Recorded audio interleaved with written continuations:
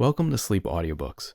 If you would like our Better Sleep Quick Guide filled with proven techniques to improve sleep, sign up to our mailing list at sleepaudiobooks.com and we'll send the PDF as a thank you.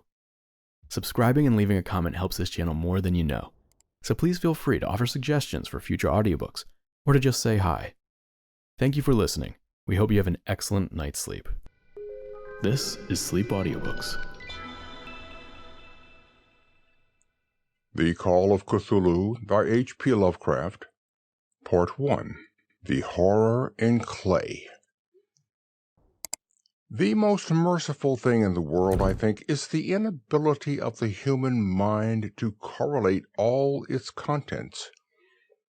We live on a placid island of ignorance in the midst of black seas of infinity, and it was not meant that we should voyage far. The sciences, each straining in its own direction, have hitherto harmed us little, but some day the piecing together of dissociated knowledge will open up such terrifying vistas of reality and of our frightful position therein, that we shall either go mad from the revelation or flee from the deadly light into the peace and safety of a new dark age. Theosophists have guessed at the awesome grandeur of the cosmic cycle, wherein our world and our human race form transient incidents. They have hinted at strange survivals in terms which would freeze the blood if not masked by a bland optimism. But it is not from them that there came the single glimpse of forbidden aeons which chills me when I think of it, and maddens me when I dream of it.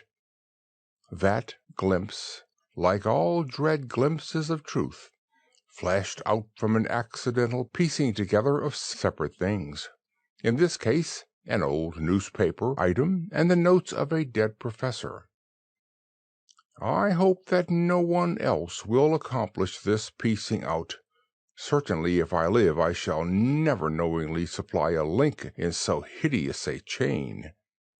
I think that the professor, too, intended to keep silent regarding the part he knew, and that he would have destroyed his notes had not sudden death seized him. My knowledge of the thing began in the winter of 1926-27, with the death of my granduncle, George Gamel Angel, Professor Emeritus of Semitic Languages in Brown University, Providence, Rhode Island. Professor Angel was widely known as an authority of ancient inscriptions, and had frequently been resorted to by the heads of prominent museums, so that his passing at the age of 92 may be recalled by many. Locally, interest was intensified by the obscurity of the cause of death. The professor had been stricken while returning from the Newport boat, falling suddenly, as witnesses said, after having been jostled by a nautical-looking Negro who had come from one of the queer dark courts on the precipitous hillside which formed a short-cut from the waterfront to the deceased home in William Street. Physicians were unable to find any visible disorder, but concluded, after perplexed debate, that some obscure lesion of the heart, induced by the brisk ascent of so steep a hill by so elderly a man, was responsible for the end. At the time, I saw no reason to dissent from this dictum, but latterly I am inclined to wonder, and more than wonder. As my granduncle's heir and executor, for he died a childless widower, I was expected to go over his papers with some thoroughness, and for that purpose moved his entire set of files and boxes to my quarters in Boston. Much of the material which I correlated will be later published by the American Archaeological Society, but there was one box which I found exceedingly puzzling, and which I felt much averse from showing to other eyes. It had been locked, and I did not find the key till it occurred to me to examine the personal ring which the professor carried always in his pocket. Then, indeed, I succeeded in opening it, but when I did, seemed only to be confronted by a greater and more closely locked barrier. For what could be the meaning of the queer clay bas-relief and the disjointed jottings, ramblings, and cuttings which I found? Had my uncle in his latter years become credulous of the most superficial impostures? I resolved to search out the eccentric sculptor responsible for this apparent disturbance of an old man's peace of mind.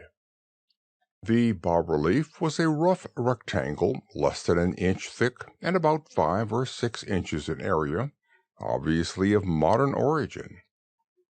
Its designs, however, were far from modern in atmosphere and suggestion, for although the vagaries of Cubism and Futurism are many and wild, they do not often reproduce that cryptic regularity which lurks in prehistoric writing.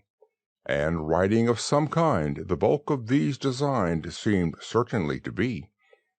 Though my memory, despite much familiarity with the papers and collections of my uncle, failed in any way to identify this particular species, or even hint at its remotest affiliations. Above these apparent hieroglyphics was a figure of evidently pictorial intent, though its impressionistic execution forbade a very clear idea of its nature. It seemed to be a sort of monster, or symbol representing a monster, of a form which only a diseased fancy could conceive. If I say that my somewhat extravagant imagination yielded simultaneous pictures of an octopus, a dragon, and a human caricature, I shall not be unfaithful to the spirit of the thing. A pulpy, tentacled head surmounted a grotesque and scaly body with rudimentary wings. But it was the general outline of the whole which made it most shockingly frightful. Behind the figure was a vague suggestion of a cyclopean architectural background. The writing accompanying this oddity was, aside from a stack of press cuttings, in Professor Angel's most recent hand, and made no pretense to literary style. What seemed to be the main document was headed Cthulhu Cult, in characters painstakingly printed to avoid the erroneous reading of a word so unheard of. The manuscript was divided into 2 sections, the first of which was headed 1925, Dream and Dream Work of H. A. Wilcox, 7 Thomas Street, Providence, Rhode Island, and the second, Narrative of Inspector John R. Legrasse, 121 Bienville Street, New Orleans, Louisiana, at 1908 AASMTG.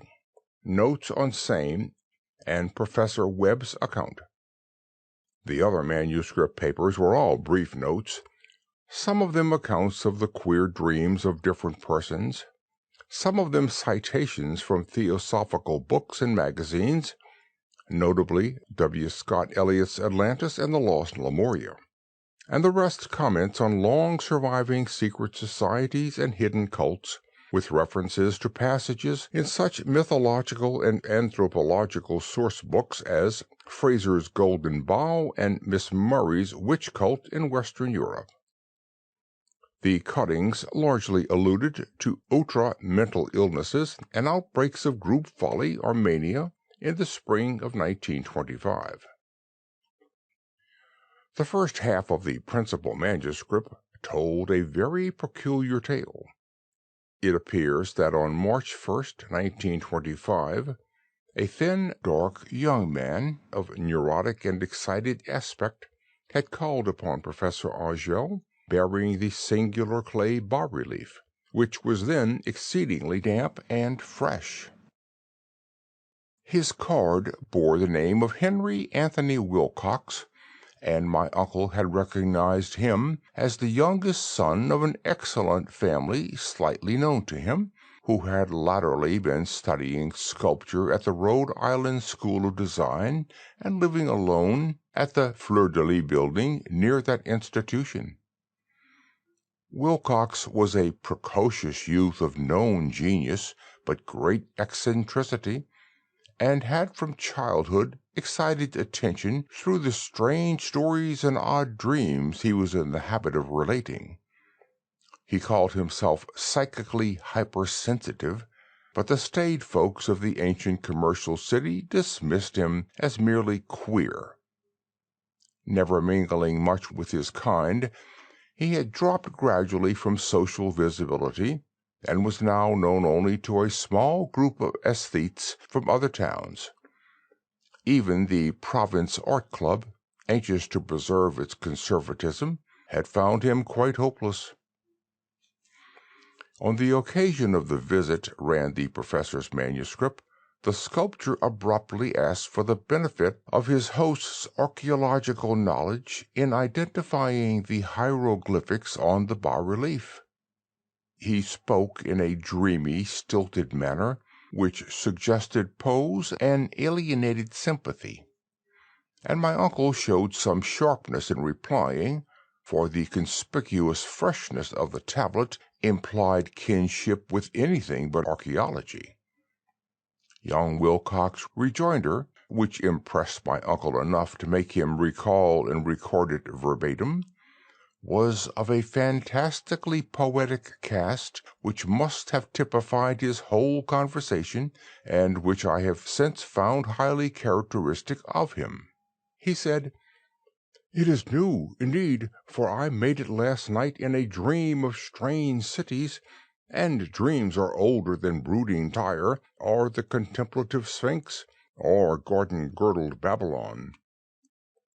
It was then that he began that rambling tale which suddenly played upon a sleeping memory and won the fevered interest of my uncle. There had been a slight earthquake tremor the night before, the most considerable felt in New England for some years, and Wilcox's imagination had been keenly affected. Upon retiring, he had had an unprecedented dream of great cyclopean cities of Titan blocks and sky-flung monoliths, all dripping with green ooze and sinister with latent horror. Hieroglyphics had covered the walls and pillars, and from some undetermined point below had come a voice that was not a voice, a chaotic sensation which only fancy could transmute into sound, but which he attempted to render by the almost unpronounceable jumble of letters, Cthulhu Ftagen. This verbal jumble was the key to a recollection which excited and disturbed Professor Angell. He questioned the sculpture with scientific minuteness, and studied with almost frantic intensity the bas-relief on which the youth had found himself working, chilled and clad only in his night-clothes, when waking had stolen bewilderingly over him. My uncle blamed his old age, Wilcox afterwards said, for his slowness in recognizing both hieroglyphics and pictorial design. Many of his questions seemed highly out of place to his visitor, especially those which tried to connect the latter with strange cults or societies, and Wilcox could not understand the repeated promise of silence which he was offered in exchange for an admission of membership in some widespread mystical or paganly religious body. When Professor Angell became convinced that the sculptor was indeed ignorant of any cult or system of cryptic lore, he besieged his visitor with demands for future reports of dreams.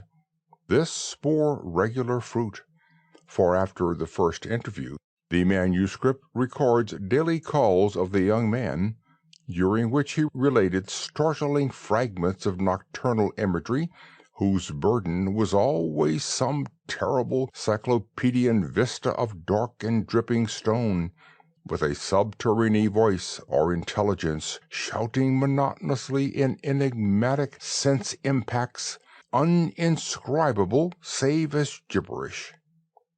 The two sounds most frequently repeated are those rendered by the letters Cthulhu, and Riley. On March 23rd, the manuscript continued. Wilcox failed to appear, and inquiries at his quarters revealed that he had been stricken with an obscure sort of fever and taken to the home of his family in Waterman Street.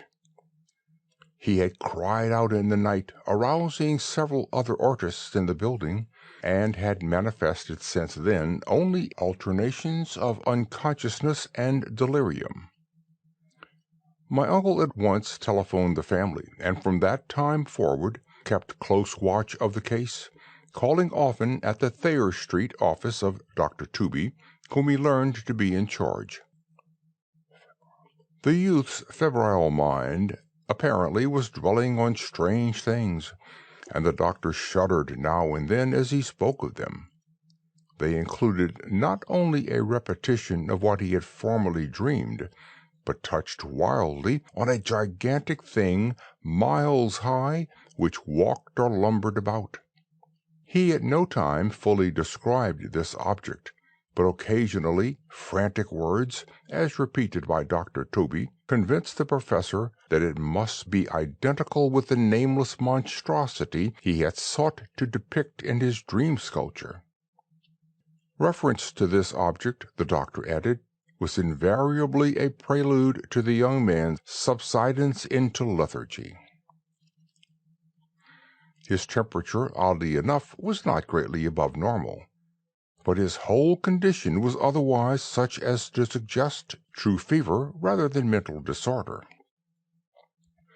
On April the 2nd, at about 3 p.m., every trace of Wilcox's melody suddenly ceased. He sat upright in bed, astonished to find himself at home, and completely ignorant of what had happened in dream or reality since the night of March 22nd. Pronounced well by his physician, he returned to his quarters in 3 days, but to Professor Angell he was of no further assistance. All traces of strange dreaming had vanished with his recovery, and my uncle kept no record of his night thoughts after a week of pointless and irrelevant accounts of thoroughly usual visions. Here the first part of the manuscript ended, but references to certain of the scattered notes gave me much material for thought, so much, in fact, that only the ingrained skepticism then forming my philosophy can account for my continued distrust of the artist. The notes in question were those descriptive of the dreams of various persons covering the same period as that in which young Wilcox had had his strange visitations. My uncle, it seems, had quickly instituted a prodigiously far-flung body of inquiries amongst nearly all the friends whom he could question without impertinence, asking for nightly reports of their dreams, and the dates of any notable visions for some time past.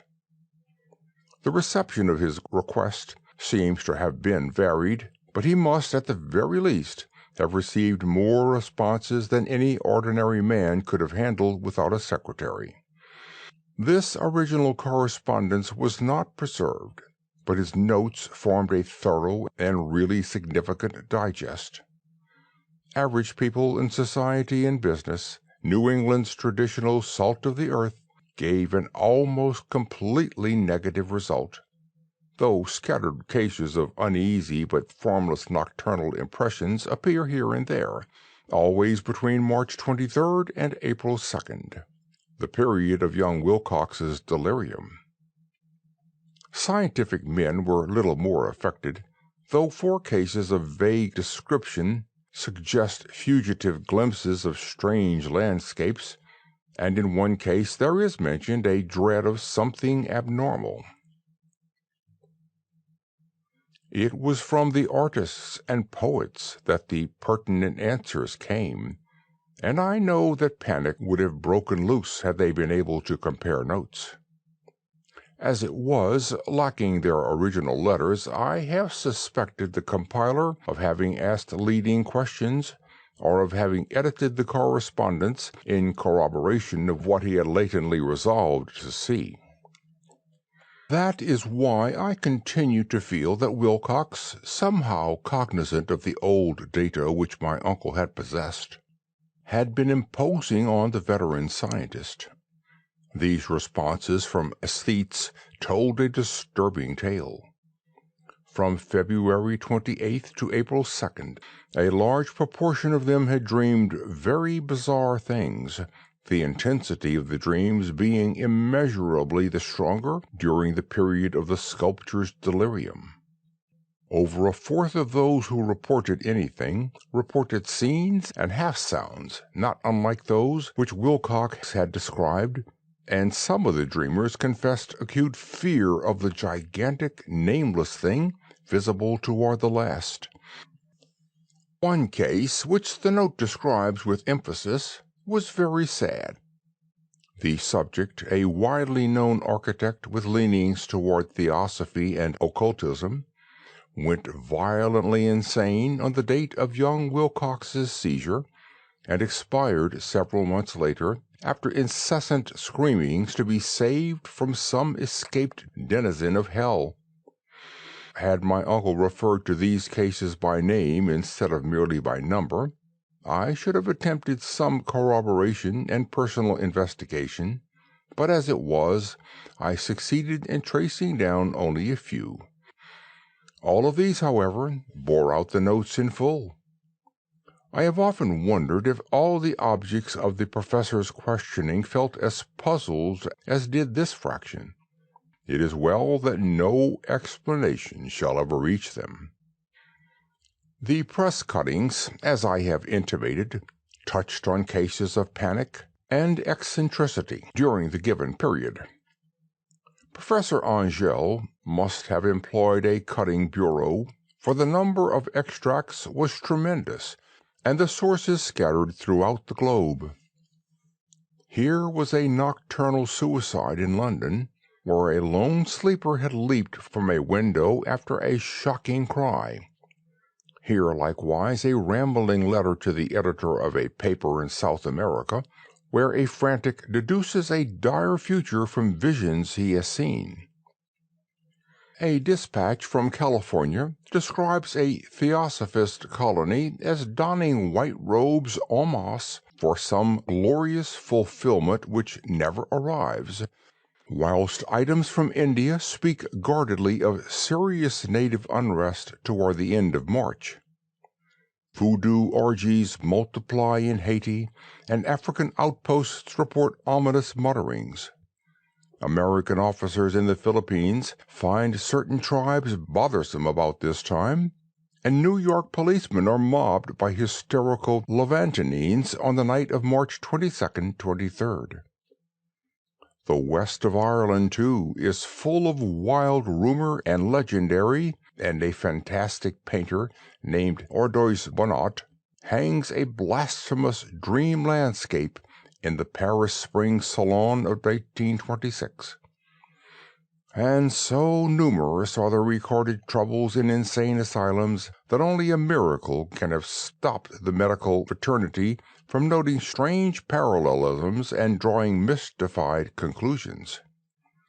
A weird bunch of cuttings, all told, and I can at this date scarcely envisage the callous rationalism with which I set them aside.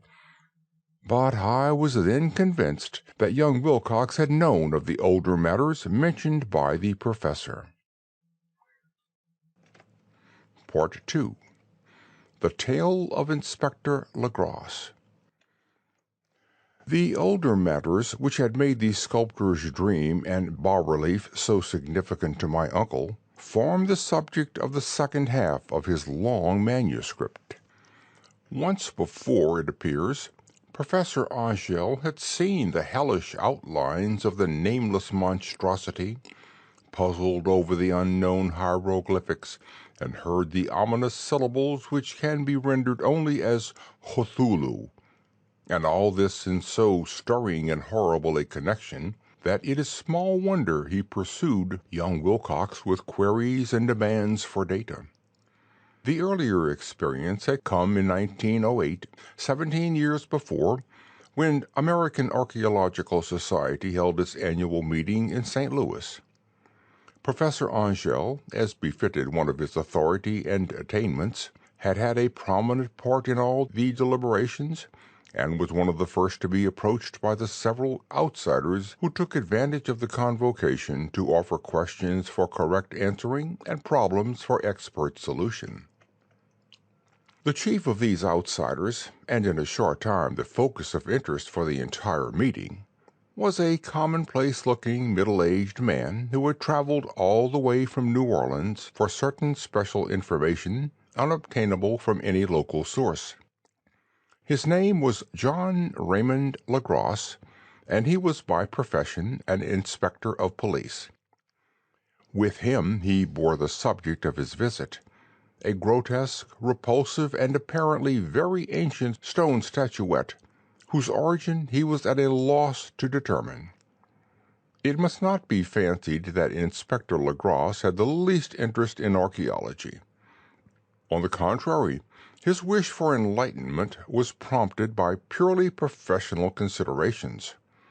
The statuette, idol, fetish, or whatever it was, had been captured some months before in the wooded swamps south of New Orleans during a raid on a supposed voodoo meeting, and so singular and hideous were the rites connected with it that the police could not but realize that they had stumbled on a dark cult totally unknown to them, and infinitely more diabolic than even the blackest of the African voodoo circles. Of its origin, apart from the erratic and unbelievable tales extorted from the captured members, absolutely nothing was to be discovered. Hence the anxiety of the police for any antiquarian lore which might help them to place the frightful symbol, and through it track down the cult to its fountainhead. Inspector Legrasse was scarcely prepared for the sensation which his offering created. One sight of the thing had been enough to throw the assembled men of science into a state of tense excitement, and they lost no time in crowding around him to gaze at the diminutive figure, whose utter strangeness and air of genuinely abysmal antiquity hinted so potently at unopened and archaic vistas. No recognized school of sculpture had animated this terrible object, yet centuries and even thousands of years seemed recorded in its dim and greenish surface of unplaceable stone.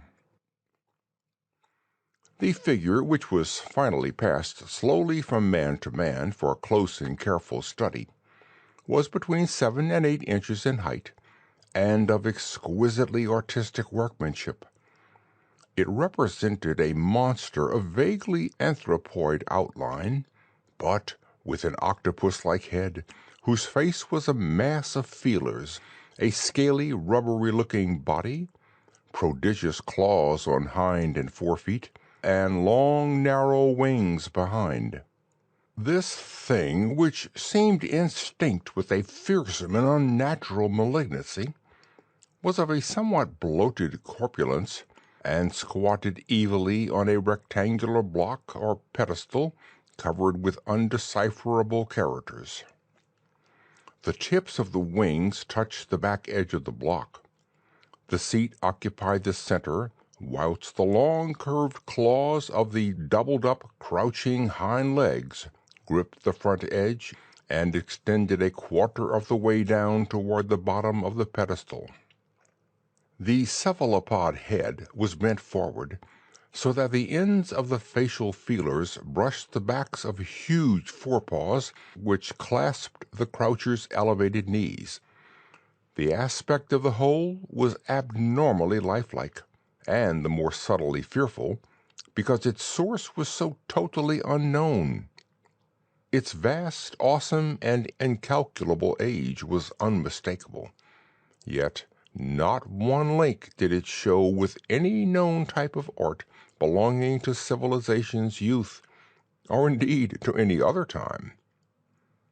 Totally separate and apart, its very material was a mystery, for the soapy greenish-black stone, with its golden or iridescent flecks and striations, resembled nothing familiar to geology or mineralogy. The characters along the base were equally baffling, and no member present, despite the representation of half the world's expert learning in this field, could form the least notion of even their remotest linguistic kinship. They, like the subject and material, belong to something horribly remote and distinct from mankind as we know it, something frightfully suggestive of old and unhallowed cycles of life in which our world and our conceptions have no part. And yet, as the members severally shook their heads and confessed defeat at the inspector's problem, there was one man in that gathering who suspected a touch of bizarre familiarity in the monstrous shape and writing, and who presently told with some diffidence of the odd trifle he knew. This person was the late William Channing Webb, professor of anthropology in Princeton University, and an explorer of no slight note. Professor Webb had been engaged 48 years before in a tour of Greenland and Iceland in search of some runic inscriptions which he failed to unearth, and, whilst high up on the West Greenland coast, had encountered a singular tribe or cult of degenerate Eskimo, whose religion, a curious form of devil worship, chilled him with its deliberate bloodthirstiness and repulsiveness. It was a faith of which other Eskimo knew little, and which they mentioned only with shudders, saying it had come down from horribly ancient eons before ever the world was made. Besides nameless rites and human sacrifices, there were certain queer, hereditary rituals addressed to a supreme elder devil or Pomasuk, and of this Professor Webb had taken a careful phonetic copy from an aged Angakok or wizard priest, expressing the sounds in Roman letters as best he knew how. But just now of prime significance was the fetish which this cult had cherished, and around which they danced when the aurora leaped high over the ice cliffs.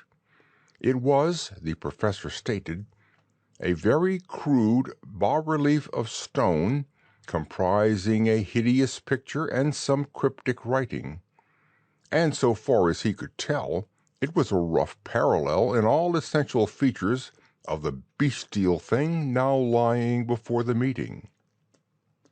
This data, received with suspense and astonishment by the assembled members, proved doubly exciting to Inspector Legrasse, and he began at once to ply his informant with questions. Having noted and copied an oral ritual among the swamp cult worshippers his men had arrested, he besought the professor to remember as best he might the syllables taken down amongst the diabolist Eskimo. There then followed an exhaustive comparison of details, and a moment of really awed silence when both detective and scientist agreed on the virtual identity of the phrase common to the two hellish rituals so many worlds of distance apart. What, in substance, both the Eskimo wizards and the Louisiana swamp priest had chanted to their kindred idols was something very like this, the word divisions being guessed at from traditional breaks in the phrase as chanted aloud. Fonguli magol nafa Cthulhu rien wagal nafatagan. Legrasse had one point in advance of Professor Webb, for several among his mongrel prisoners had repeated to him what older celebrants had told them the words meant. This text as given ran something like this. In his house at Ruya, dead Cthulhu waits dreaming. And now, in response to a general demand, Inspector Legrasse related as fully as possible his experience with the swamp worshippers, telling a story to which I could see my uncle attached profound significance. It savored of the wildest dreams of myth-maker and theosophist, and disclosed an astonishing degree of cosmic imagination among such half-caste and pariahs as might be least expected to possess it. On November 1st, 1907, there had come to New Orleans police a frantic summons from the swamp and lagoon country to the south. The squatters there, mostly primitive but good-natured descendants of Lafitte's men, were in the grip of stark terror from an unknown thing which had stolen upon them in the night. It was voodoo, apparently, but voodoo of a more terrible sort than they had ever known, and some of their women and children had disappeared since the malevolent tom-tom had begun its incessant beating far within the black-haunted woods where no dweller ventured. There were insane shouts and harrowing screams, soul-chilling chants and dancing devil flames, and, the frightened messenger added, the people could stand it no more. So a body of 20 police, filling 2 carriages and an automobile, had set out in the late afternoon with the shivering squatter as a guide. At the end of the passable road they alighted, and for miles splashed on in silence through the terrible cypress woods where day never came. Ugly roots and malignant hanging nooses of Spanish moss beset them, and now and then a pile of dank stones or fragment of a rotting wall intensified, by its hint of morbid habitation, a depression which every malformed tree and every fungus islet combined to create. At length the squatter settlement, a miserable huddle of huts, hove in sight, and hysterical dwellers ran out to cluster around the group of bobbing lanterns. The muffled beat of tom-toms was now faintly audible far, far ahead, and a curdling shriek came at infrequent intervals when the wind shifted. A reddish glare, too, seemed to filter through the pale undergrowth beyond endless avenues of forest night. Reluctant even to be left alone again, each one of the cowed squatters refused point-blank to advance another inch toward the scene of unholy worship. So Inspector Legrasse and his 19 colleagues plunged on unguided into black arcades of horror that none of them had ever trod before. The region now entered by the police was one of traditionally evil repute, substantially unknown and untraversed by white men. There were legends of a hidden lake unglimpsed by mortal sight, in which dwelt a huge, formless, white, polypolous thing with luminous eyes, and squatters whispered that bat-winged devils flew up out of the caverns in inner earth to worship it at midnight. They said it had been there before D'Iberville, before La Salle, before the Indians, and before even the wholesome beasts and birds of the woods.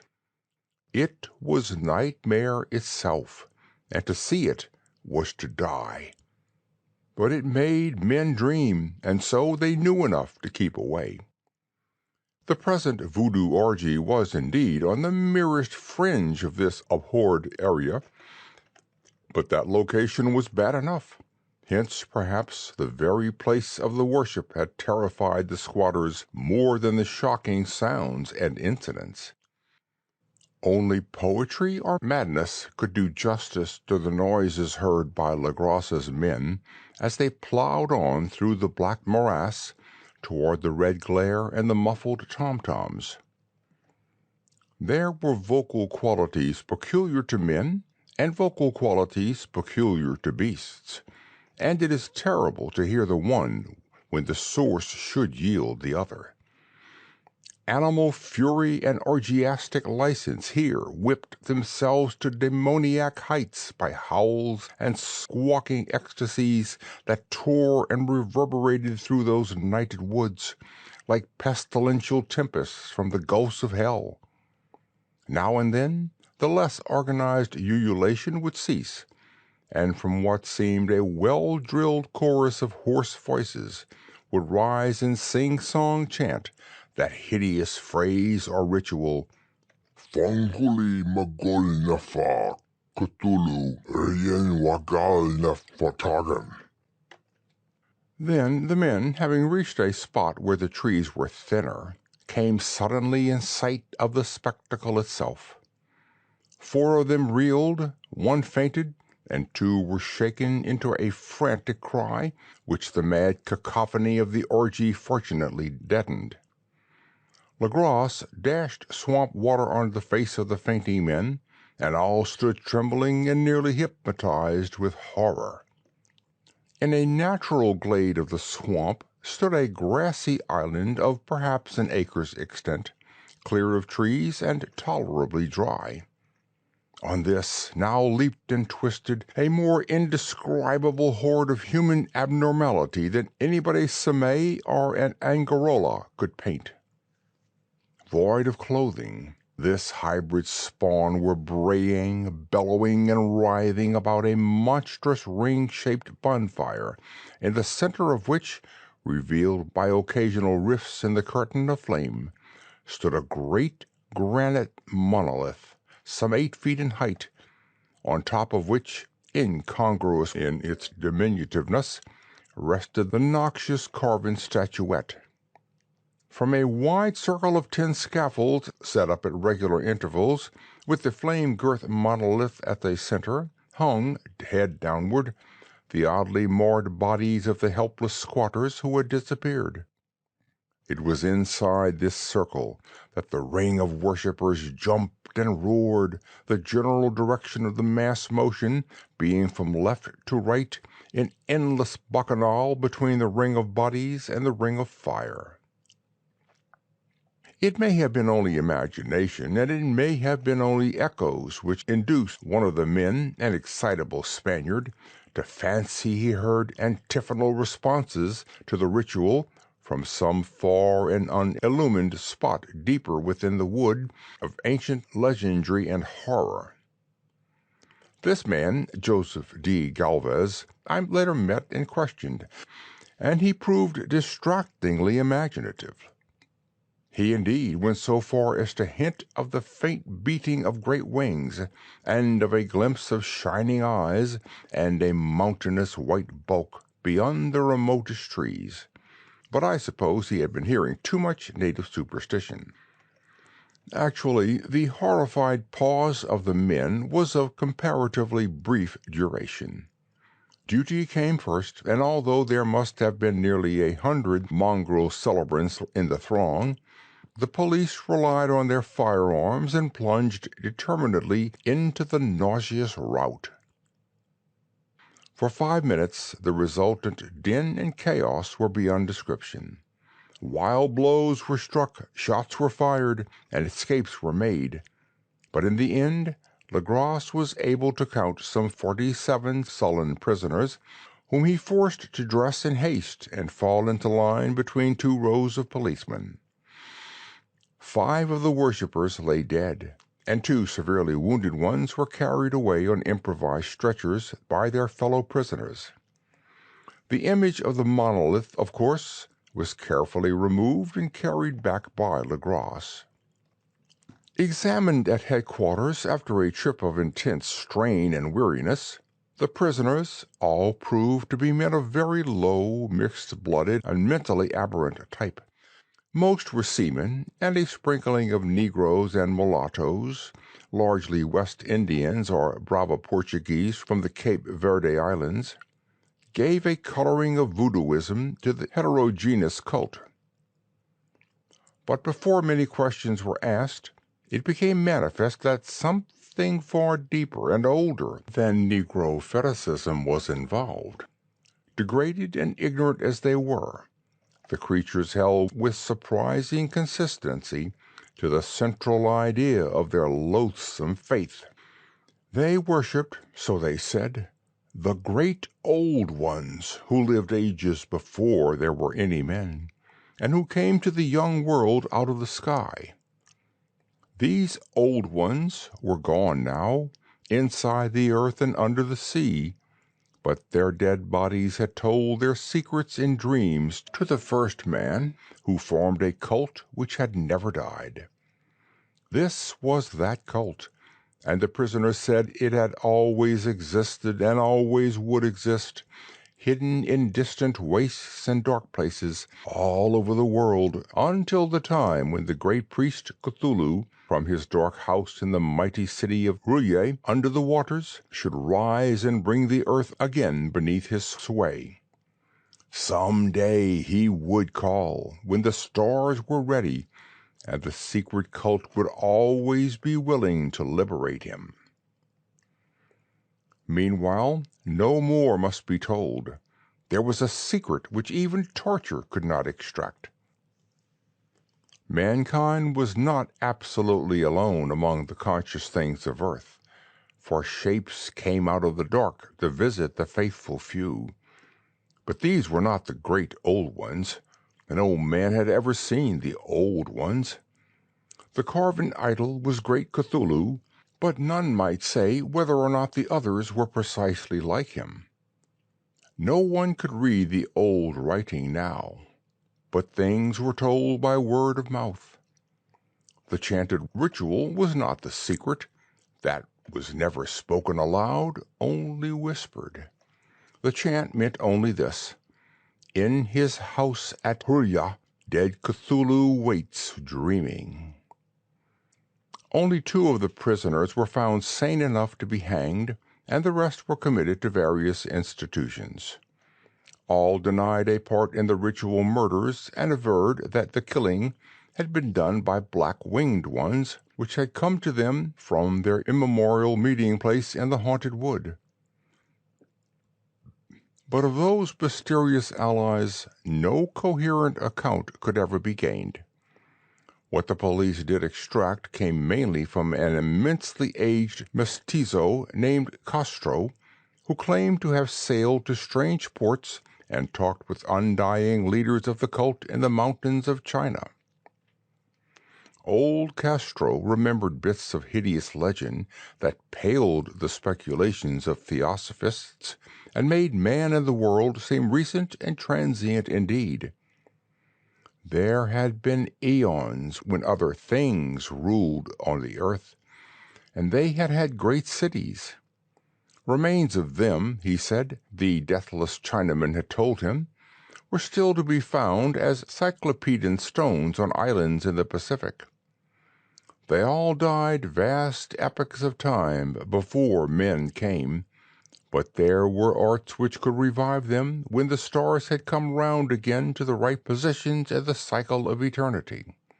They had indeed come themselves from the stars and brought their images with them.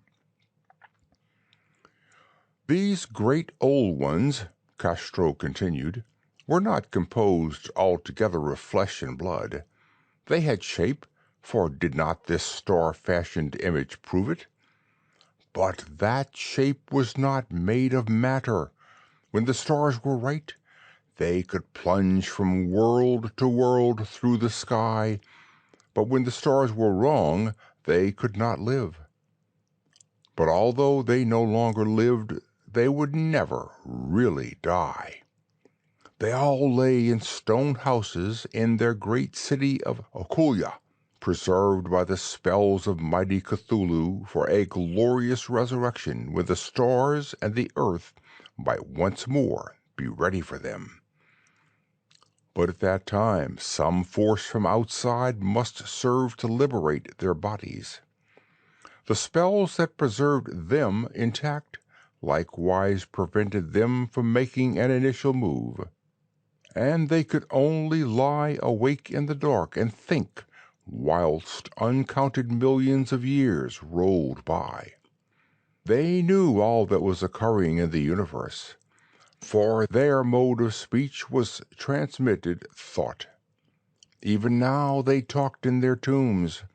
When, after infinities of chaos, the first men came, the great old ones spoke to the sensitive among them by molding their dreams, for only thus could their language reach the fleshly minds of mammals. Then, whispered Castro, Those first men formed the cult around small idols which the Great One showed them, idols brought in dim eras from dark stars.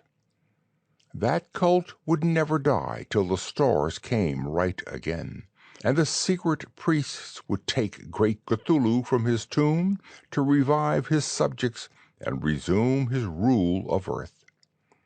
The time would be easy to know, for then mankind would have become as the great old ones, free and wild and beyond good and evil, with laws and morals thrown aside, and all men shouting and killing and reveling in joy. Then the liberated old ones would teach them new ways to shout and kill and revel and enjoy themselves, and all the earth would flame with a holocaust of ecstasy and freedom. Meanwhile, the cult, by appropriate rites, must keep alive the memory of those ancient ways and shadow forth the prophecy of their return. In the elder time, chosen men had talked with the entombed old ones in dreams, but then something had happened. The great stone city, Ruya, with its monoliths and sepulchres, had sunk beneath the waves, and the deep waters, full of the one primal mystery through which not even thought can pass, had cut off the spectral intercourse. But memory never died, and high priests said that the city would rise again when the stars were right. Then came out of the earth the black spirits of earth, moldy and shadowy, and full of dim rumors picked up in caverns beneath forgotten sea bottoms. But of them old Castro dared not speak much. He cut himself off hurriedly, and no amount of persuasion or subtlety could elicit more in this direction. The size of the old ones, too, he curiously declined to mention. Of the cult he said that he thought the center lay amid the pathless deserts of Arabia, where Irem, the city of pillars, dreams hidden and untouched. It was not allied to the European witch cult, and was virtually unknown beyond its members. No book had ever really hinted of it, though the deathless Chinaman said that there were double meanings in the Necronomicon of the mad Arab Abdul al-Hazared, which the initiated might read as they chose, especially the much-discussed couplet, "That is not dead which can eternal lie, and with strange aeons even death may die." Legros, deeply impressed and not a little bewildered, had inquired in vain concerning the historic affiliations of the cult. Castro apparently had told the truth when he said that it was wholly secret. The authorities at Tulane University could shed no light upon either cult or image, and now the detective had come to the highest authorities in the country and met with no more than the Greenland tale by Professor Webb. The feverish interest aroused at the meeting by Legros's tale, corroborated as it was by the statuette, is echoed in the subsequent correspondence of those who attended, although scant mention occurs in the formal publications of the Society. Caution is the first care of those accustomed to face occasional charlatanry and imposture. Legros, for some time, lent the image to Professor Webb, but at the latter's death it was returned to him and remains in his possession, where I viewed it not long ago. It is truly a terrible thing, and unmistakably akin to the dream sculpture of young Wilcox. That my uncle was excited by the tale of the sculptor I did not wonder. For what thoughts must arise upon hearing, after a knowledge of what Legros had learned of the cult, of a sensitive young man who had dreamed not only the figure and exact hieroglyphics of the swamp-found image and the Greenland devil tablet, but had come in his dreams upon at least 3 of the precise words of the formula uttered by Eskimo diabolists and mongrel Louisianians. Professor Angel's instant start on an investigation of the utmost thoroughness was eminently natural, though privately I suspected young Wilcox of having heard of the cult in some indirect way and of having invented a series of dreams to heighten and continue the mystery at my uncle's expense. The dream narratives and cuttings collected by the professor were, of course, strong corroboration, but the rationalism of my mind and the extravagance of the whole subject led me to adopt what I thought the most sensible conclusions. So, after thoroughly studying the manuscript again and correlating the theosophical and anthropological notes with the cult narrative of Legras, I made a trip to Providence to see the sculptor and give him the rebuke I thought proper for so boldly imposing upon a learned and aged man.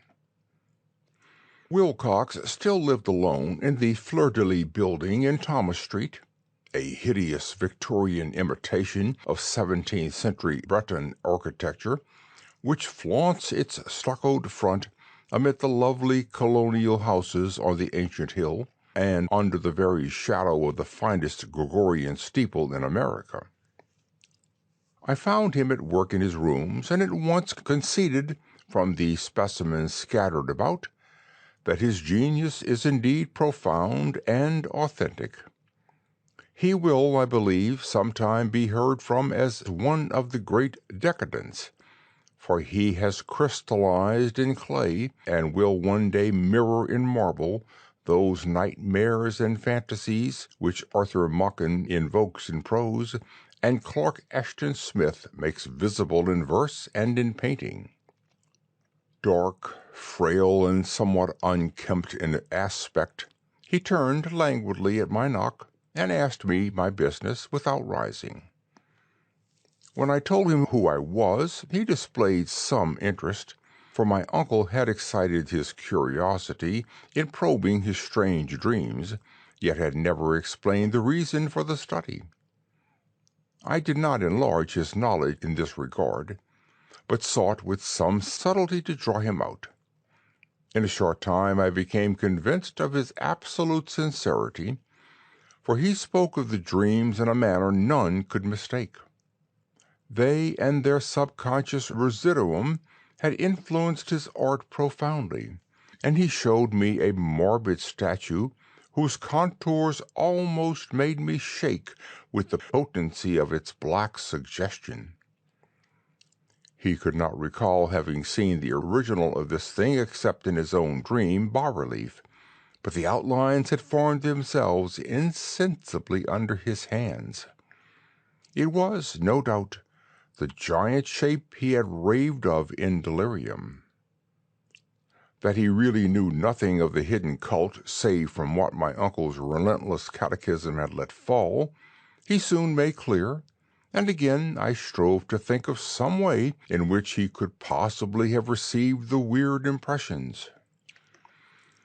He talked of his dreams in a strangely poetic fashion, making me see with terrible vividness the damp cyclopean city of slimy green stone, whose geometry, he oddly said, was all wrong, and hear with frightened expectancy the ceaseless half-mental calling from underground, "Cthulhu Fatagan! Cthulhu Fatagan!" These words had formed part of that dread ritual which told of dead Cthulhu's dream vigil in his stone vault at Rudya, and I felt deeply moved despite my rational beliefs. Wilcox, I was sure, had heard of the cult in some casual way, and had soon forgotten it amid the mass of his equally weird reading and imagining. Later, by virtue of its sheer impressiveness, it had found subconscious expression in dreams, in the bas-relief, and in the terrible statue I now beheld, so that his imposture upon my uncle had been a very innocent one. The youth was of a type, at once slightly affected and slightly ill-mannered, which I could never like. but I was willing enough now to admit both his genius and his honesty. I took leave of him amicably, and wish him all the success his talent promises. The matter of the cult still remained to fascinate me, and at times I had visions of personal fame from researches into its origin and connections. I visited New Orleans, talked with Legrasse and others of that old-time raiding party, saw the frightful image, and even questioned such of the mongrel prisoners as still survived. Old Castro, unfortunately, had been dead for some years. What I now heard so graphically at first hand, though it was really no more than a detailed confirmation of what my uncle had written, excited me afresh, for I felt sure that I was on the track of a very real, very secret, and very ancient religion, whose discovery would make me an anthropologist of note.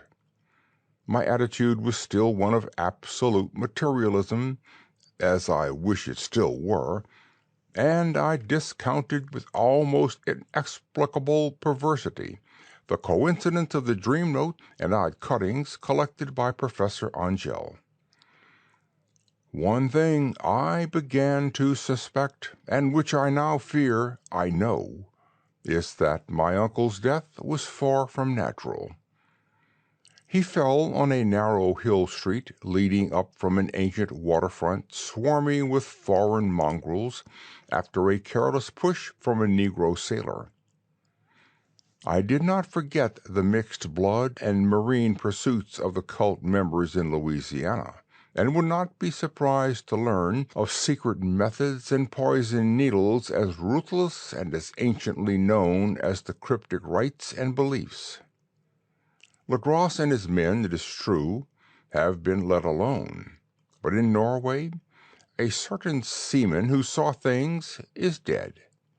Might not the deeper inquiries of my uncle, after encountering the sculpture's data, have come to sinister ears? I think Professor Angell died because he knew too much, or because he was likely to learn too much. Whether I shall go as he did remains to be seen, for I have learned much now. Part 3. The Madness from the Sea. If heaven ever wishes to grant me a boon, it will be a total effacing of the results of a mere chance which affixed my eye on a certain stray piece of shelf paper. It was nothing on which I would naturally have stumbled in the course of my daily round, for it was an odd number of an Australian journal, the Sydney Bulletin for April 18th, 1925. It had escaped even the Cutting Bureau, which had at the time of its issuance been avidly collecting material for my uncle's research. I had largely given over my inquiries into what Professor Angell called the Cthulhu cult, and was visiting a learned friend in Paterson, New Jersey, the curator of a local museum and a mineralogist of note. Examining one day the reserve specimens roughly set on the storage shelves in a rear room of the museum, my eye was caught by an odd picture in one of the old papers spread beneath the stones. It was the Sydney Bulletin I have mentioned, for my friend has wide affiliations in all conceivable foreign parts, and the picture was a half-tone cut of a hideous stone image almost identical with that which Legrasse had found in the swamp. Eagerly cleaning the sheet of its precious contents, I scanned the item in detail, and was disappointed to find it of only moderate length. What it suggested, however, was of portentous significance to my flagging quest, and I carefully tore it out for immediate action. It read as follows: Mystery derelict found at sea. Vigilant arrives with helpless armed New Zealand yacht in tow. One survivor and dead man found aboard. Tale of desperate battle and deaths at sea. Rescued seaman refuses particulars of strange experience. odd idol found in his possession. Inquiry to follow. The Morrison Company's freighter Vigilant, bound from Valparaiso, arrived this morning at its wharf in Darling Harbor, having in tow the battered and disabled but heavily armed steam yacht Alert of Dunedin, New Zealand, which was sighted April 12th in south latitude 34 degrees 21 minutes, west longitude 152 degrees 17 minutes, with one living and one dead man aboard. The Vigilant left Valparaiso March 25th, and on April 2nd was driven considerably south of her course by exceptionally heavy storms and monster waves. On April 12th the derelict was sighted, and though apparently deserted, was found upon boarding to contain one survivor in a half-delirious condition, and one man who had evidently been dead for more than a week. The living man was clutching a horrible stone idol of unknown origin, about a foot in height, regarding whose nature authorities at Sydney University, the Royal Society, and the museum in College Street all profess complete bafflement, and which the survivor says he found in the cabin of the yacht in a small carved shrine of common pattern. This man, after recovering his senses, told an exceedingly strange story of piracy and slaughter. He is Gustav Johansen, a Norwegian of some intelligence, and had been second mate of the two-masted schooner Emma of Auckland, which sailed for Callao February 20th with a complement of 11 men.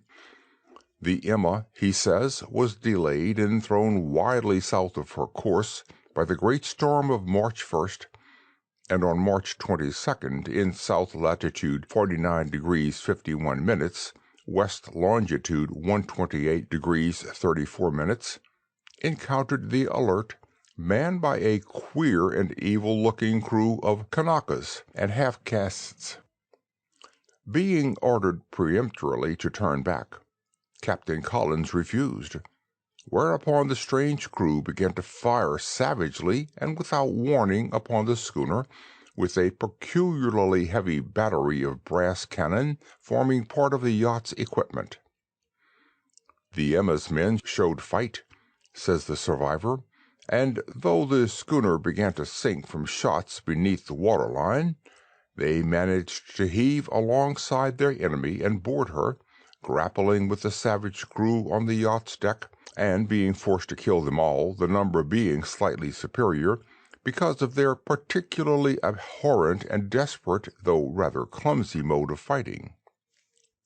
3 of Emma's men, including Captain Collins and First Mate Green, were killed, and the remaining 8, under Second Mate Johansen, proceeded to navigate the captured yacht, going ahead in their original direction to see if any reason for their ordering back had existed.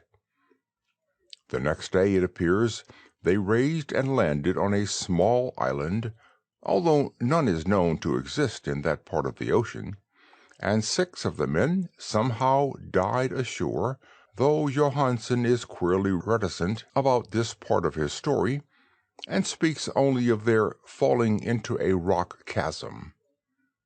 Later, it seems, he and one companion boarded the yacht and tried to manage her, but were beaten about by the storm of April 2nd. From that time till his rescue on the 12th, the man remembers little, and he does not even recall when William Bryden, his companion, died. Bryden's death reveals no apparent cause, and was probably due to excitement or exposure. Cable advices from Dunedin report that the Alert was well known there as an island trader, and bore an evil reputation among the waterfront.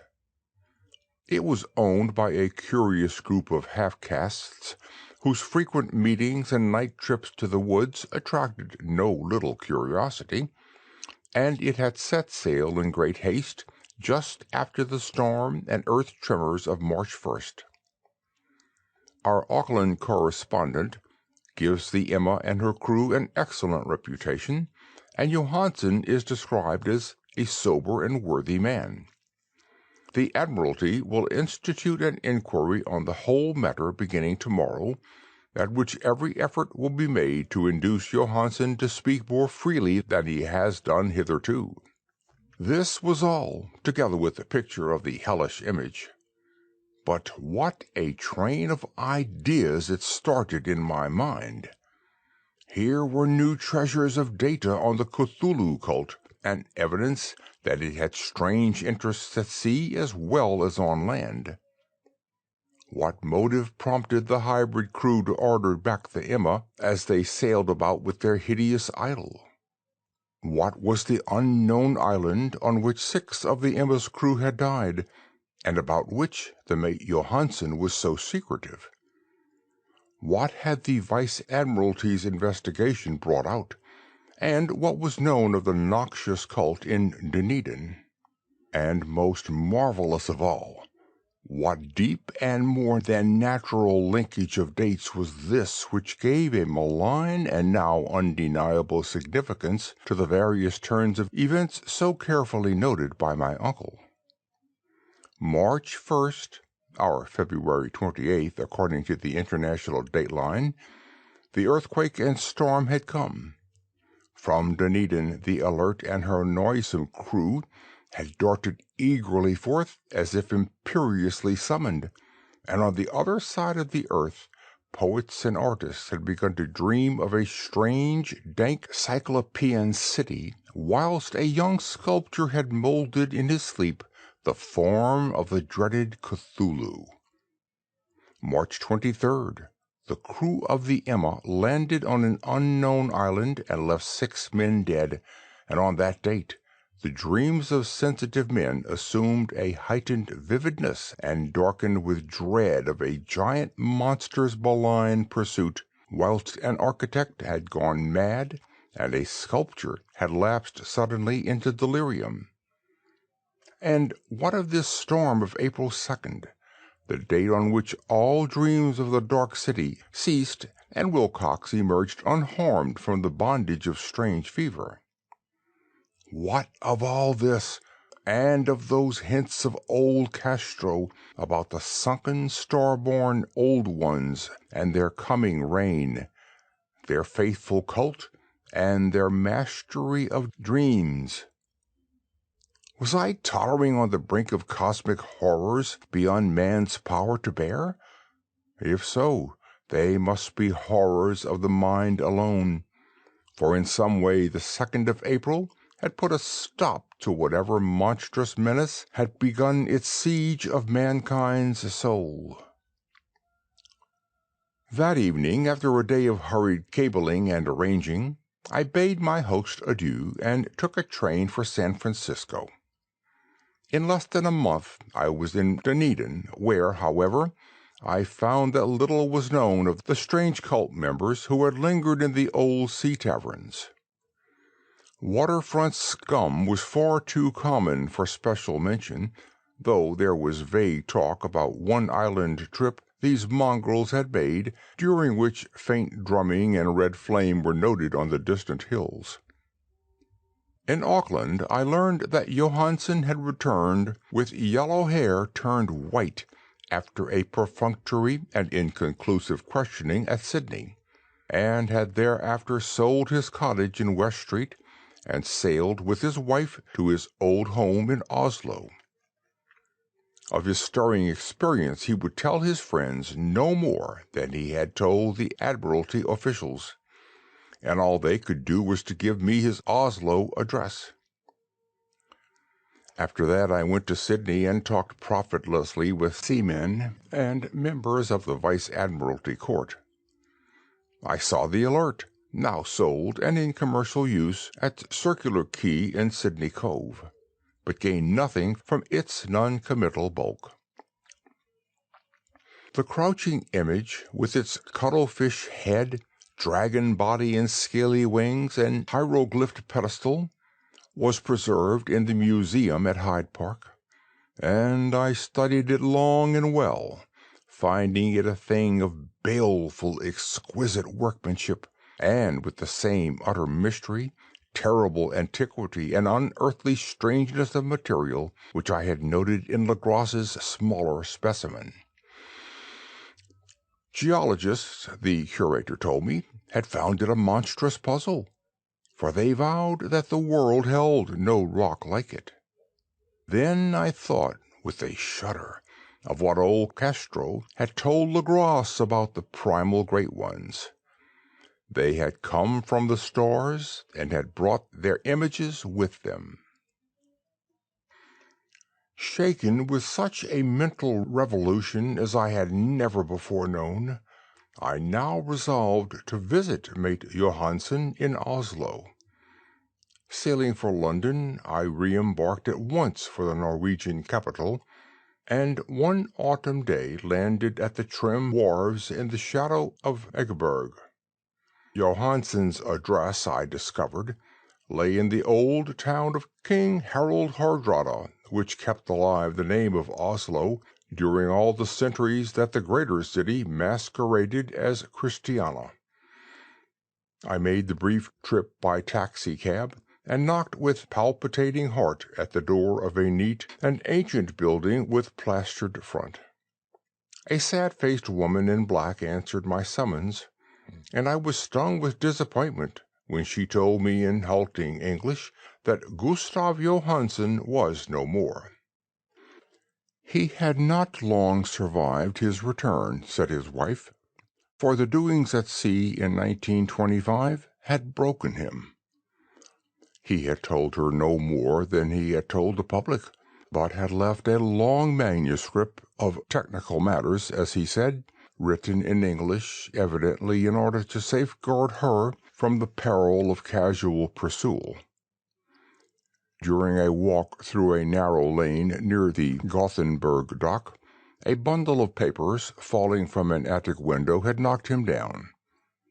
2 Lascar sailors at once helped him to his feet, but before the ambulance could reach him, he was dead. Physicians found no adequate cause for the end, and laid it to heart trouble and a weakened constitution. I now felt gnawing at my vitals that dark terror which will never leave me till I, too, am at rest, accidentally or otherwise. Persuading the widow that my connection with her husband's technical matters was sufficient to entitle me to his manuscript, I bore the document away and began to read it on the London boat.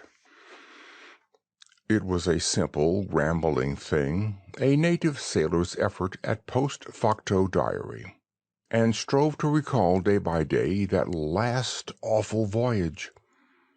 I cannot attempt to transcribe it verbatim in all its cloudiness and redundance, but I will tell its gist, enough to show why the sound of the water against the vessel's sides became so unendurable to me that I stopped my ears with cotton. Johansen, thank God, did not know quite all, even though he saw the city and the thing. But I shall never sleep calmly again when I think of the horrors that lurk ceaselessly behind life in time and space, and of those unhallowed blasphemies from elder stars which dream beneath the sea, known and favored by a nightmare cult, ready and eager to loose them on the world whenever another earthquake shall heave their monstrous stone city again to the sun and air. Johansen's voyage had begun just as he told it to the Vice-Admiralty. The Emma, in ballast, had cleared Auckland on February 20th, and had felt the full force of that earthquake-born tempest which must have heaved up from the sea-bottom the horrors that filled men's dreams.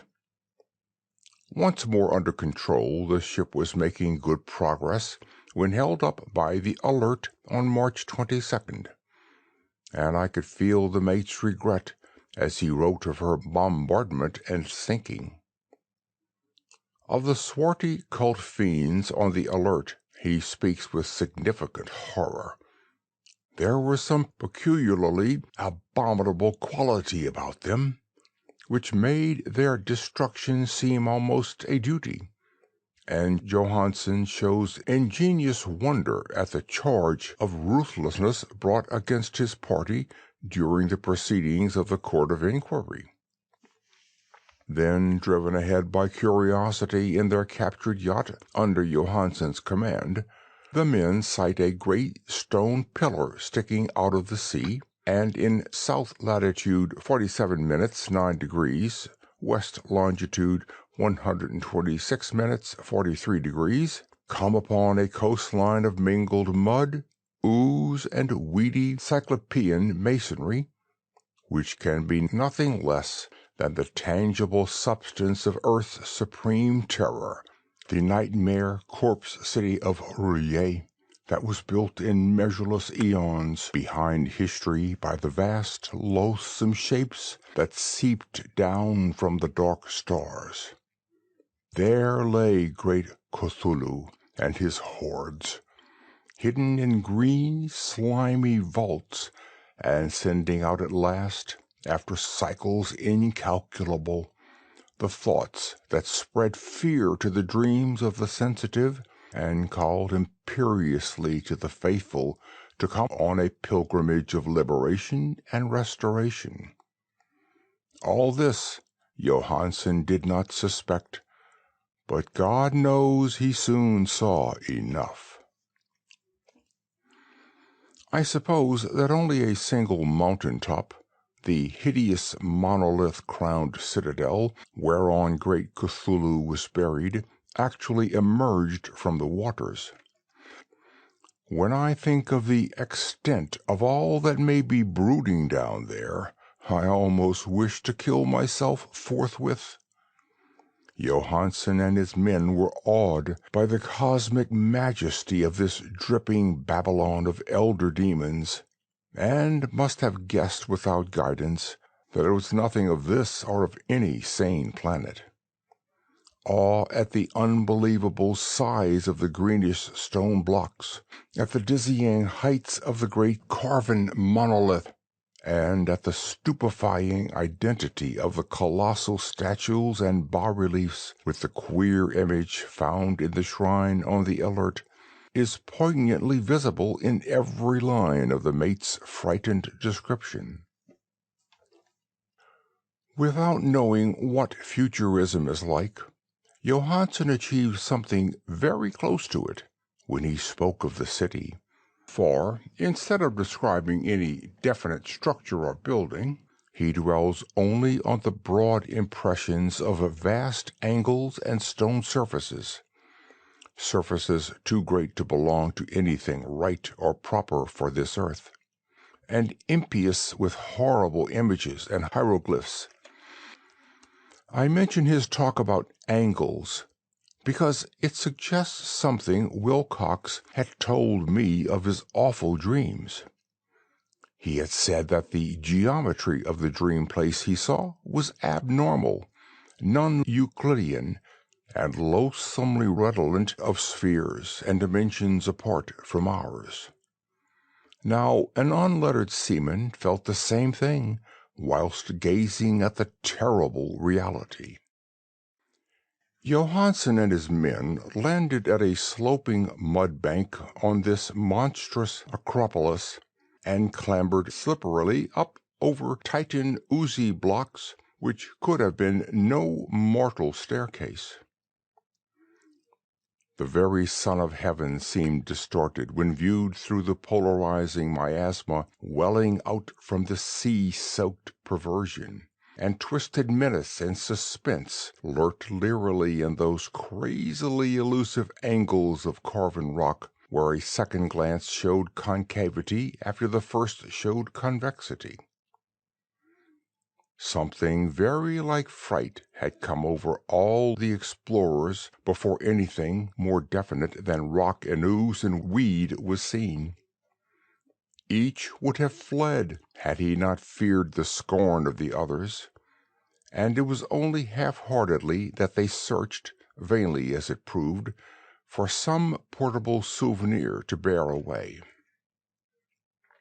It was Rodriguez the Portuguese who climbed up the foot of the monolith and shouted of what he had found. The rest followed him and looked curiously at the immense carved door with the now familiar squid dragon bas-relief. It was, Johansen said, like a great barn door, and they all felt that it was a door because of the ornate lintel, threshold, and jambs around it, though they could not decide whether it lay flat like a trap-door or slantwise like an outside cellar door. As Wilcox would have said, the geometry of the place was all wrong. One could not be sure that the sea and the ground were horizontal, hence the relative position of everything else seemed phantasmally variable. Bryden pushed at the stone in several places without result. Then Donovan felt over it delicately around the edge, pressing every point separately as he went. He climbed interminably along the grotesque stone molding, that is, one would call it climbing if the thing were not after all horizontal, and the men wondered how any door in the universe could be so vast. Then, very softly and slowly, the acre-great panel began to give inward at the top, and they saw that it was balanced. Donovan slid or somehow propelled himself down or along the jamb and rejoined his fellows, and everyone watched the queer recession of the monstrously carven portal. In this fantasy of prismatic distortion, it moved anomalously in a diagonal way, so that all the rules of matter and perspective seemed upset. The aperture was black, with a darkness almost material.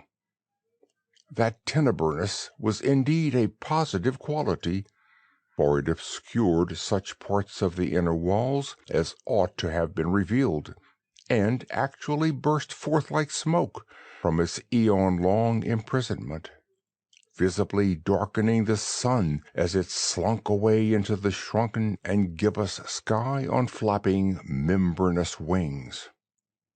The odor arising from the newly opened depths was intolerable, and at length the quick-eared Hawkins thought he heard a nasty, slopping sound down there. Everyone listened, and everyone was listening still, when it lumbered slobberingly into sight and gropingly squeezed its gelatinous green immensity through the black doorway into the tainted outside air of that poisoned city of madness. Poor Johansen's handwriting almost gave out when he wrote of this. Of the 6 men who never reached the ship, he thinks 2 perished of pure fright in that accursed instant. The thing cannot be described. There is no language for such abysms of shrieking and immemorial lunacy, such eldritch contradictions of all matter, force, and cosmic order. A mountain walked or stumbled. God! What wonder that across the earth a great architect went mad, and poor Wilcox raved with fever in that telepathic instant. The thing of the idols, the green, sticky spawn of the stars, had awakened to claim his own. The stars were right again, and what an age-old cult had failed to do by design, a band of innocent sailors had done by accident. After vigilance of years, great Cthulhu was loose again and ravening for delight. 3 men were swept up by the flabby claws before anyone turned. God rest them, if there be any rest in the universe. They were Donovan, Guerrera, and Angstrom.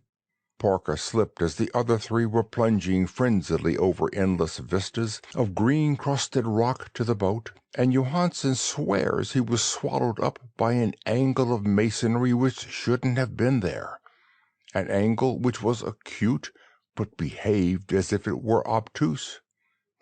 So only Bryden and Johansen reached the boat, and pulled desperately for the Alert as the mountainous monstrosity flopped down the slimy stones and hesitated, floundering, at the edge of the water. Steam had not been suffered to go down entirely, despite the departure of all hands for the shore, and it was the work of only a few moments of feverish rushing up and down between wheels and engine to get the Alert under way. Slowly, amid the distorted horrors of that indescribable scene, she began to churn the lethal waters, whilst on the masonry of that charnel shore that was not of earth, the Titan thing from the stars slavered and gibbered like Polypheme cursing the fleeing ship of Odysseus. Then, bolder than the storied Cyclops, great Cthulhu slid greasily into the water and began to pursue with vast wave-raising strokes of cosmic potency. Bryden looked back and went mad, laughing shrilly as he kept on laughing at intervals till death found him one night in the cabin whilst Johansen was wondering deliriously. But Johansen had not given out yet. Knowing that the thing could surely overtake the Alert until steam were fully up, he resolved on a desperate chance, and setting the engine for full speed, ran lightning-like on deck and reversed the wheel. There was a mighty eddying and foaming in the noisome brine, and as the steam mounted higher and higher, the brave Norwegian drove his vessel head-on against the pursuing jelly, which rose above the unclean froth like the stern of a demon galleon.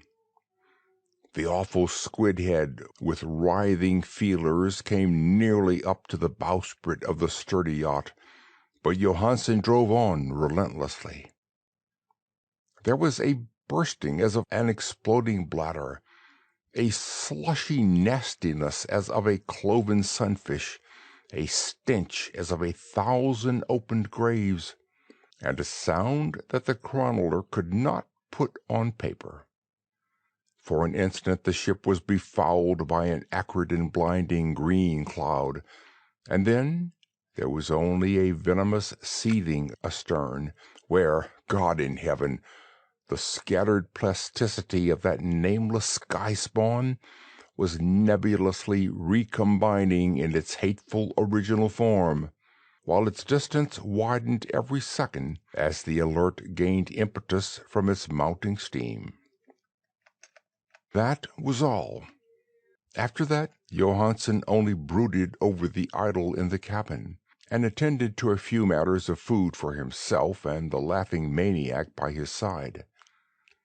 He did not try to navigate after the first bull flight, for the reaction had taken something out of his soul. Then came the storm of April 2nd, and a gathering of the clouds about his consciousness. There is a sense of spectral whirling through liquid gulfs of infinity, of dizzying rides through reeling universes on a comet's tail, and of hysterical plunges from the pit to the moon, and from the moon back again to the pit, all livened by a cachinnating chorus of the distorted, hilarious elder gods and the green, bat-winged mocking imps of Tartarus. Out of that dream came rescue, the Vigilant, the Vice-Admiralty Court, the streets of Dunallin, and the long voyage back home to the old house by the Egeberg.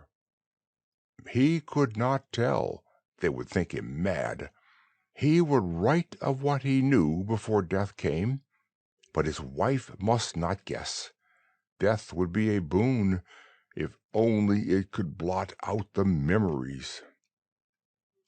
That was the document I read, and now I have placed it in the tin box beside the bas-relief and the papers of Professor Angell.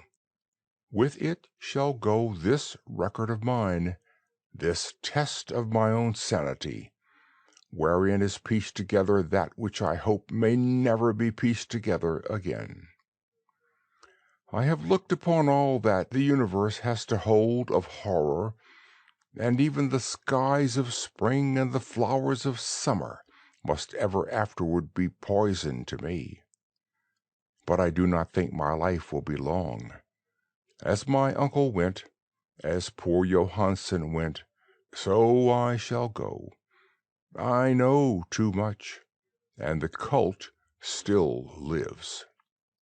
Cthulhu still lives too, I suppose, again in that chasm of stone which has shielded him since the sun was young. His accursed city is sunken once more, for the Vigilant sailed over the spot after the April storm. But his ministers on earth still bellow and prance and slay around idol-capped monoliths in lonely places. He must have been trapped by the sinking whilst within his black abyss, or else the world would by now be screaming with fright and frenzy. Who knows the end? What has risen may sink, and what has sunk may rise. Loathsomeness waits and dreams in the deep, and decay spreads over the tottering cities of men. A time will come, but I must not and cannot think. Let me pray that if I do not survive this manuscript, my executors may put caution before audacity, and see that it meets no other eye. End of Part 3. End of The Call of Cthulhu by H.P. Lovecraft. Chapter 1 of 7 H.P. Lovecraft stories. The Beast in the Cave. The horrible conclusion which had been gradually intruding itself upon my confused and reluctant mind was now an awful certainty. I was lost, completely, hopelessly lost in the vast and labyrinthine recesses of the Mammoth Cave. Turn as I might, in no direction could my straining vision seize on any object capable of serving as a guidepost to set me on the outward path. That never more should I behold the blessed light of day, or scan the pleasant hills and dales of the beautiful world outside, my reason could no longer entertain the slightest unbelief. Hope had departed. Yet, indoctrinated as I was by a life of philosophical study, I derived no small measure of satisfaction from my unimpassioned demeanor.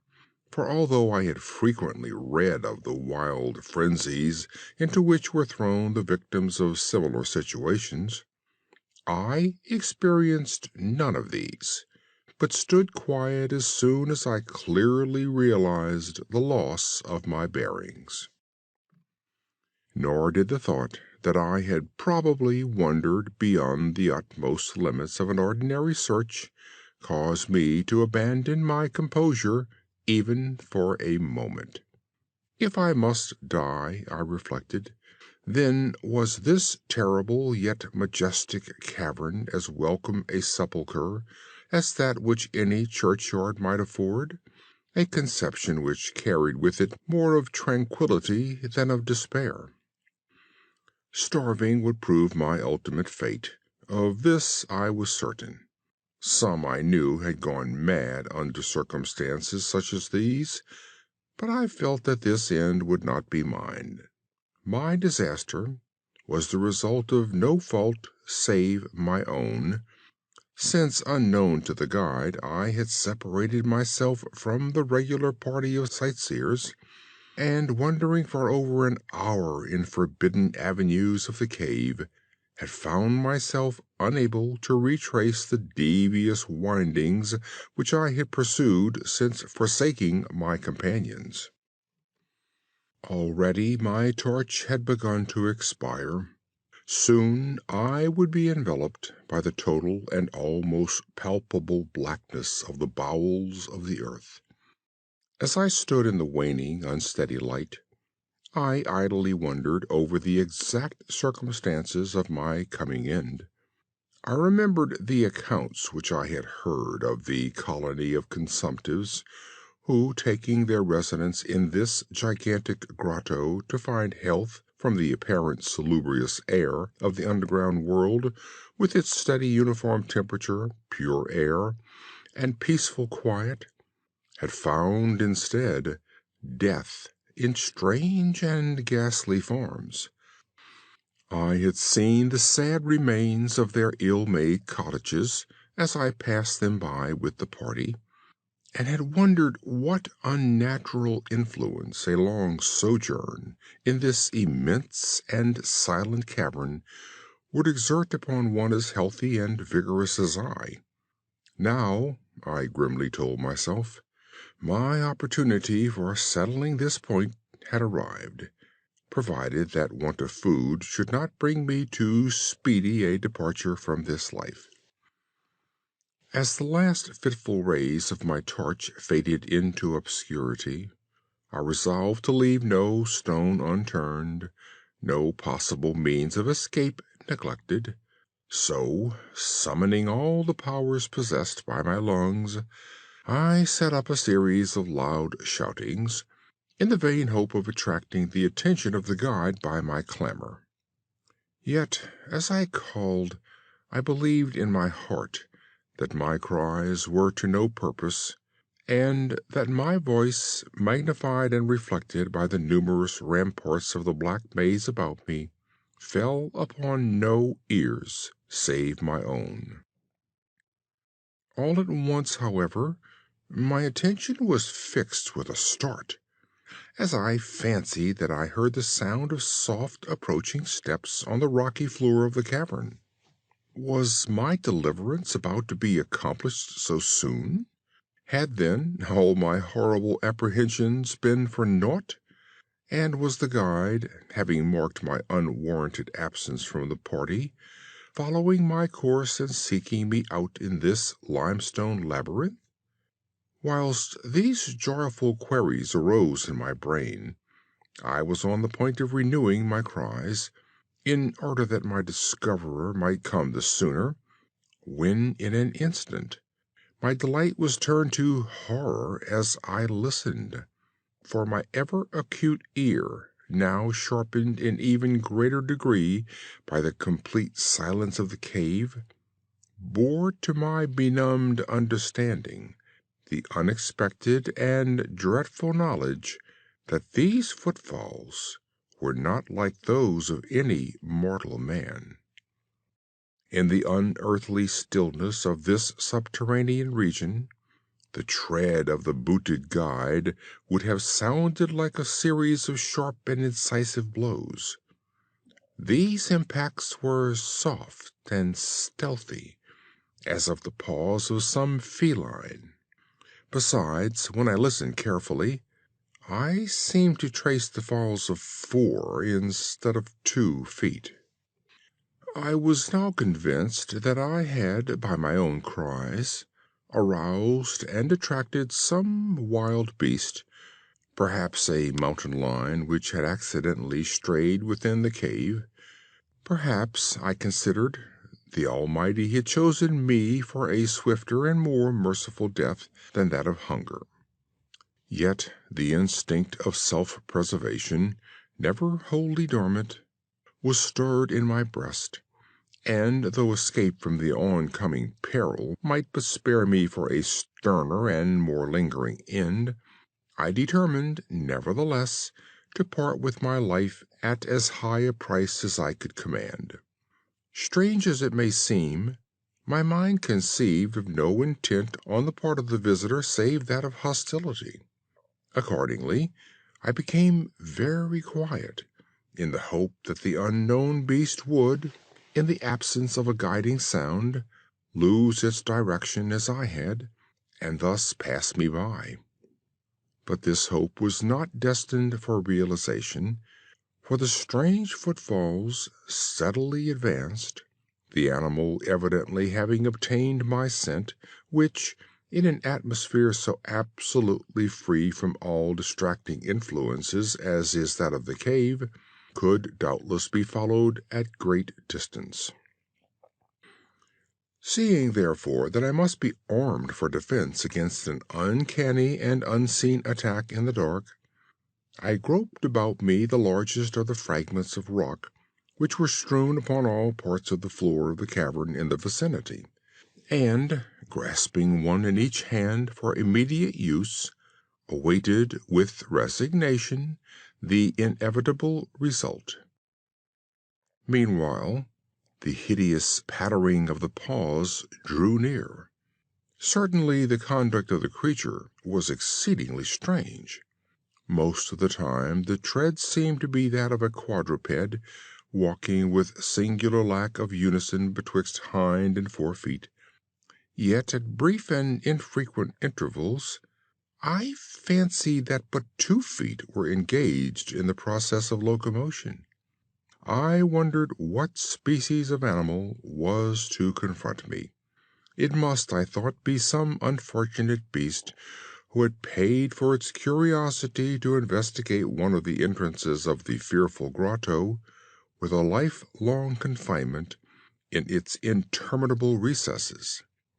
It doubtlessly obtained as food the eyeless fish, bats, and rats of the cave, as well as some of the ordinary fish that are wafted in at every freshet of the green river, which communicates in some occult manner with the waters of the cave.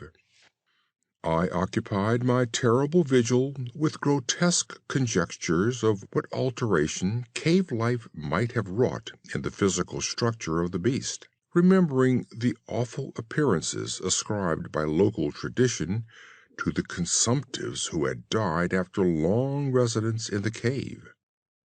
Then I remembered with a start that, even should I succeed in felling my antagonist, I should never behold its form, as my torch had long since been extinct, and I was entirely unprovided with matches. The tension of my brain now became frightful. My disordered fancy conjured up hideous and fearsome shapes from the sinister darkness that surrounded me, and that actually seemed to press upon my body. Nearer, nearer, the dreadful footfalls approached. It seemed that I must give vent to a piercing scream, yet had I been sufficiently irresolute to attempt such a thing, my voice could scarce have responded. I was petrified, rooted to the spot. I doubted if my right arm would allow me to hurl its missile at the oncoming thing when the crucial moment should arrive. Now the steady pat, pat of the steps was close at hand, now very close. I could hear the labored breathing of the animal, and terror-struck as I was, I realized that it must have come from a considerable distance, and was correspondingly fatigued. Suddenly the spell broke. My right hand, guided by my ever trustworthy sense of hearing, threw with full force the sharp-angled bit of limestone which it contained toward that point in the darkness from which emanated the breathing and pattering, and, wonderful to relate, it nearly reached its goal, for I heard the thing jump, landing at a distance away where it seemed to pause.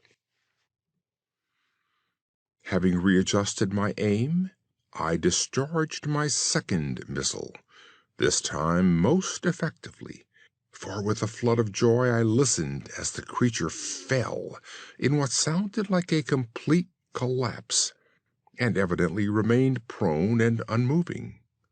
Almost overpowered by the great relief which rushed over me, I reeled back against the wall.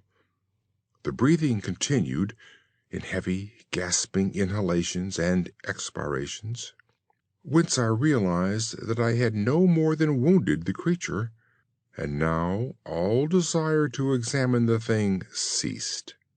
At last something allied to groundless, superstitious fear had entered my brain, and I did not approach the body, nor did I continue to cast stones at it in order to complete the extinction of its life. Instead, I ran at full speed in what was, as nearly as I could estimate in my frenzied condition, the direction from which I had come. Suddenly I heard a sound, or rather a regular succession of sounds. In another instant they had resolved themselves into a series of sharp, metallic clicks. This time there was no doubt. It was the guide. And then I shouted, yelled, screamed, and even shrieked with joy as I beheld, in the vaulted arches above, the faint and glimmering effulgence which I knew to be the reflected light of an approaching torch. I ran to meet the flare, and before I could completely understand what had occurred, was lying upon the ground at the feet of the guide, embracing his boots and gibbering, despite my boasted reserve, in a most meaningless and idiotic manner, pouring out my terrible story, and at the same time overwhelming my auditor with protestations of gratitude. At length I awoke to something like my normal consciousness. The guide had noted my absence upon the arrival of the party at the entrance of the cave, and had, from his own intuitive sense of direction, proceeded to make a thorough canvass of bypasses just ahead of where he had last spoken to me, locating my whereabouts after a quest of about 4 hours. By the time he had related this to me, I, emboldened by his torch and his company, began to reflect upon the strange beast which I had wounded but a short distance back in the darkness, and suggested that we ascertain, by the flashlight's aid, what manner of creature was my victim. Accordingly, I retraced my steps, this time with a courage born of companionship, to the scene of my terrible experience. Soon we descried a white object upon the floor, an object whiter even than the gleaming limestone itself. Cautiously advancing, we gave vent to a simultaneous ejaculation of wonderment, for of all the unnatural monsters either of us had in our lifetimes beheld, this was in surpassing degree the strangest. It appeared to be an anthropoid ape of large proportions, escaped perhaps from some itinerant menagerie. Its hair was snow white, a thing due no doubt to the bleaching action of a long existence within the inky confines of the cave, but it was also surprisingly thin, being indeed largely absent save on the head, where it was of such length and abundance that it fell over the shoulders in considerable profusion. The face was turned away from us, as the creature lay almost directly upon it. The inclination of the limbs was very singular, explaining, however, the alternation in their use which I had before noted, whereby the beast used sometimes all four, and on other occasions but two, for its progress. From the tips of the fingers or toes, long rat-like claws extended. The hands or feet were not prehensile, a fact that I ascribed to that long residence in the cave which, as I before mentioned, seemed evident from the all-pervading and almost unearthly whiteness so characteristic of the whole anatomy. No tail seemed to be present. The respiration had now grown very feeble, and the guide had drawn his pistol with the evident intent of dispatching the creature, when a sudden sound emitted by the latter caused the weapon to fall unused. The sound was of a nature difficult to describe. It was not like the normal note of any known species of simian, and I wonder if this unnatural quality were not the result of a long continued and complete silence, broken by the sensations produced by the advent of the light, a thing which the beast could not have seen since its first entrance into the cave. The sound, which I might feebly attempt to classify as a kind of deep-toned chattering, was faintly continued. All at once, a fleeting spasm of energy seemed to pass through the frame of the beast. The paws went through a convulsive motion, and the limbs contracted. With a jerk, the white body rolled over, so that its face was turned in our direction. For a moment I was so struck with horror at the eyes thus revealed that I noted nothing else. They were black, those eyes, deep, jetty black, in hideous contrast to the snow-white hair and flesh. Like those of other cave denizens, they were deeply sunken in their orbits, and were entirely destitute of iris. As I looked more closely, I saw that they were set in a face less prognathous than that of the average ape, and infinitely less hairy. The nose was quite distinct. As we gazed upon the uncanny sight presented to our vision, the thick lips opened, and several sounds issued from them, after which the thing relaxed in death. The guide clutched my coat sleeve and trembled so violently that the light shook fitfully, casting weird moving shadows on the walls. I made no motion, but stood rigidly still, my horrified eyes fixed upon the floor ahead. The fear left, and wonder, awe, compassion, and reverence succeeded in its place, for the sounds uttered by the stricken figure that lay stretched out on the limestone had told us the awesome truth. The creature I had killed, the strange beast of the unfathomed cave, was, or had at one time been, a man. The White Ship by Howard Phillips Lovecraft. I am Basil Elton, keeper of the North Point light that my father and grandfather kept before me. Far from the shore stands the gray lighthouse, above sunken slimy rocks that are seen when the tide is low, but unseen when the tide is high. Past that beacon for a century have swept the majestic barks of the seven seas. In the days of my grandfather there were many. In the days of my father, not so many. And now there are so few that I sometimes feel strangely alone, as though I were the last person on our planet.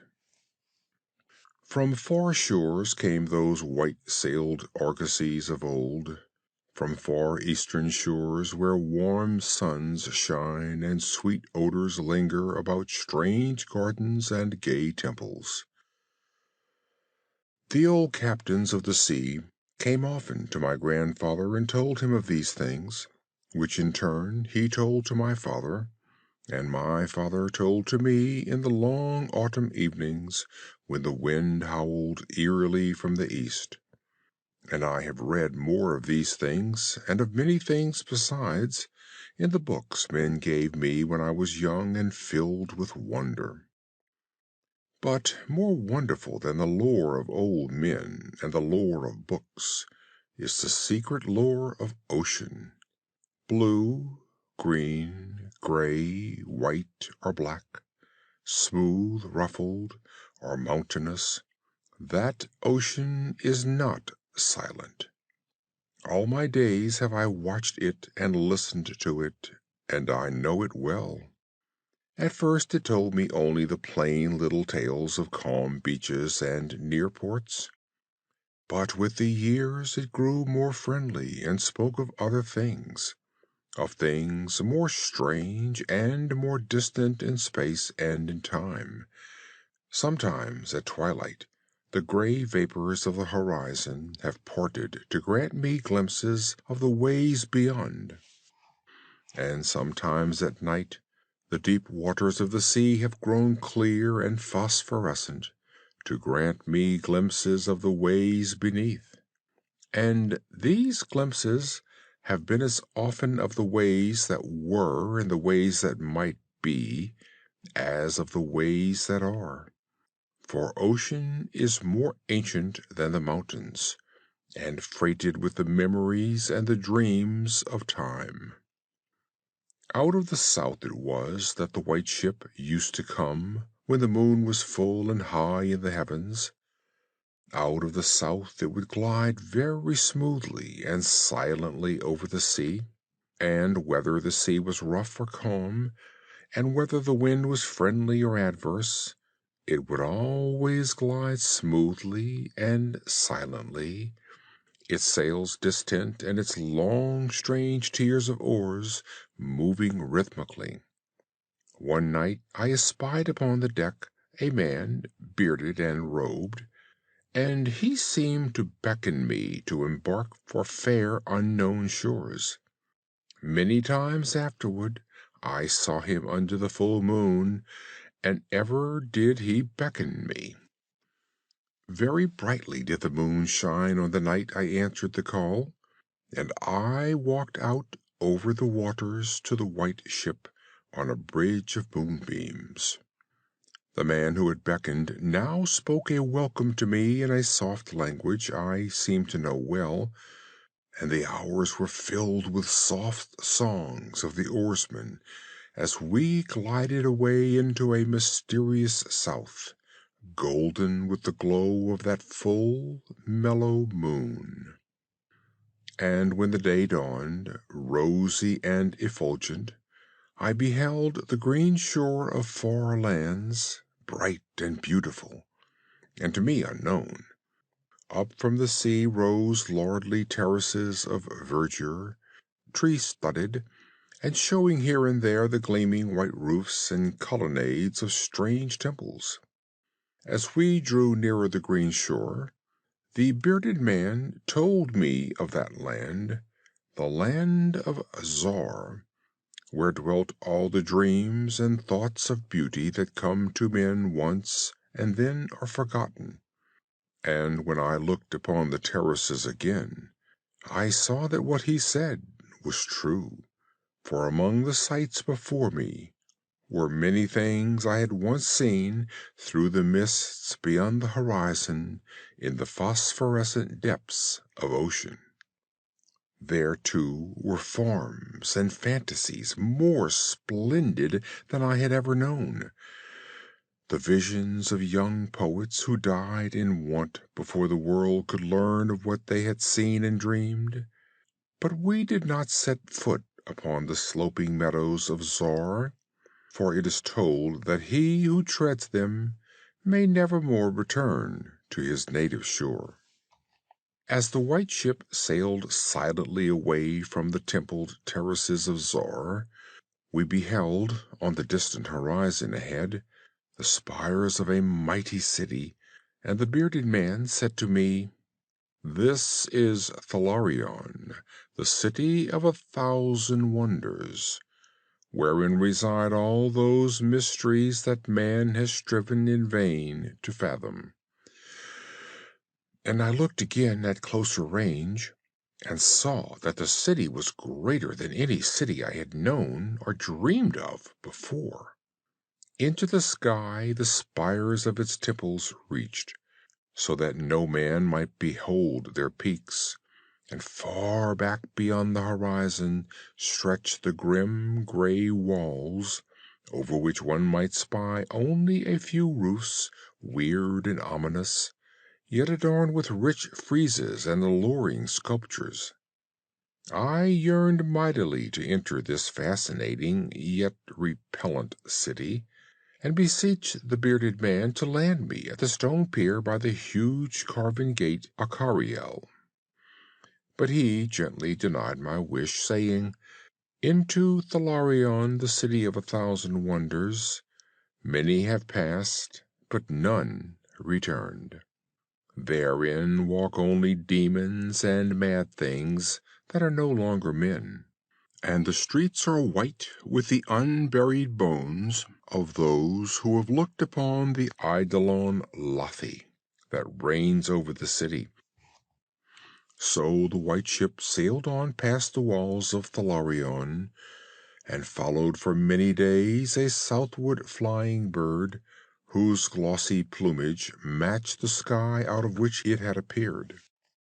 Then came we to a pleasant coast, gay with blossoms of every hue, where as far inland as we could see basked lovely groves and radiant arbors beneath a meridian sun. From bowers beyond our view came bursts of song and snatches of lyric harmony, interspersed with faint laughter, so delicious that I urged the rowers onward in my eagerness to reach the scene. And the bearded man spoke no word, but watched me as we approached the lily-lined shore. Suddenly a wind blowing from over the flowery meadows and leafy woods brought a scent at which I trembled. The wind grew stronger, and the air was filled with the lethal, charnel odor of plague-stricken towns and uncovered cemeteries. And as we sailed madly away from that damnable coast, the bearded man spoke at last, saying, "This is Ixora, the land of pleasures unattained." So once more the white ship followed the bird of heaven, over warm, blessed seas, fanned by caressing, aromatic breezes. Day after day and night after night did we sail, and when the moon was full we would listen to soft songs of the oarsmen, sweet as on that distant night when we sailed away from my far native land. And it was by moonlight that we anchored at last in the harbor of Insomnia Relief, which is guarded by twin headlands of crystal that rise from the sea and meet in a resplendent arch. This is the land of fancy, and we walked to the verdant shores upon a golden bridge of moonbeams.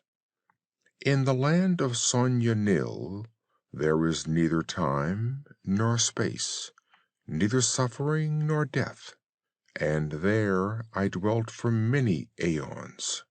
Green are the groves and pastures, bright and fragrant the flowers, blue and musical the streams, clear and cool the fountains, and stately and gorgeous the temples, castles, and cities of Sonyonil. Of that land there is no bound, for beyond each vista of beauty rises another more beautiful. Over the countryside and amid the splendor of cities can move at will the happy folk of whom all are gifted with unmarred grace and unalloyed happiness. For the aeons that I dwelt there, I wandered blissfully through gardens where quaint pagodas peep from pleasing clumps of bushes, and where the white walks are bordered with delicate blossoms. I climbed gentle hills, from whose summits I could see entrancing panoramas of loveliness, with steepled towns nestled in verdant valleys, and with the golden domes of gigantic cities glittering on the infinitely distant horizon. And I viewed by moonlight the sparkling sea, the crystal headlands, and the placid harbor wherein lay anchored the white ship. It was against the full moon one night in the immemorial year of Tharp that I saw outlined the beckoning form of the celestial bird, and felt the first stirrings of unease. Then I spoke with the bearded man, and told him of my new yearning to depart for remote Cathuria, which no man has seen, but which all believe to lie beyond the basalt pillars of the west. It is the land of hope, and in it shine the perfect ideals of all that we know elsewhere, or at least so men relate. But the bearded man said to me, "Beware of those perilous seas wherein men say Catharia lies. In Sonyonil there is no pain nor death, but who can tell what lies beyond the basalt pillars of the west?" Natheless, at the next full moon, I boarded the white ship, and with the reluctant bearded man left the happy harbor for untraveled seas. And the bird of heaven flew before me, and led us toward the basalt pillars of the west. But this time the oarsmen sang no soft songs under the full moon. In my mind I would often picture the unknown land of Catharia, with its splendid groves and palaces, and would wonder what new delights there awaited me. "Catharia," I would say to myself, "is the abode of gods, and the land of unnumbered cities of gold. Its forests are of aloe and sandalwood, even as the fragrant groves of Cameron. And among the trees flutter gay birds sweet with song. On the green and flowery mountains of Catharia stand temples of pink marble, rich with carven and painted glories, and having in their courtyards cool fountains of silver, where purl with ravishing music the scented waters that come from the grotto-born river Narg. And the cities of Catharia are cinctured with golden walls, and their pavements are also of gold. In the gardens of these cities are strange orchids and perfumed lakes, whose beds are of coral and amber. At night the streets and the gardens are lit with gay lanthorns fashioned from 3-colored shell of the tortoise, and here resound the soft notes of the singer and the lutanist. And the houses of the cities of Catharia are all palaces, each built over a fragrant canal bearing the waters of the sacred Narg.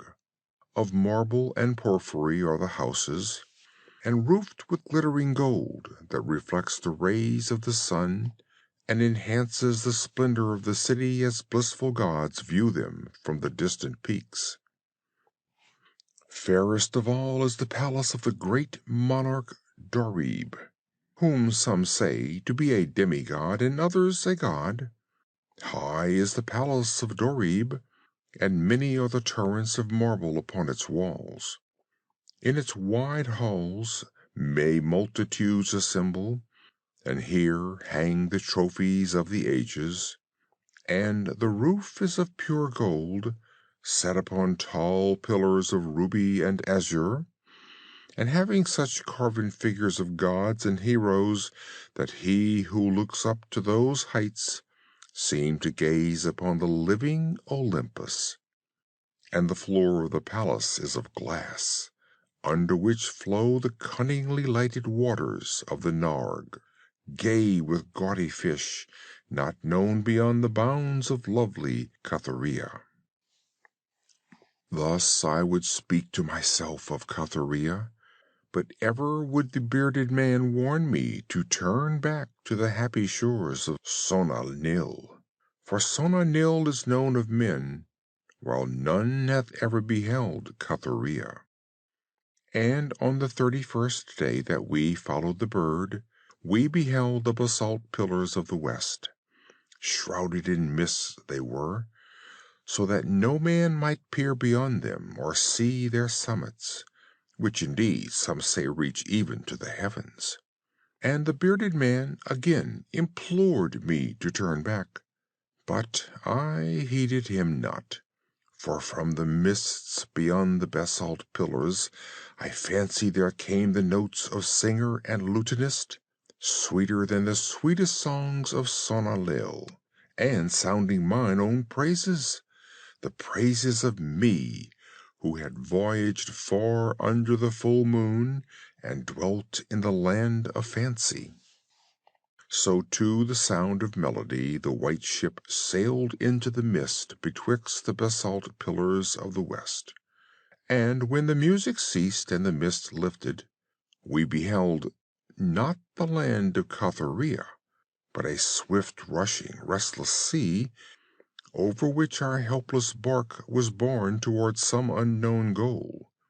Soon to our ears came the distant thunder of falling waters, and to our eyes appeared on the far horizon ahead the titanic spray of a monstrous cataract, wherein the oceans of the world drop down to abysmal nothingness. Then did the bearded man say to me with tears on his cheek, "We have rejected the beautiful land of Sonanil, which we may never behold again. The gods are greater than men, and they have conquered." And I closed my eyes before the crash that I knew would come, shutting out the sight of the celestial bird which flapped its mocking blue wings over the brink of the torrent. Out of that crash came darkness, and I heard the shrieking of men and of things which were not men. From the east tempestuous winds arose, and chilled me as I crouched on the slab of damp stone which had risen beneath my feet.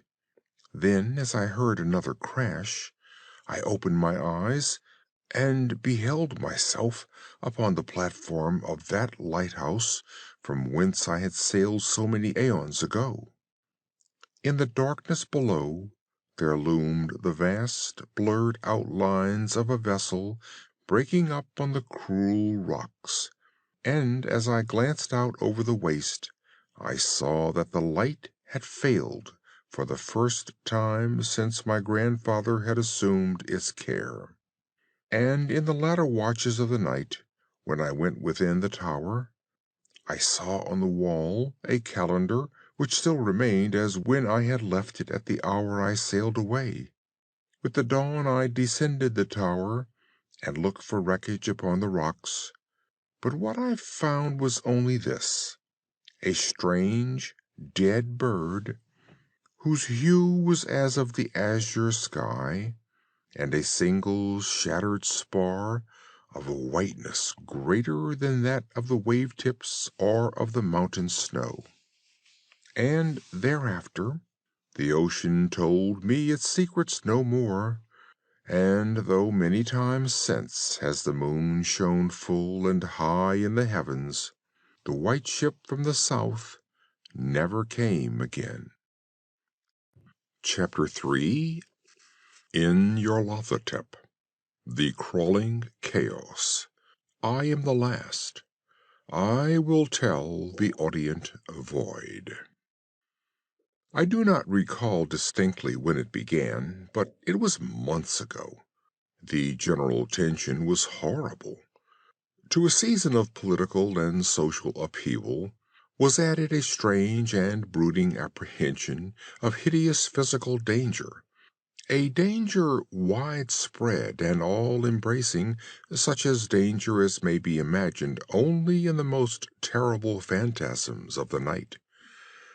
I recall that the people went about with pale and worried faces, and whispered warnings and prophecies which no one dared consciously repeat or acknowledge to himself that he had heard. A sense of monstrous guilt was upon the land, and out of the abysses between the stars swept chill currents that made men shiver in dark and lonely places. There was a demoniac alteration in the sequence of the seasons. The autumn heat lingered fearsomely, and everyone felt that the world, and perhaps the universe, had passed from the control of known gods or forces to that of gods or forces which were unknown.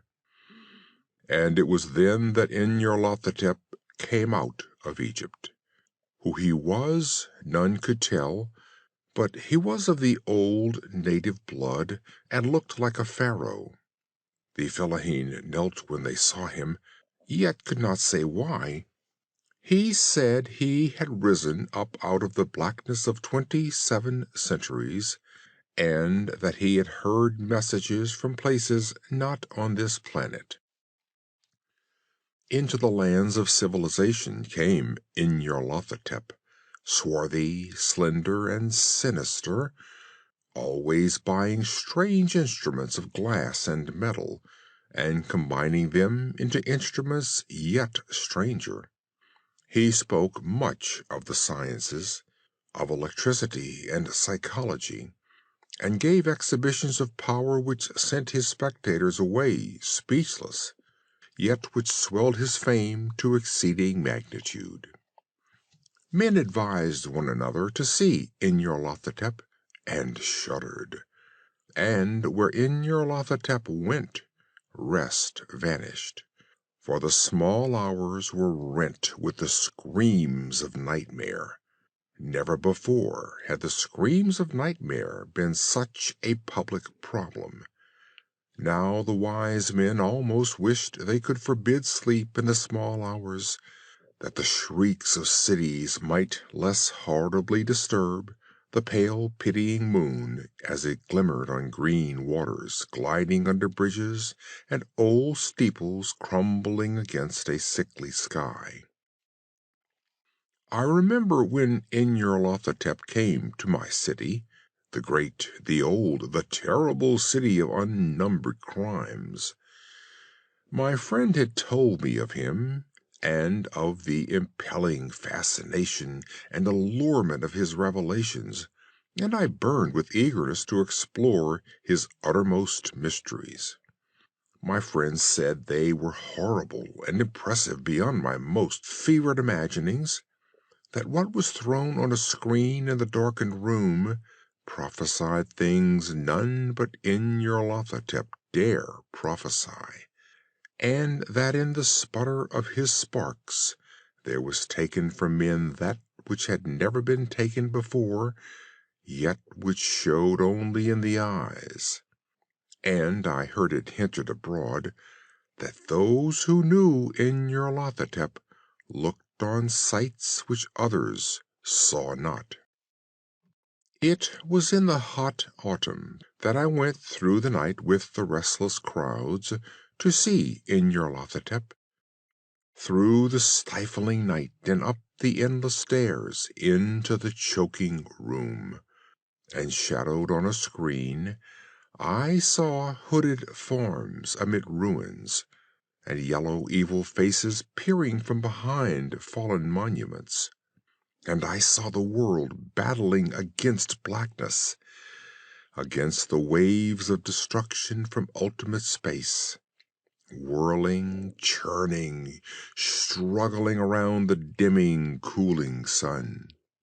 Then the sparks played amazingly around the heads of the spectators, and hair stood up on end, whilst shadows more grotesque than I can tell came out and squatted on the heads.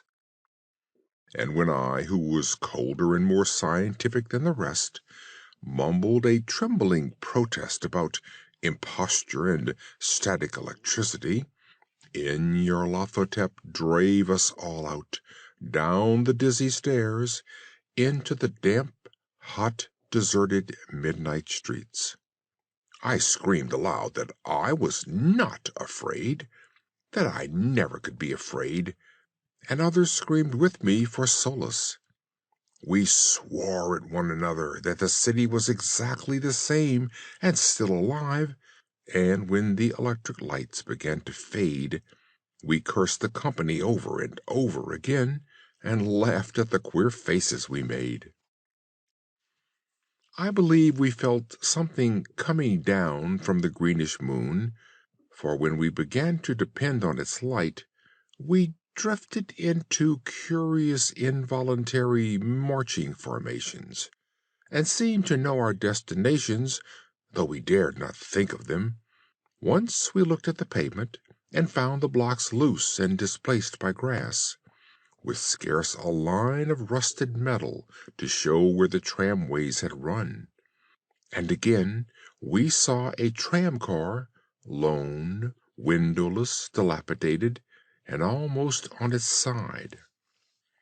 When we gazed around the horizon, we could not find the third tower by the river, and noticed that the silhouette of the second tower was ragged at the top.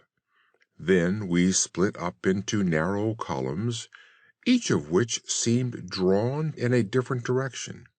One disappeared in a narrow alley to the left, leaving only the echo of a shocking moan. Another filed down a weed-choked subway entrance, howling with laughter that was mad. My own column was sucked toward the open country, and presently felt a chill which was not of the hot autumn, for as we stalked out on the dark moor, we beheld around us the hellish moon glitter of evil snows. Trackless, inexplicable snows swept asunder in one direction only, where lay a gulf all the blacker for its glittering walls. The column seemed very thin indeed as it plodded dreamily into the gulf. I lingered behind, for the black rift in the green-litten snow was frightful, and I thought I had heard the reverberations of a disquieting wail as my companions vanished. But my power to linger was slight. As if beckoned by those who had gone before, I half floated between the titanic snowdrifts, quivering and afraid, into the sightless vortex of the unimaginable. Screamingly sentient, dumbly delirious, only the gods that were can tell. A sickened, sensitive shadow writhing in hands that are not hands, and whirl blindly past ghastly midnights of rotting creation, corpses of dead worlds with sores that were cities, charnel winds that brush the pallid stars and make them flicker low. Beyond the worlds, vague ghosts of monstrous things, half-seen columns of unsanctified temples that rest on nameless rocks beneath space and reach up to dizzy vacua above the spheres of light and darkness. And through this revolving graveyard of the universe, the muffled, maddening beating of drums and thin, monotonous whine of blasphemous flutes from inconceivable, unlighted chambers beyond time. The detestable pounding and piping wherein to dance slowly, awkwardly, and absurdly the gigantic, tenebrous ultimate gods. The blind, voiceless, mindless gargoyles whose soul is in your Lothotep. Chapter 4. The Alchemist. High up, crowning the grassy summit of a swelling mound whose sides are wooded near the base with the gnarled trees of the primeval forest, stands the old chateau of my ancestors. For centuries its lofty battlements have frowned down upon the wild and rugged countryside about, serving as a home and stronghold for the proud house whose honored line is older even than the moss-grown castle walls. These ancient turrets, stained by the storms of generations and crumbling under the slow yet mighty pressure of time, formed in the ages of feudalism one of the most dreaded and formidable fortresses in all France. From its machicolated parapets and mounted battlements, barons, counts, and even kings have been defied, yet never had its spacious halls resounded to the footstep of the invader. But since those glorious years, all is changed. A poverty but little above the level of dire want together with a pride of name that forbids its alleviation by the pursuits of commercial life, have prevented the scions of our line from maintaining their estates in pristine splendor, and the falling stones of the walls, the overgrown vegetation in the parks, the dry and dusty moat, the ill-paved courtyards and toppling towers without, as well as the sagging floors, the worm-eaten wainscots, and the faded tapestries within, all tell a gloomy tale of fallen grandeur. As the ages passed, first one, then another of the four great turrets were left to ruin, until the last but a single tower housed the sadly reduced descendants of the once mighty lords of the estate. It was in one of the vast and gloomy chambers of this remaining tower that I, Antoine, last of the unhappy and accursed Comtes de C, first saw the light of day, 90 long years ago. Within these walls, and amongst the dark and shadowy forests, the wild ravines and grottos of the hillside below, were spent the first years of my troubled life. My parents I never knew. My father had been killed at the age of 32, a month before I was born, by the fall of a stone somehow dislodged from one of the deserted parapets of the castle, and my mother having died at my birth, my care and education devolved solely upon one remaining servitor, an old and trusted man of considerable intelligence, whose name I remember as Pierre. I was an only child, and the lack of companionship which this fact entailed upon me was augmented by the strange care exercised by my aged guardian in excluding me from the society of the peasant children, whose abodes were scattered here and there upon the plains that surround the base of the hill. At the time, Pierre said that this restriction was imposed upon me because my noble birth placed me above association with such plebeian company.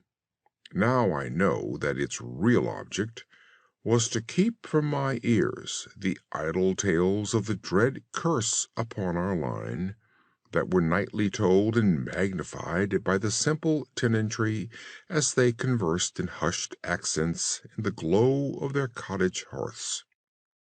Thus isolated and thrown upon my own resources, I spent the hours of my childhood in poring over the ancient tomes that filled the shadow-haunted library of the chateau, and in roaming, without aim or purpose, through the perpetual dusk of the spectral wood that clothes the sides of the hill near its foot.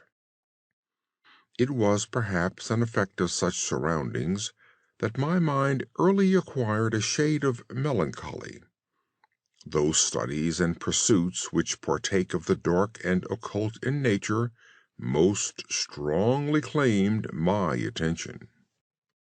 Of my own race I was permitted to learn singularly little, yet what small knowledge of it I was able to gain seemed to depress me much. Perhaps it was at first only the manifest reluctance of my old preceptor to discuss with me my paternal ancestry that gave rise to the terror which I ever felt at the mention of my great house, yet as I grew out of childhood, I was able to piece together disconnected fragments of discourse let slip from the unwilling tongue which had begun to falter in approaching senility, that had a sort of relation to a certain circumstance which I had always deemed strange, but which now became dimly terrible. The circumstance to which I allude is the early age at which all the Comtes of my line have met their end. Whilst I had hitherto considered this but a natural attribute of a family of short-lived men, I afterward pondered long upon these premature deaths, and began to connect them with the wanderings of the old man, who often spoke of a curse which for centuries had prevented the lives of the holders of my title from much exceeding the span of 32 years.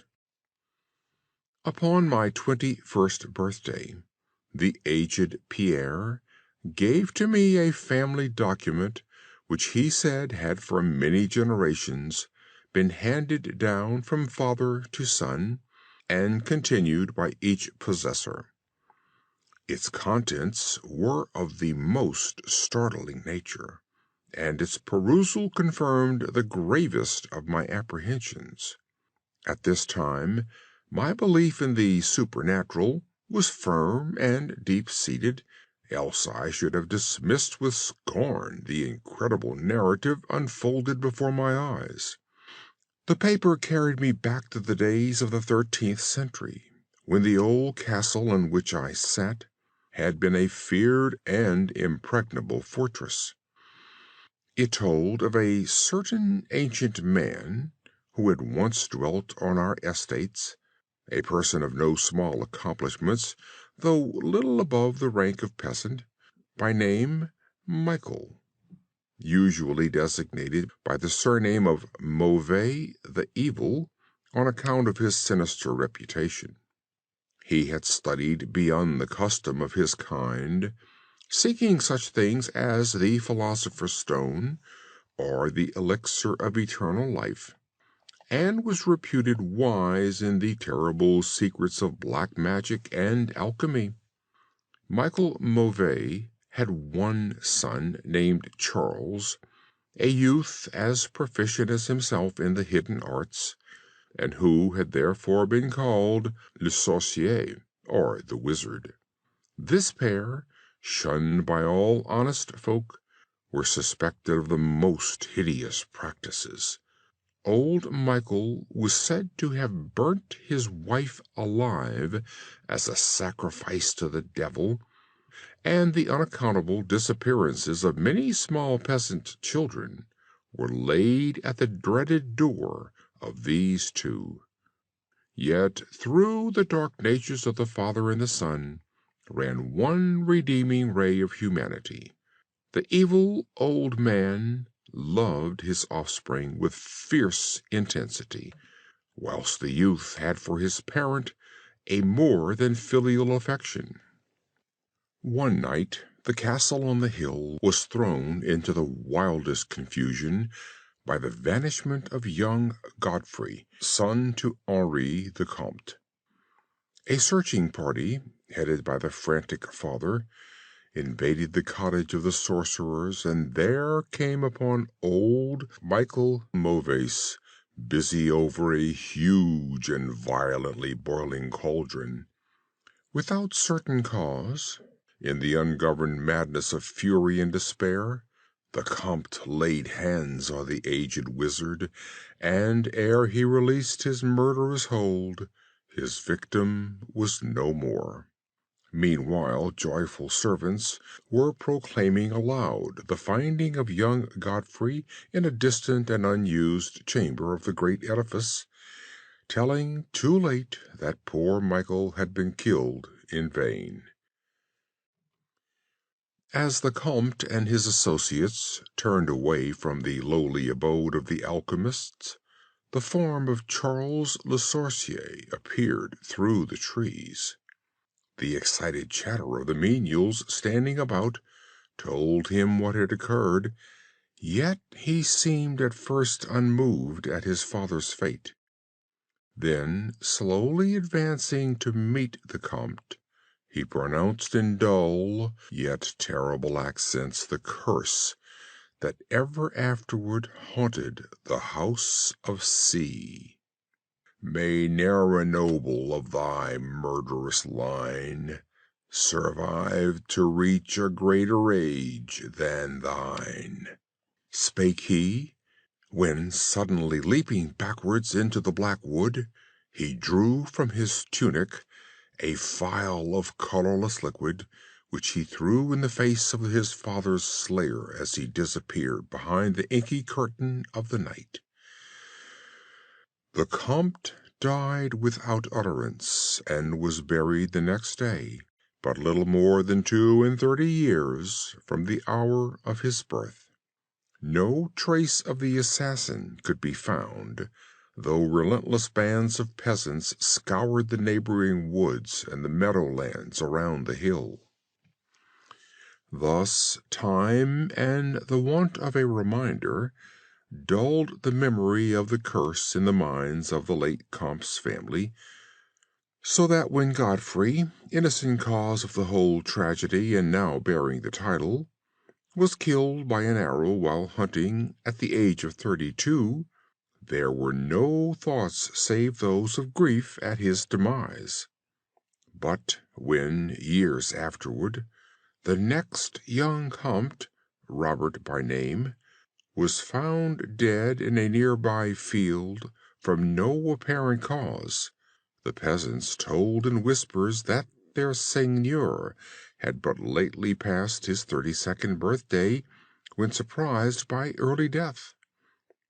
Louis, son of Robert, was found drowned in the moat at the same fateful age, and thus down through the centuries ran the ominous chronicle, Henri, Roberts, Antoines, and Armands, snatched from happy and virtuous lives when a little below the age of their unfortunate ancestor at his murder. That I had left at most but 11 years of further existence was made certain to me by the words which I read. My life, previously held at small value, now became dearer to me each day as I delved deeper and deeper into the mysteries of the hidden world of black magic. Isolated as I was, modern science had produced no impression upon me, and I labored as in the Middle Ages, as rapt as had been old Michael and young Charles themselves in the acquisition of demoniacal and alchemical learning. Yet, read as I might, in no manner could I account for the strange curse upon my line. In unusually rational moments, I would even go so far as to seek a natural explanation, attributing the early deaths of my ancestors to the sinister Charles Le Sorcier and his heirs.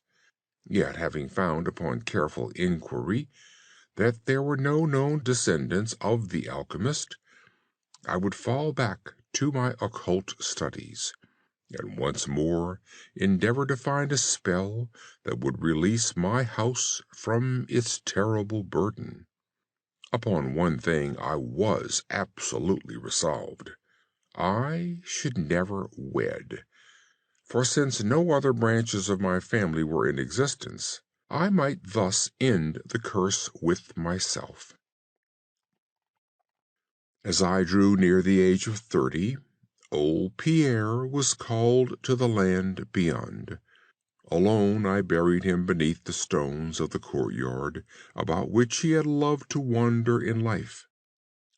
Thus was I left to ponder on myself as the only human creature within the great fortress, and in my utter solitude my mind began to cease its vain protest against the impending doom, to become almost reconciled to the fate which so many of my ancestors had met. Much of my time was now occupied in the exploration of the ruined and abandoned halls and towers of the old chateau, which in youth fear had caused me to shun, and some of which old Pierre had once told me had not been trodden by human foot for over 4 centuries. Strange and awesome were many of the objects I encountered. Furniture covered by the dust of ages and crumbling with the rot of long dampness met my eyes. Cobwebs in a profusion never before seen by me were spun everywhere, and huge bats flapped their bony and uncanny wings on all sides of the otherwise untenanted gloom. Of my exact age, even down to days and hours, I kept a most careful record, for each movement of the pendulum of the massive clock in the library told off so much more of my doomed existence. At length I approached that time which I had so long viewed with apprehension. Since most of my ancestors had been seized some little while before they reached the exact age of the Comte Henri at his end, I was every moment on the watch for the coming of the unknown death.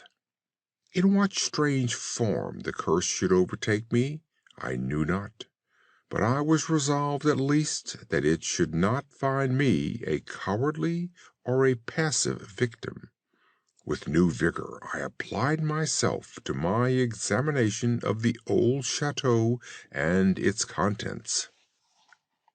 It was upon one of the longest of all my excursions of discovery in the deserted portion of the castle, less than a week before that fatal hour which I felt must mark the utmost limit of my stay on earth, beyond which I could not have even the slightest hope of continuing to draw breath, that I came upon the culminating event of my whole life. I had spent the better part of the morning in climbing up and down half-ruined staircases in one of the most dilapidated of the ancient turrets. As the afternoon progressed, I sought the lower levels, descending into what appeared to be either a medieval place of confinement or a more recently excavated storehouse for gunpowder. As I slowly traversed the niter-encrusted passageway at the foot of the last staircase, the paving became very damp, and soon I saw by the light of my flickering torch that a blank, water-stained wall impeded my journey.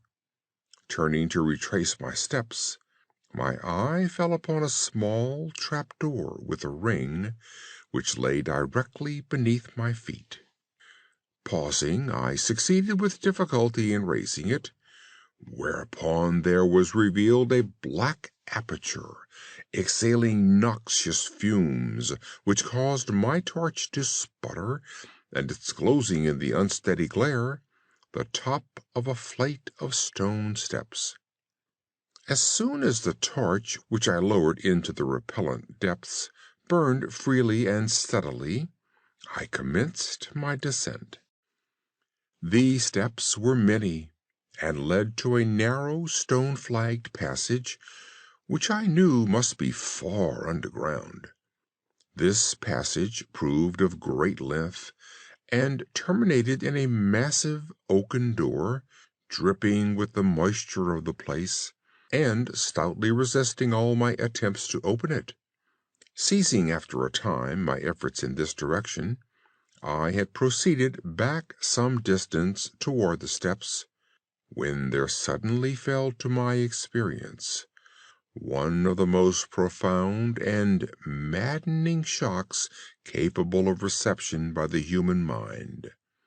Without warning, I heard the massive door behind me creak slowly open upon its rusted hinges. My immediate sensations are incapable of analysis. To be confronted in a place as thoroughly deserted as I had deemed the old castle, with evidence of the presence of man or spirit, produced in my brain a horror of the most acute description. When at last I turned and faced the seat of the sound, my eyes must have started from their orbits at the sight that they beheld. There, in the ancient Gothic doorway, stood a human figure. It was that of a man clad in a skull-cap and long medieval tunic of dark color. His long hair and flowing beard were of a terrible and intense black hue, and of incredible profusion. His forehead, high beyond the usual dimensions, his cheeks deep sunken and heavily lined with wrinkles, and his hands, long, claw-like and gnarled, were of such a deathly marble-like whiteness as I have never elsewhere seen in man. His figure, lean to the proportions of a skeleton, was strangely bent and almost lost within the voluminous folds of his peculiar garment. But the strangest of all were his eyes, twin caves of abysmal blackness, profound in expression of understanding, yet inhuman in degrees of wickedness. These were now fixed upon me, piercing my soul with their hatred, and rooting me to the spot whereon I stood. At last the figure spoke in a rumbling voice that chilled me through with its dull hollowness and latent malevolence. The language in which the discourse was clothed was that debased form of Latin in use amongst the more learned men of the Middle Ages, and made familiar to me by my prolonged researches into the works of the old alchemists and demonologists. The apparition spoke of the curse which had hovered over my house, told me of my coming end, dwelt on the wrong perpetuated by my ancestor against old Michael Mauvais, and gloated over the revenge of Charles Le Saucier. He told me how the young Charles had escaped into the night, returning in after years to kill Godfrey the heir with an arrow just as he approached the age which had been his father's at his assassination, how he had secretly returned to the estate and established himself unknown in the even then deserted subterranean chamber whose doorway now framed the hideous narrator. How he had seized Robert, son of Godfrey, in a field, forced poison down his throat, and left him to die at the age of 32, thus maintaining the foul provisions of his vengeful curse. At this point I was left to imagine the solution of the greatest mystery of all, how the curse had been fulfilled since that time when Charles Le Saucier must in the course of nature have died. For the man digressed into an account of the deep alchemical studies of the two wizards, father and son, speaking most particularly of the researches of Charles Le Saucier concerning the elixir which should grant to him who partook of it eternal life and youth. His enthusiasm had seemed for the moment to remove from his terrible eyes the hatred that had at first so haunted them, but suddenly the fiendish glare returned, and with a shocking sound like the hissing of a serpent, the stranger raised a glass phial with the evident intent of ending my life, as had Charles Le Saucier 600 years before ended that of my ancestor. Prompted by some preserving instinct of self-defense, I broke through the spell that had hitherto held me immovable, and flung my now dying torch at the creature who menaced my existence. I heard the phial break harmlessly against the stones of the passage as the tunic of the strange man caught fire and lit the horrid scene with a ghastly radiance. The shriek of fright and impotent malice emitted by the would-be assassin proved too much for my already shaken nerves, and I fell prone upon the slimy floor in a total faint. When at last my senses returned, all was frightfully dark, and my mind, remembering what had occurred, shrank from the idea of beholding more, yet curiosity overmastered all. Who, I asked myself, was this man of evil, And how came he within the castle walls? Why should he seek to avenge the death of poor Michael Mauvais? And how had the curse been carried on through all the long centuries since the time of Charles Le Saucier? The dread of years was lifted off my shoulders, for I knew that he whom I had felled was the source of all my danger from the curse. And now that I was free, I burned with the desire to learn more of the sinister thing which had haunted my line for centuries and made my own youth one long continued nightmare. Determined upon further exploration, I felt in my pockets for flint and steel, and lit the unused torch which I had with me. First of all, the new light revealed the distorted and blackened form of the mysterious stranger. The hideous eyes were now closed. Disliking the sight, I turned away and entered the chamber beyond the Gothic door. Here I found what seemed much like an alchemist's laboratory. In one corner was an immense pile of shining yellow metal that sparkled gorgeously in the light of the torch. It may have been gold, but I did not pause to examine it, for I was strangely affected by that which I had undergone. At the farther end of the apartment was an opening leading out into one of the many wild ravines of the dark hillside forest. Filled with wonder, yet now realizing how the man had obtained access to the chateau, I proceeded to return. I had intended to pass by the remains of the stranger with averted face, but as I approached the body, I seemed to hear emanating from it a faint sound, as though life were not yet wholly extinct. Aghast, I turned to examine the charred and shriveled figure on the floor. Then, all at once, the horrible eyes, blacker even than the seared face in which they were set, opened wide with an expression which I was unable to interpret. The cracked lips tried to frame words which I could not well understand. Once I caught the name of Charles Le Saucier, and again I fancied that the words years and curse issued from the twisted mouth. Still, I was at a loss to gather the purport of his disconnected speech. At my evident ignorance of his meaning, the pitchy eyes once more flashed malevolently at me, until, helpless as I saw my opponent to be, I trembled as I watched him. Suddenly the wretch, animated with his last burst of strength, raised his hideous head from the damp and sunken pavement. Then, as I remained paralyzed with fear, he found his voice, and in his dying breath screamed forth those words which have ever afterward haunted my days and my nights. "Fool!"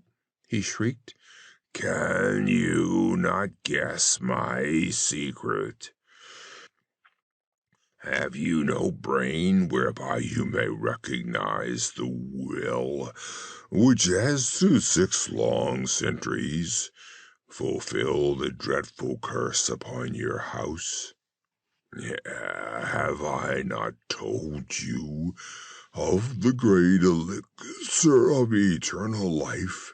Know you not how the secret of alchemy was solved? I tell you, it is I that have lived for 600 years to maintain my revenge. For I am Charles Le Saucier." Chapter 5. The Shunned House. Part 1. From even the greatest of horrors, irony is seldom absent. Sometimes it enters directly into the composition of the events, while sometimes it relates only to their fortuitous position among persons and places.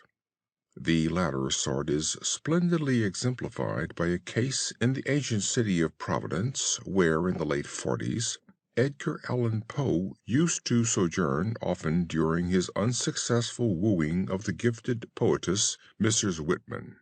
Poe generally stopped at the Mansion House in Benefit Street, the renamed Golden Ball Inn, whose roof has sheltered Washington, Jefferson, and Lafayette, and his favorite walk led northward along the same street to Mrs. Whitman's home and the neighboring hillside churchyard of St. John's, whose hidden expanse of 18th century gravestones had for him a peculiar fascination.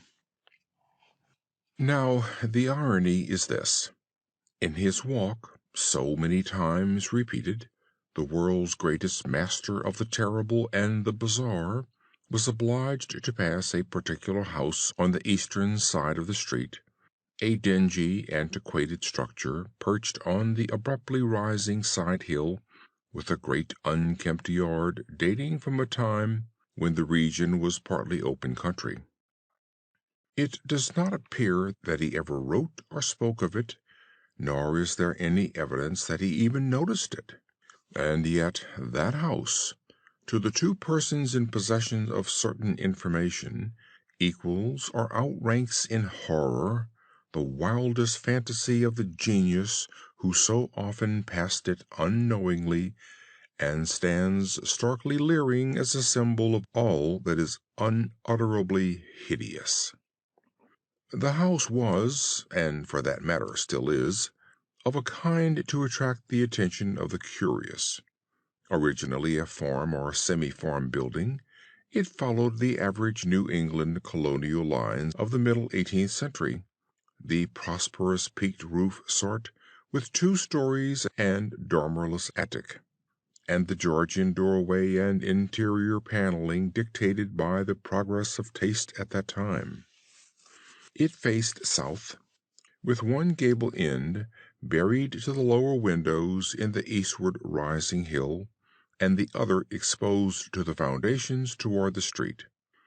Its construction, over a century and a half ago, had followed the grading and straightening of the road in that especial vicinity, for Benefit Street, at first called Black Street, was laid out as a lane winding amongst the graveyards of the first settlers, and straightened only when the removal of the bodies to the North Burial Ground made it decently possible to cut through the old family plots. At the start, the western wall had lain some 20 feet up a precipitous lawn from the roadway, but a widening of the street at about the time of the Revolution sheared off most of the intervening space, exposing the foundations so that a brick basement wall had to be made, giving the deep cellar a street frontage with the door and one window above ground, close to the new line of public travel. When the sidewalk was laid out a century ago, the last of the intervening space was removed, and Poe, in his walks, must have seen only a sheer ascent of dull gray brick flush with the sidewalk, and surmounted at a height of 10 feet by the antique shingled bulk of the house proper. The farm-like ground extended back very deeply up the hill, almost to Wheaton Street.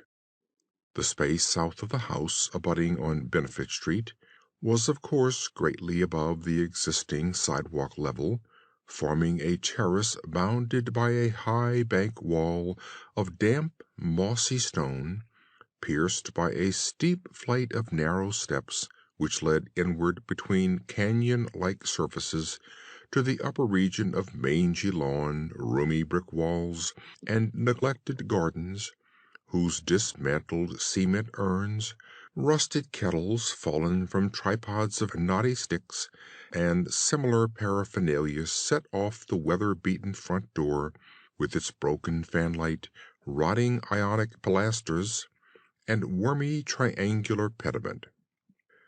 What I heard in my youth about the shunned house was merely that people died there in alarmingly great numbers. That, I was told, was why the original owners had moved out some 20 years after building the place.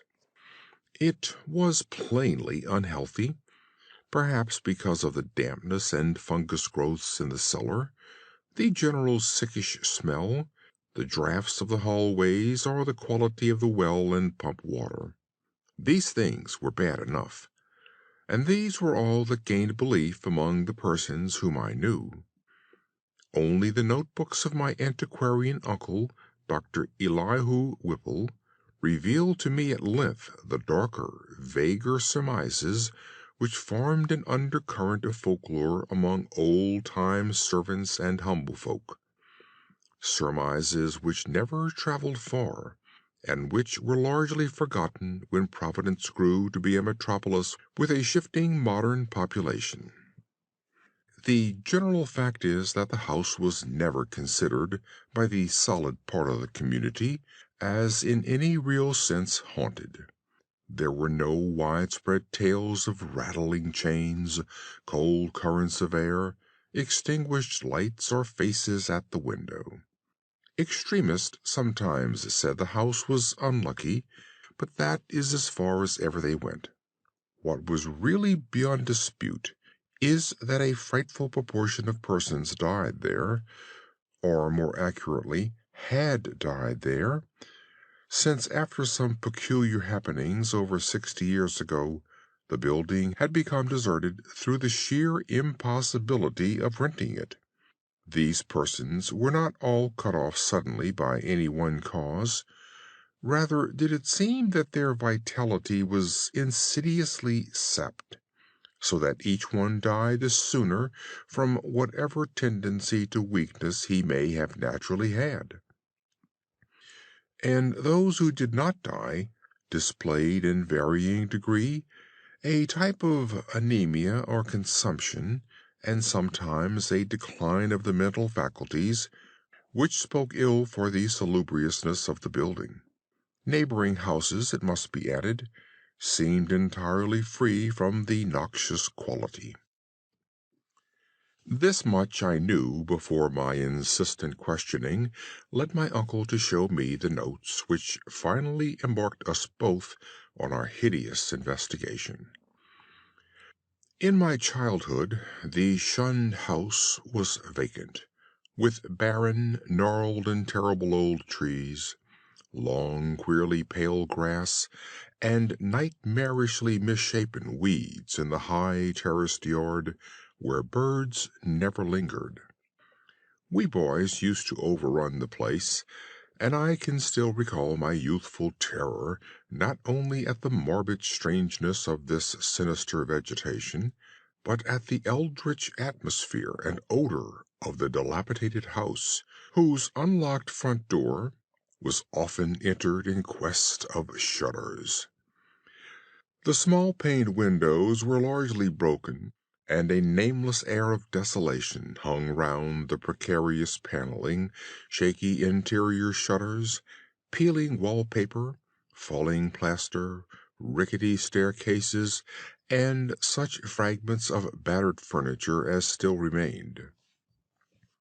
The dust and cobwebs added their touch of the fearful, and brave indeed was the boy who would voluntarily ascend the ladder to the attic, a vast raftered length lighted only by small blinking windows at the gable ends, and filled with a massive wreckage of chests, chairs, and spinning wheels which infinite years of deposit had shrouded and festooned into monstrous and hellish shapes.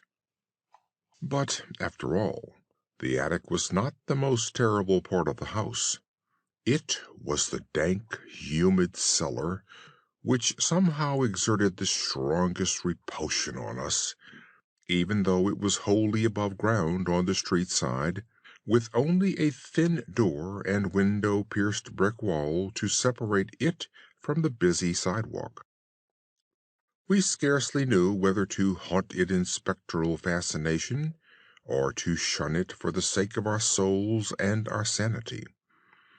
For one thing, the bad odor of the house was strongest there, and for another thing, we did not like the white fungus growths which occasionally sprang up in rainy summer weather from the hard earth floor. These fungi, grotesquely like the vegetation in the yard outside, were truly horrible in their outlines, detestable parodies of toadstools and Indian pipes, whose like we had never seen in any other situation. They rotted quickly, and at one stage became slightly phosphorescent, so that nocturnal passers-by sometimes spoke of witch fires glowing behind the broken panes of the fetor-spreading windows. We never, even in our wildest Halloween moods, visited this cellar by night, but in some of our daytime visits could detect the phosphorescence, especially when the day was dark and wet. There was also a subtler thing we often thought we detected, a very strange thing, which was, however, merely suggestive at most. I refer to a sort of cloudy, whitish pattern on the dirt floor, a vague, shifting deposit of mold or niter, which we sometimes thought we could trace amid the sparse fungus growths near the huge fireplace of the basement kitchen. Once in a while it struck us that this patch bore an uncanny resemblance to a doubled-up human figure, though generally no such kinship existed, and often there was no whitish deposit whatever. On a certain rainy afternoon, when this illusion seemed phenomenally strong, and when, in addition, I had fancied I glimpsed a kind of thin, yellowish, shimmering exhalation rising from the nitrous pattern toward the yawning fireplace, I spoke to my uncle about the matter. He smiled at this odd conceit, but it seemed that his smile was tinged with reminiscence. Later I heard that a similar notion entered into some of the wild ancient tales of the common folk, a notion likewise alluding to ghoulish, wolfish shapes taken by smoke from the great chimney, and queer contours assumed by certain of the sinuous tree roots that thrust their way into the cellar through the loose foundation stones. Part 2. Not till my adult years did my uncle set before me the notes and data which he had collected concerning the shunned house. Dr. Whipple was a sane, conservative physician of the old school, and for all his interest in the place, was not eager to encourage young thoughts toward the abnormal.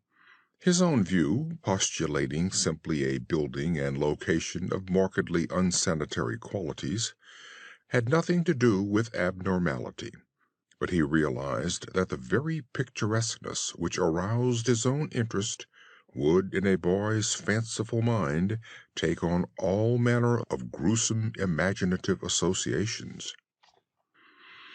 The doctor was a bachelor, a white-haired, clean-shaven, old-fashioned gentleman, and a local historian of note, who had often broken a lance with such controversial guardians of tradition as Sidney S. Rider and Thompson W. Bicknell.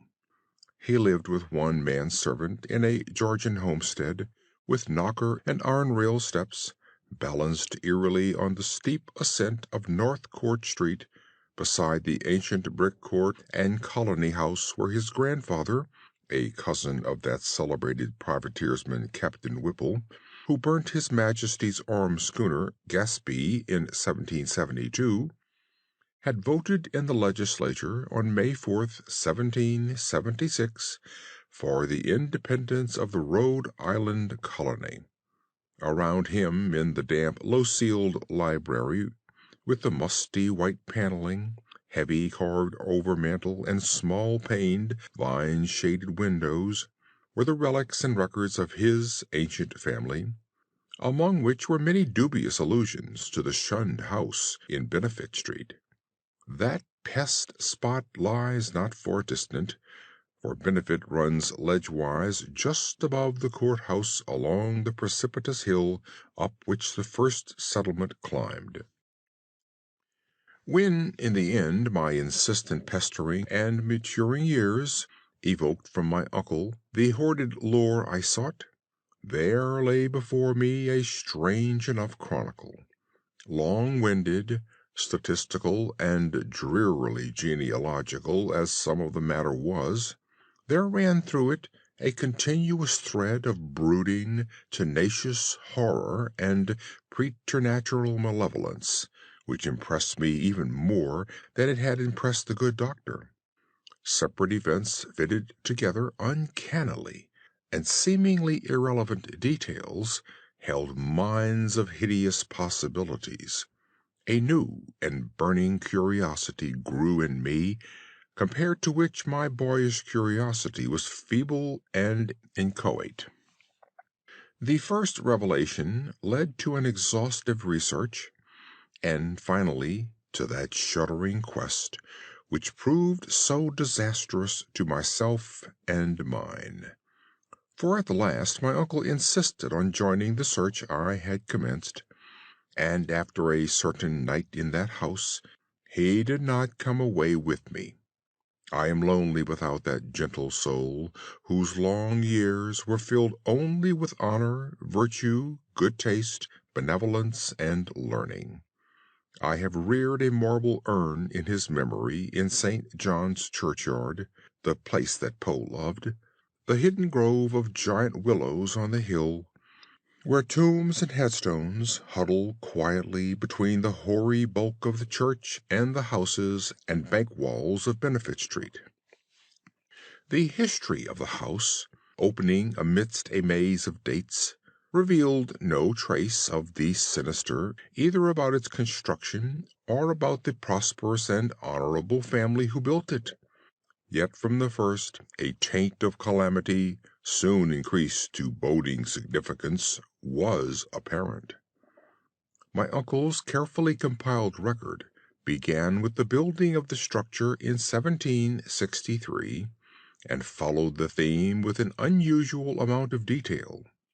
The shunned house, it seems, was first inhabited by William Harris and his wife Roby Dexter, with their children, Elkanah, born in 1755, Abigail, born in 1757, William Jr., born in 1759, and Ruth, born in 1761.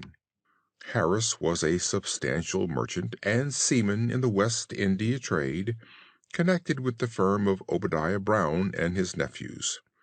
After Brown's death in 1761, the new firm of Nicholas, Brown and Company made him master of the brig Prudence, Providence built of 120 tons, thus enabling him to erect the new homestead he had desired ever since his marriage. The site he had chosen, a recently straightened part of the new and fashionable back street, which ran along the side of the hill above crowded Chesapeake, was all that could be wished, and the building did justice to the location. It was the best that moderate means could afford, and Harris hastened to move in before the birth of a fifth child which the family expected. That child, a boy, came in December, but was stillborn.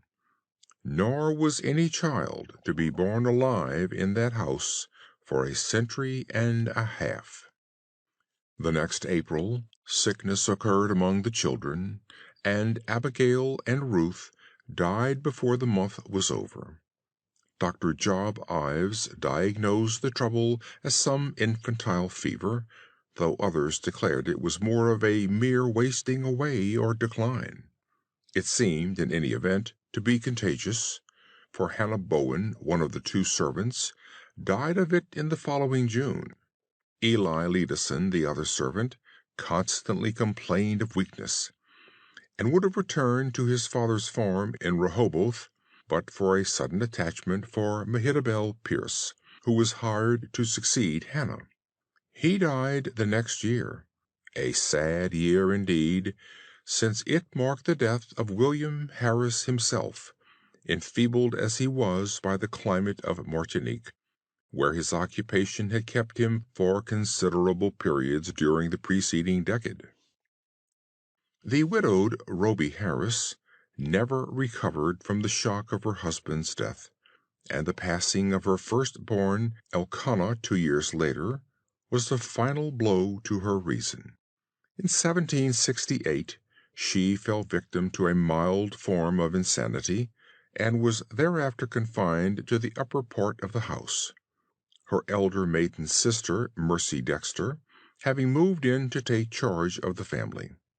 Mercy was a plain, raw-boned woman of great strength, but her health visibly declined from the time of her advent.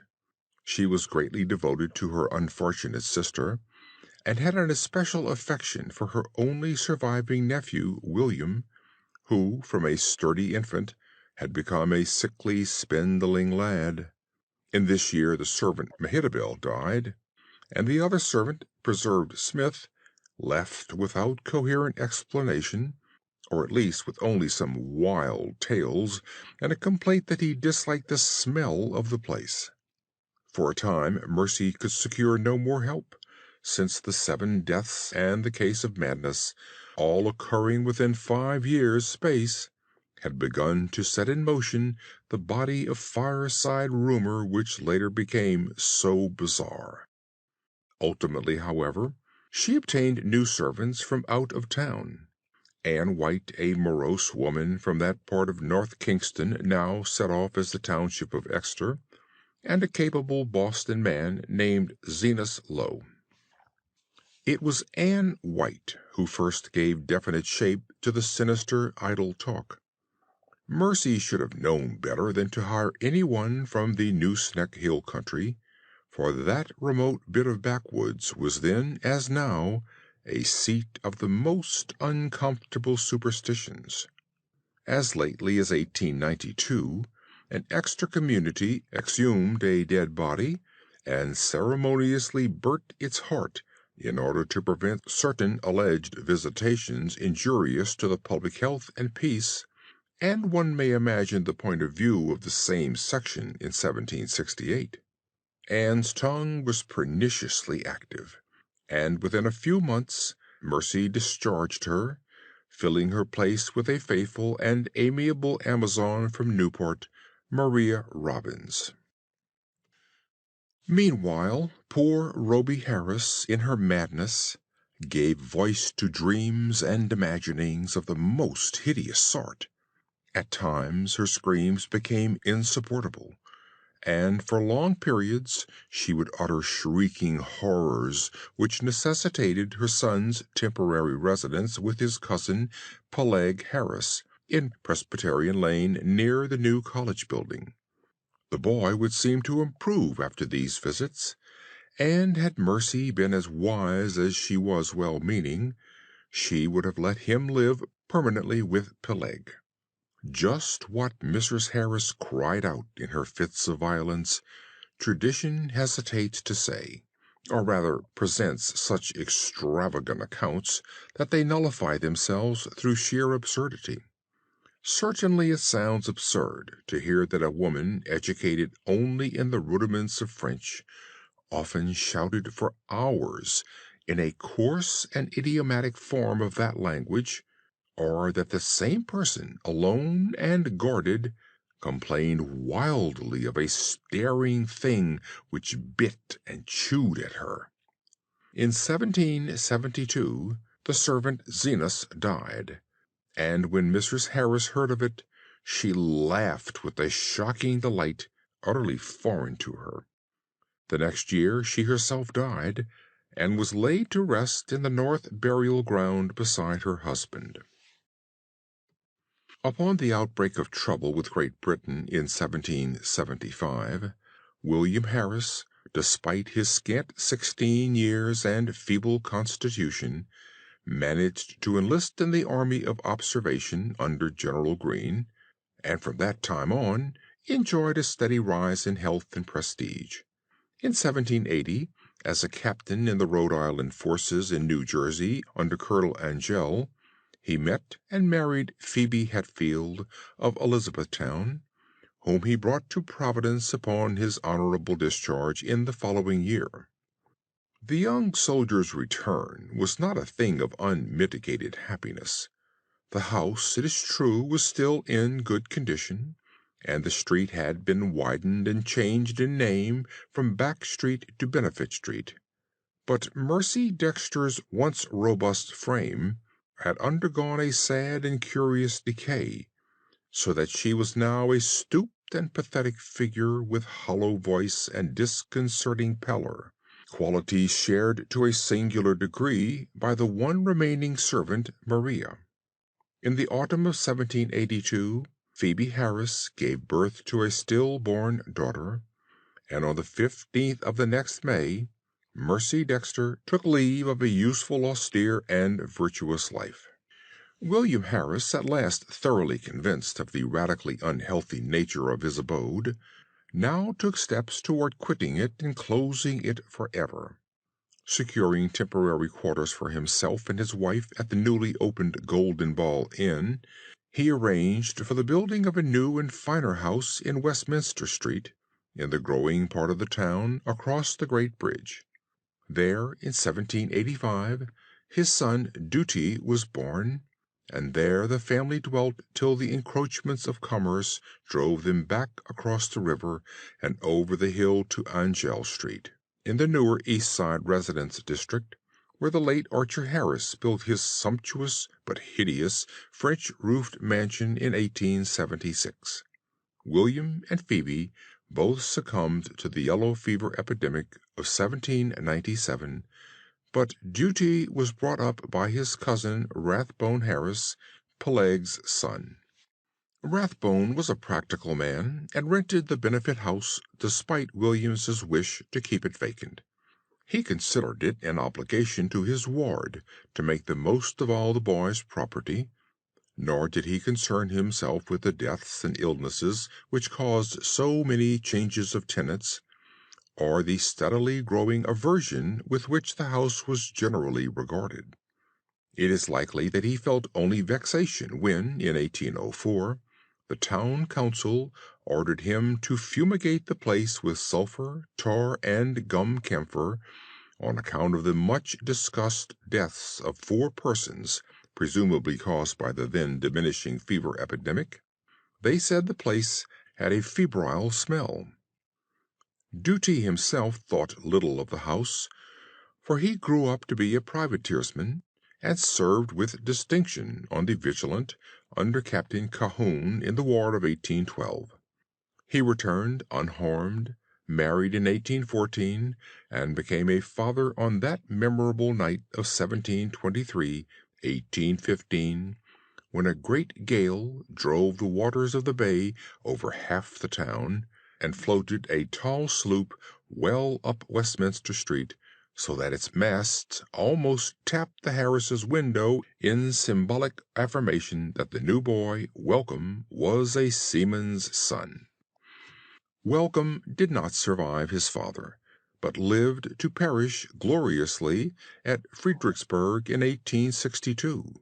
Neither he nor his son Archer knew of the shunned house as other than a nuisance almost impossible to rent, perhaps on account of the mustiness and sickly odor of unkempt old age. Indeed, it never was rented after a series of deaths culminating in 1861, which the excitement of the war tended to throw into obscurity. Carrington Harris, last of the male line, knew it only as a deserted and somewhat picturesque center of legend until I told him my experience.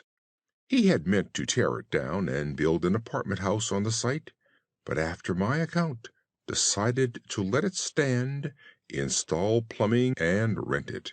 Nor has he yet had any difficulty in obtaining tenants. The horror has gone. Part 3. It may well be imagined how powerfully I was affected by the annals of the Harrises. In this continuous record there seemed to me to brood a persistent evil beyond anything in nature as I had known it, an evil clearly connected with the house and not with the family.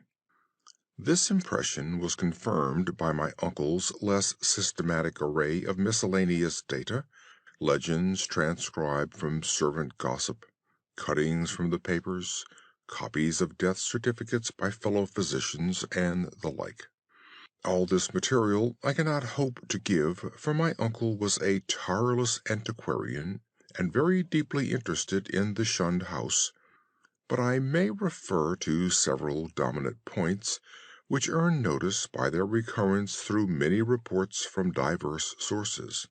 For example, the servant gossip was practically unanimous in attributing to the fungus and malodorous cellar of the house a vast supremacy in evil influence. There had been servants, and White especially, who would not use the cellar kitchen, and at least 3 well-defined legends bore upon the queer quasi-human or diabolic outlines assumed by tree roots and patches of mold in that region. These latter narratives interested me profoundly on account of what I had seen in my boyhood, but I felt that most of the significance had in each case been largely obscured by additions from the common stock of local ghost lore. Anne White, with her extra superstition, had promulgated the most extravagant and at the same time most consistent tale, alleging that there must lie buried beneath the house one of those vampires, the dead who retain their bodily form and live on the blood or breath of the living, whose hideous legions send their preying shapes or spirits abroad by night. To destroy a vampire, one must, the grandmothers say, exhume it and burn its heart, or at least drive a stake through that organ. And Anne's dogged insistence on a search under the cellar had been prominent in bringing about her discharge. Her tales, however, commanded a wide audience, and were the more readily accepted because the house indeed stood on land once used for burial purposes. To me their interest depended less on this circumstance than on the peculiarly appropriate way in which they dovetailed with certain other things. The complaint of the departing servant preserved Smith, who had preceded Anne and never heard of her, that something sucked his breath at night. The dead certificates of the fever victims of 1804, issued by Dr. Chad Hopkins, and showing the 4 deceased persons all unaccountably lacking in blood, and the obscure passages of poor Rhoby Harris's ravings, where she complained of the sharp teeth of a glassy-eyed, half-visible presence. Free from unwarranted superstition though I am, these things produced in me an odd sensation, which was intensified by a pair of widely separate newspaper cuttings relating to deaths in the shunned house. One from the Providence Gazette and Country Journal of April 12, 1815, and the other from the Daily Transcript and Chronicle of October 27, 1845, each of which detailed an appallingly grisly circumstance whose duplication was remarkable. It seems that in both instances the dying person, in 1815 a gentle old lady named Stafford, and in 1845 a school teacher of middle age named Eleazar Durfee, became transfigured in a horrible way, glaring glassily and attempting to bite the throat of the attending physician. Even more puzzling, though, was the final case which put an end to the renting of the house. A series of anemia deaths preceded by progressive madness, wherein the patient would craftily attempt the lives of his relatives by incisions in the neck or wrist. This was in 1860 and 1861, when my uncle had just begun his medical practice, and before leaving for the front he heard much of it from his elder professional colleagues. The really inexplicable thing was the way in which the victims, ignorant people, for the ill-smelling and widely shunned house could now be rented to no others, would babble maledictions in French, a language they could not possibly have studied to any extent. It made one think of poor Rhoby Harris nearly a century before, and so moved my uncle that he commenced collecting historical data on the house after listening, some time subsequent to his return from the war, to the first-hand account of Doctors Chase and Whitmarsh. Indeed, I could see that my uncle had thought deeply on the subject, and that he was glad of my own interest, an open-minded and sympathetic interest, which enabled him to discuss with me matters at which others would merely have laughed. His fancy had not gone so far as mine, but he felt that the place was rare in its imaginative potentialities, and worthy of note as an inspiration in the field of the grotesque and macabre. For my part, I was disposed to take the whole subject with profound seriousness, and began at once not only to review the evidence, but to accumulate as much more as I could. I talked with the elderly Archer Harris, then owner of the house, many times before his death in 1916, and obtained from him and his still surviving maiden aunt, Alice, an authentic corroboration of all the family data my uncle had collected. When, however, I asked them what connection with France or its language the house could have, they confessed themselves as frankly baffled and ignorant as I. Archer knew nothing, and all that Miss Harris could say was that an old allusion her grandfather, Duty Harris, had heard of might shed a little light. The old seaman, who had survived his son Welcome's death in battle by 2 years, had not himself known the legend, but he recalled that his earliest nurse, the ancient Maria Robbins, seemed darkly aware of something that might have lent a weird significance to the French raving of Rhoby Harris, which she had so often heard during the last days of that hapless woman. Maria had been at the shunned house from 1769 till the removal of the family in 1783, and had seen Mercy Dexter die. Once she hinted to the child Duty of a somewhat peculiar circumstance in Mercy's last moments, but he had soon forgotten all about it, save that it was something peculiar. The granddaughter, however, recalled even this much with difficulty. She and her brother were not so much interested in the house as was Archer's son Carrington, the present owner, with whom I talked after my experience. Having exhausted the Harris family of all the information it could furnish, I turned my attention to early town records and deeds with a zeal more penetrating than that which my uncle had occasionally shown in the same work. What I wished was a comprehensive history of the site from its very settlement in 1636, or even before, if any Narragansett Indian legend could be unearthed to supply the data. I found at the start that the land had been part of the long strip of home lot granted originally to John Throckmorton, one of many similar strips beginning at the town street beside the river and extending up over the hill to a line roughly corresponding with the modern Hope Street. The Throckmorton lot had later, of course, been much subdivided, and I became very assiduous in tracing that section through which Back or Benefit Street was later run. It had, as rumor indeed said, been the Throckmorton graveyard, but as I examined the records more carefully, I found that the graves had all been transferred at an early date to the North Burial Ground on the Pawtucket West Road. Then, Suddenly I came, by a rare piece of chance, since it was not in the main body of records, and might easily have been missed, upon something which aroused my keenest eagerness, fitting in as it did with several of the queerest phases of the affair. It was the record of a lease in 1697 of a small tract of ground to an Etienne Roulet and his wife.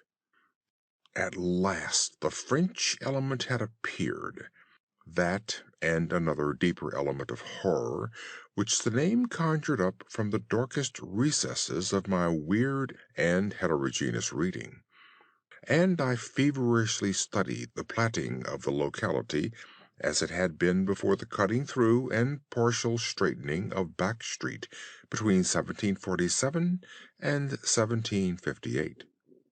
I found what I had half expected, that where the shunned house now stood, the Roulets had laid out their graveyard behind a one-story and attic cottage, and that no record of any transfer of graves existed. The document, indeed, ended in much confusion, and I was forced to ransack both the Rhode Island Historical Society and Shepley Library before I could find a local door which the name of Etienne Roulet would unlock.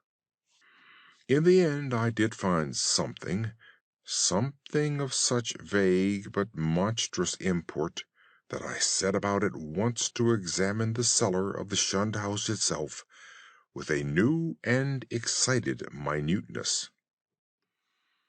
The Roulets, it seemed, had come in 1696 from East Greenwich, down the west shore of Narragansett Bay. They were Huguenots from Claude, and had encountered much opposition before the Providence selectmen allowed them to settle in the town. Unpopularity had dogged them in East Greenwich, whither they had come in 1686, after the revocation of the Edict of Nantes, and rumor said that the cause of dislike extended beyond mere racial and national prejudice, or the land disputes which involved other French settlers with the English in rivalries which not even Governor Andros could quell. But their ardent Protestantism, too ardent, some whispered, and their evident distress when virtually driven from the village down the bay, had moved the sympathy of the town fathers. Here the strangers had been granted a haven, and the swarthy Etienne Roulet, less apt at agriculture than at reading queer books and drawing queer diagrams, was given a clerical post in the warehouse at Pardon Tinglehast's wharf, far south in Town Street. There had, however, been a riot of some sort later on, perhaps 40 years later, after old Roulet's death, and no one seemed to hear of the family after that. For a century or more, it appeared, the Roulets had been well remembered and frequently discussed as vivid incidents in the quiet life of a New England seaport. Etienne's son, Paul, a surly fellow whose erratic conduct had probably provoked the riot which wiped out the family, was particularly a source of speculation, and though Providence never shared the witchcraft panics of her Puritan neighbors, it was freely intimated by old wives that his prayers were neither uttered at the proper time nor directed toward the proper object. All this had undoubtedly formed the basis of the legend known by old Maria Robbins. What relation it had to the French ravings of Roby Harris and other inhabitants of the shunned house, imagination or future discovery alone would determine. I wondered how many of those who had known the legends realized that additional link with the terrible which my wider reading had given me, that ominous item in the annals of morbid horror which tells of the creature Jacques Roulet of Claude, who in 1598 was condemned to death as a demoniac, but afterwards saved from the stake by the Paris Parliament and shut in a madhouse. He had been found, covered with blood and shreds of flesh, in a wood, shortly after the killing and rending of a boy by a pair of wolves. One wolf was seen to lope away unhurt. Surely a pretty hearthside tale, with a queer significance as to name and place. But I decided that the Providence gossips could not have generally known of it.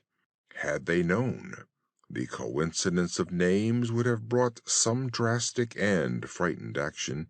Indeed, might not its limited whispering have precipitated the final riot which erased the roulettes from the town?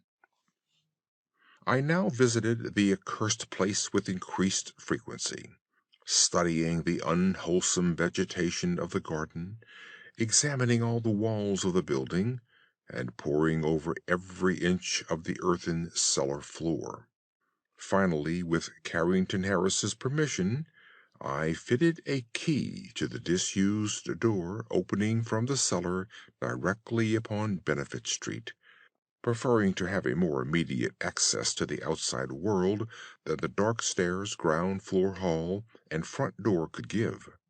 There, where morbidity lurked most thickly, I searched and poked during long afternoons, when the sunlight filtered in through the cobwebbed above-ground windows, and a sense of security glowed from the unlocked door, which placed me only a few feet from the placid sidewalk outside. Nothing new rewarded my efforts. Only the same depressing mustiness and faint suggestions of noxious odors and nitrous outlines on the floor, and I fancy that many pedestrians must have watched me curiously through the broken panes.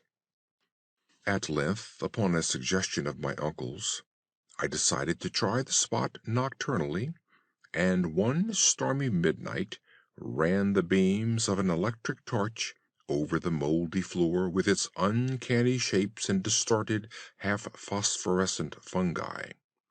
The place had dispirited me curiously that evening, and I was almost prepared when I saw, or thought I saw, amid the whitish deposits, a particularly sharp definition of the huddled form I had suspected from boyhood.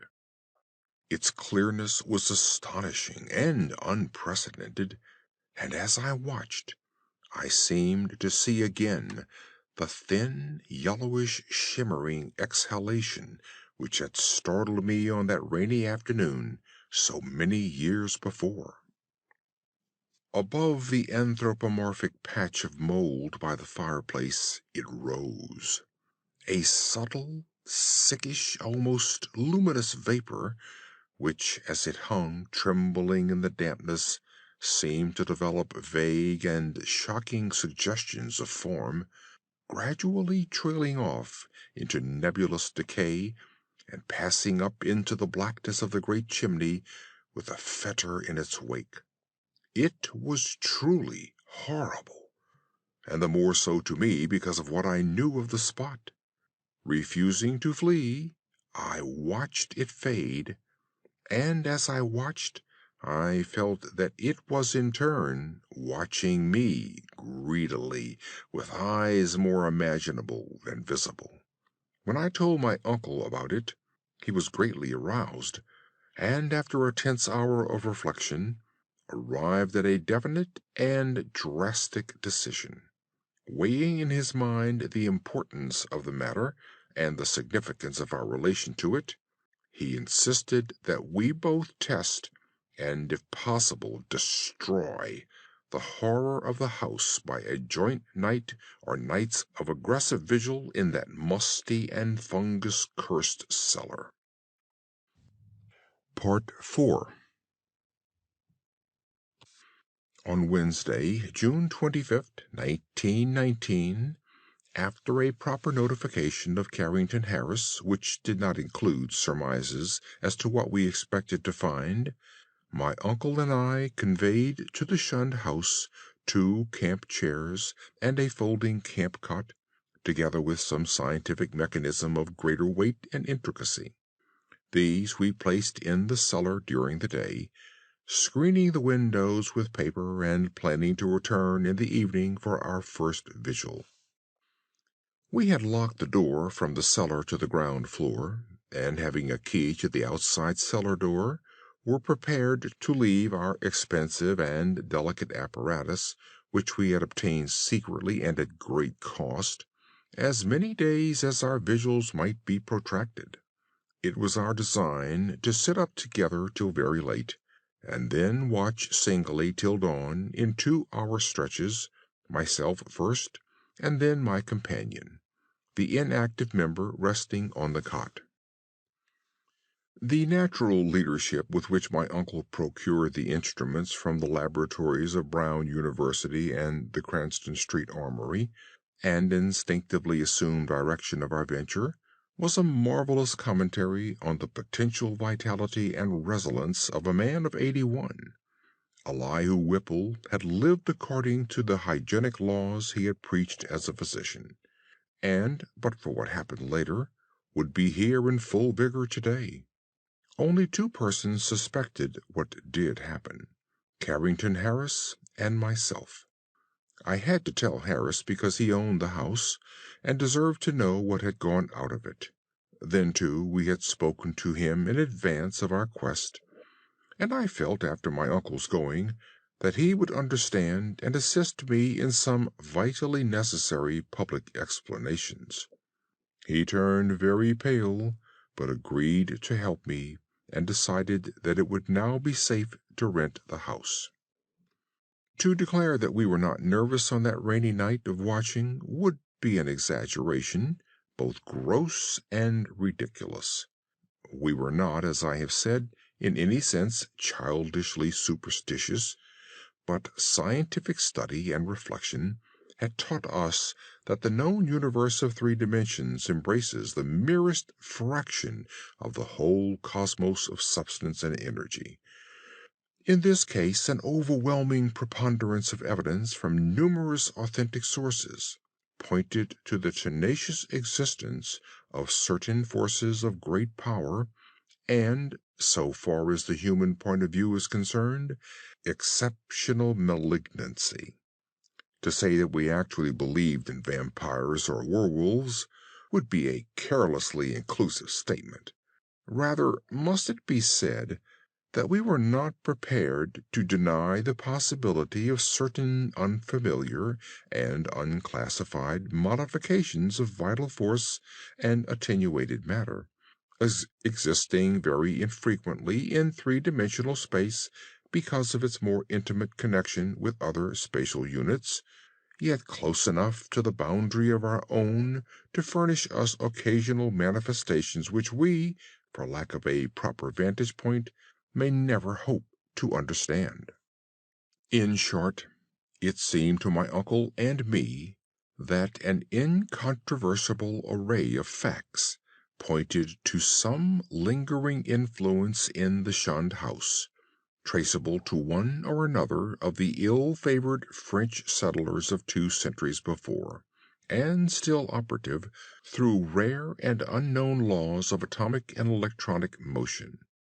But the family of Roulette had possessed an abnormal affinity for outer circles of entity, dark spheres which for normal folk hold only repulsion and terror, their recorded history seemed to prove.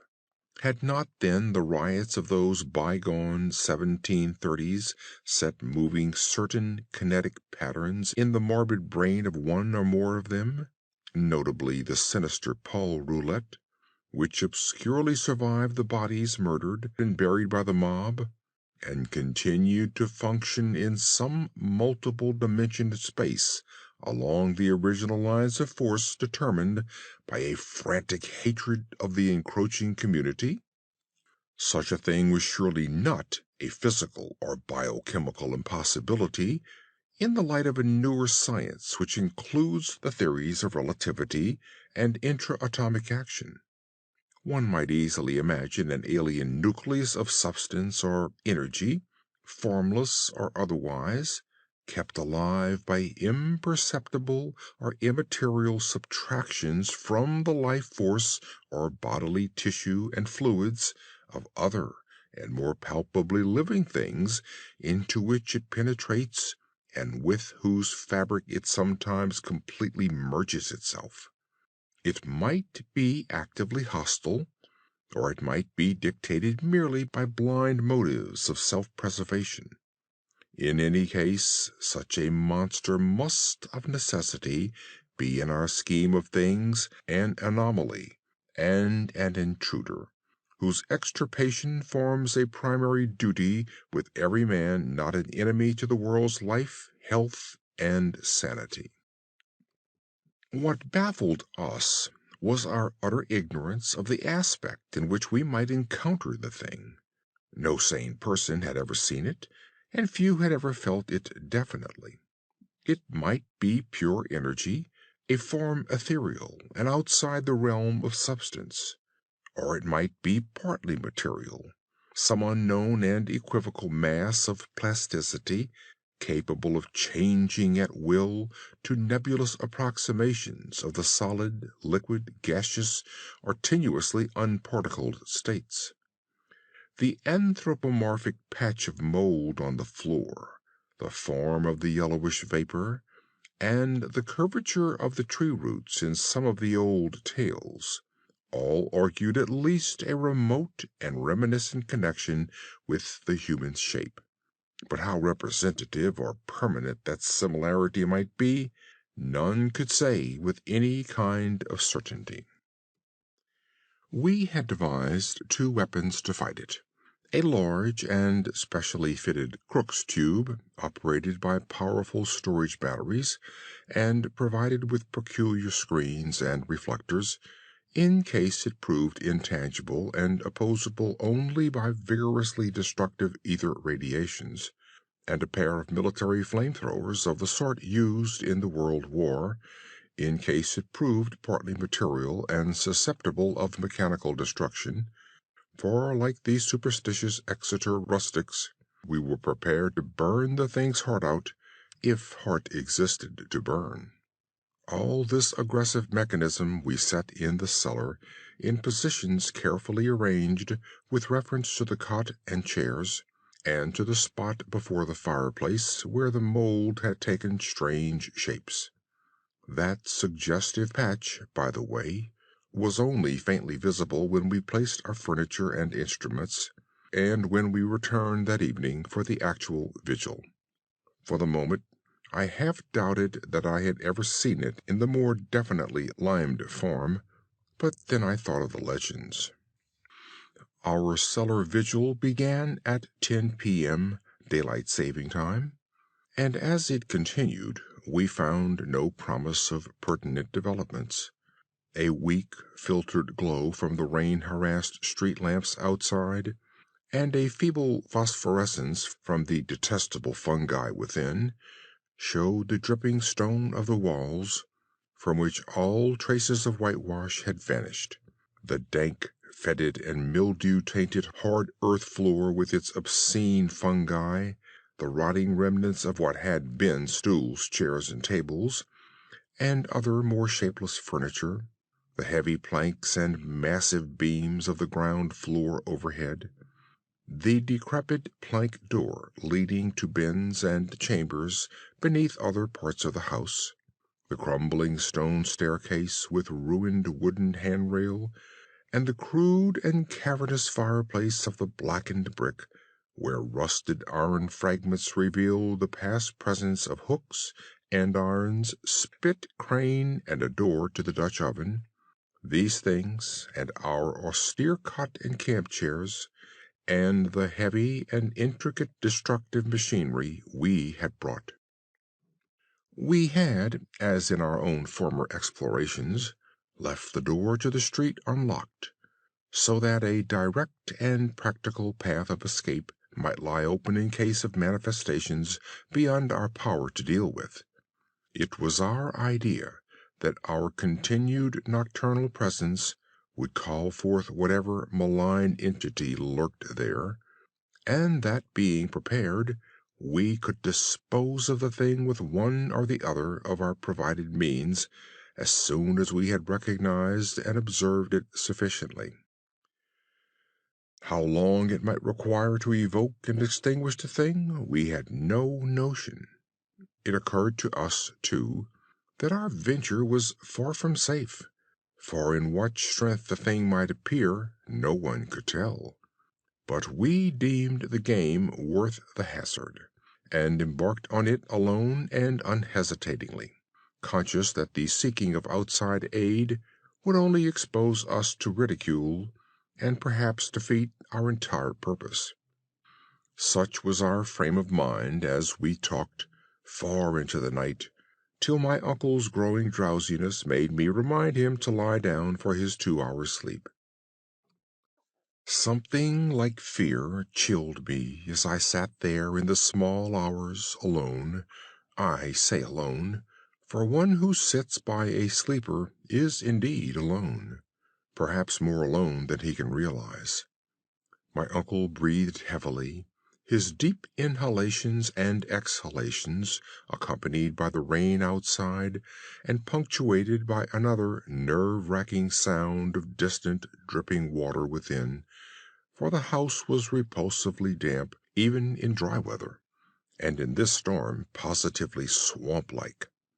I studied the loose, antique masonry of the walls in the fungus light and the feeble rays which stole in from the street through the screen window, and once, when the noisome atmosphere of the place seemed about to sicken me, I opened the door and looked up and down the street, feasting my eyes on familiar sights and my nostrils on wholesome air. Still, nothing occurred to reward my watching, and I yawned repeatedly, fatigue getting the better of apprehension. Then the stirring of my uncle in his sleep attracted my notice. He had turned restlessly on the cot several times during the latter half of the first hour, but now he was breathing with unusual irregularity, occasionally heaving a sigh which held more than a few of the qualities of a choking moan. I turned my electric flashlight on him and found his face averted, so rising and crossing to the other side of the cot, I again flashed the light to see if he seemed in any pain. What I saw unnerved me most surprisingly, considering its relative triviality. It must have been merely the association of any odd circumstances with the sinister nature of our location and mission, for surely the circumstance was not in itself frightful or unnatural. It was merely that my uncle's facial expression, disturbed no doubt by the strange dreams which our situation prompted, betrayed considerable agitation, and seemed not at all characteristic of him. His habitual expression was one of kindly and well-bred calm, whereas now a variety of emotions seemed struggling within him. I think, on the whole, that it was this variety which chiefly disturbed me. My uncle, as he gasped and tossed in increasing perturbation, and with eyes that had now started open, seemed not one, but many men, and suggested a curious quality of alienage from himself. All at once he commenced to mutter, and I did not like the look of his mouth and teeth as he spoke.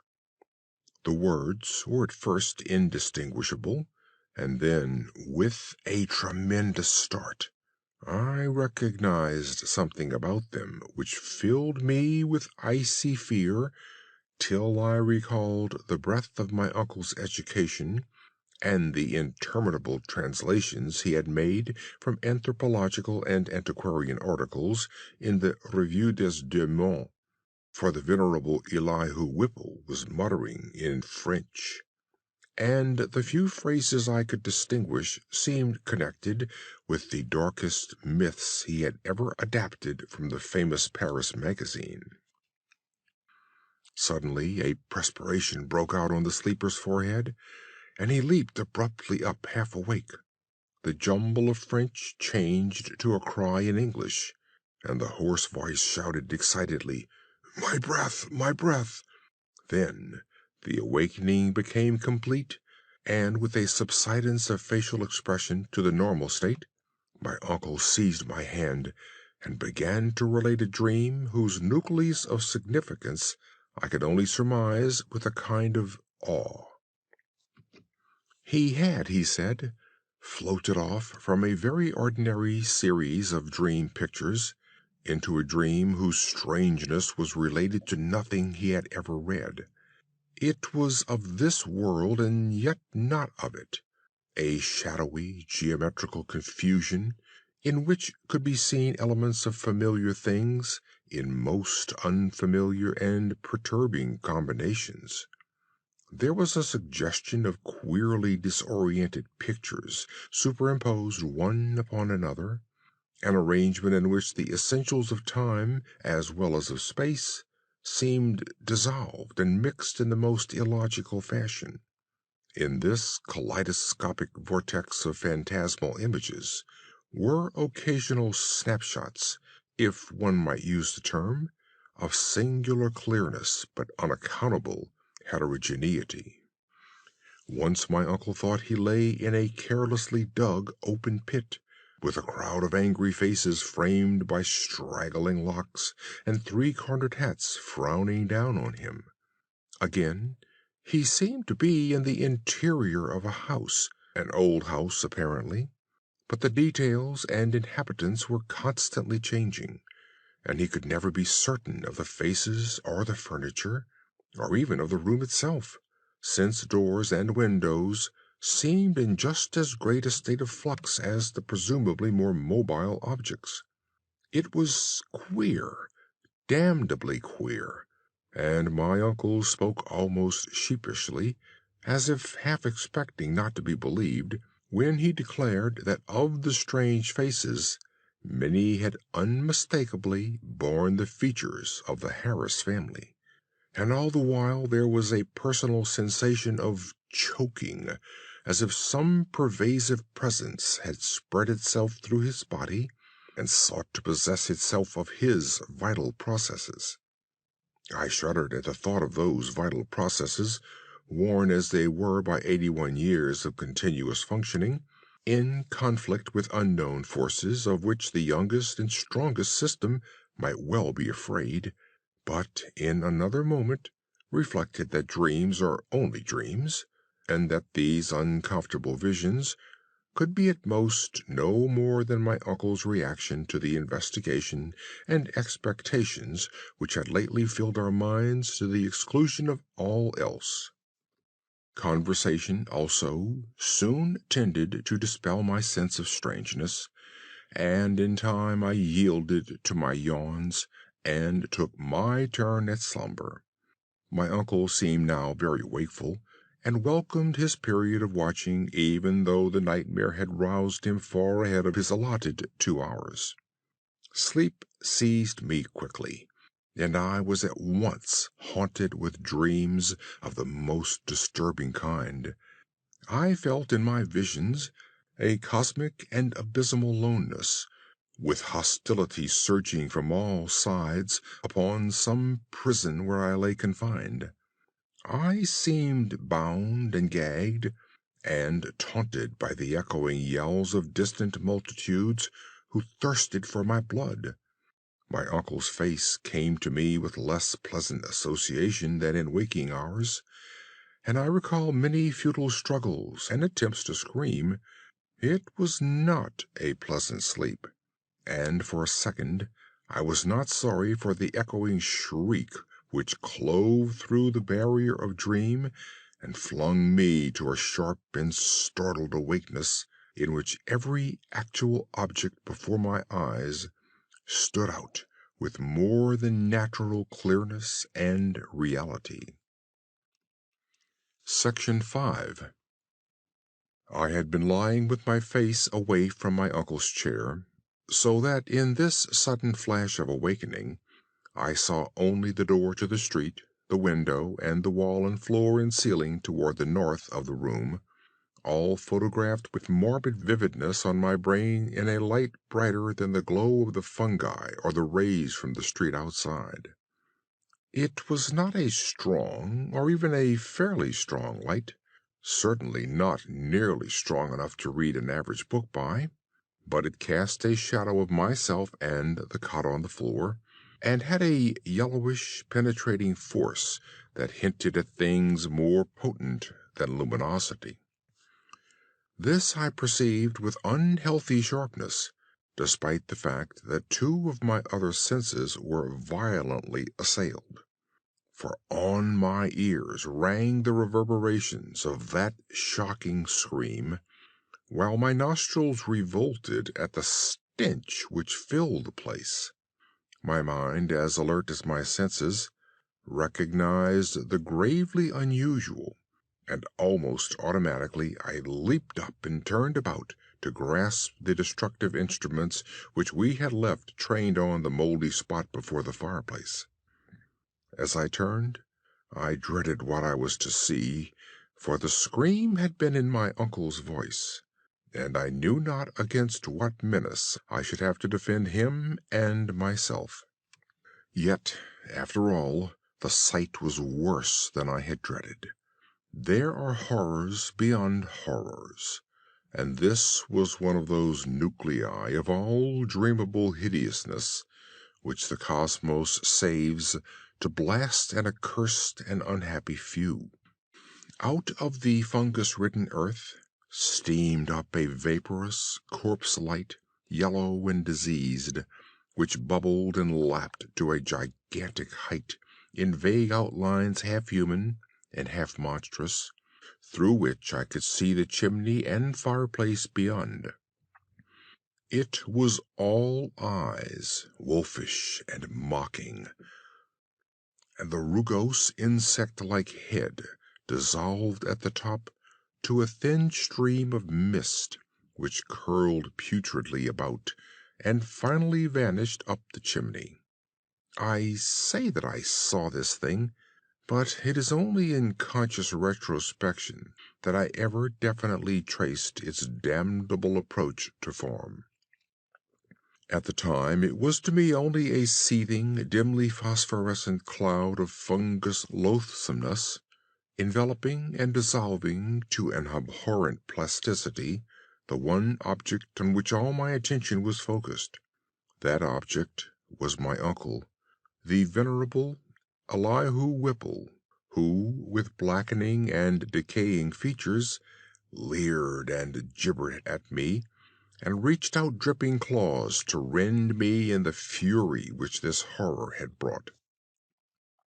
It was a sense of routine which kept me from going mad. I had drilled myself in preparation for the crucial moment, and blind training saved me. Recognizing the bubbling evil as no substance reachable by matter or material chemistry, and therefore ignoring the flamethrower which loomed on my left, I threw on the current of the Crookes tube apparatus, and focused toward that scene of immortal blasphemousness the strongest ether radiations which man's art can rouse from the spaces and fluids of nature. There was a bluish haze and a frenzied sputtering, and the yellowish phosphorescence grew dimmer to my eyes. But I saw the dimness was only that of contrast, and that the waves from the machine had no effect whatever. Then, in the midst of that demoniac spectacle, I saw a fresh horror which brought cries to my lips and sent me fumbling and staggering toward that unlocked door to the quiet street, careless of what abnormal terrors I loosed upon the world, or what thoughts or judgments of men I brought down upon my head. In that dim blend of blue and yellow, the form of my uncle had commenced a nauseous liquefaction, whose essence eludes all description, and in which there played across his vanishing face such changes of identity as only madness can conceive. He was at once a devil and a multitude, a charnel house and a pageant, lit by the mixed and uncertain beams. That gelatinous face assumed a dozen, a score, 100 aspects, grinning as it sank to the ground on a body that melted like tallow in the caricatured likeness of legions strange and yet not strange. I saw the features of the Harris line, masculine and feminine, adult and infantile, and other features old and young, coarse and refined, familiar and unfamiliar. For a second there flashed a degraded counterfeit of a miniature of poor mad Rhoby Harris that I had seen in the School of Design Museum, and another time I thought I caught the raw-boned image of Mercy Dexter as I recalled her from a painting in Carrington Harris's house. It was frightful beyond conception. Toward the last, when a curious blend of servant and baby visages flickered close to the fungoid floor, where a pool of greenish grease was spreading, it seemed as though the shifting features fought against themselves and strove to form contours like those of my uncle's kindly face. I like to think that he existed at that moment, and that he tried to bid me farewell. It seems to me I hiccuped a farewell from my own parched throat as I lurched out into the street, a thin stream of grease following me through the door to the rain-drenched sidewalk. The rest is shadowy and monstrous.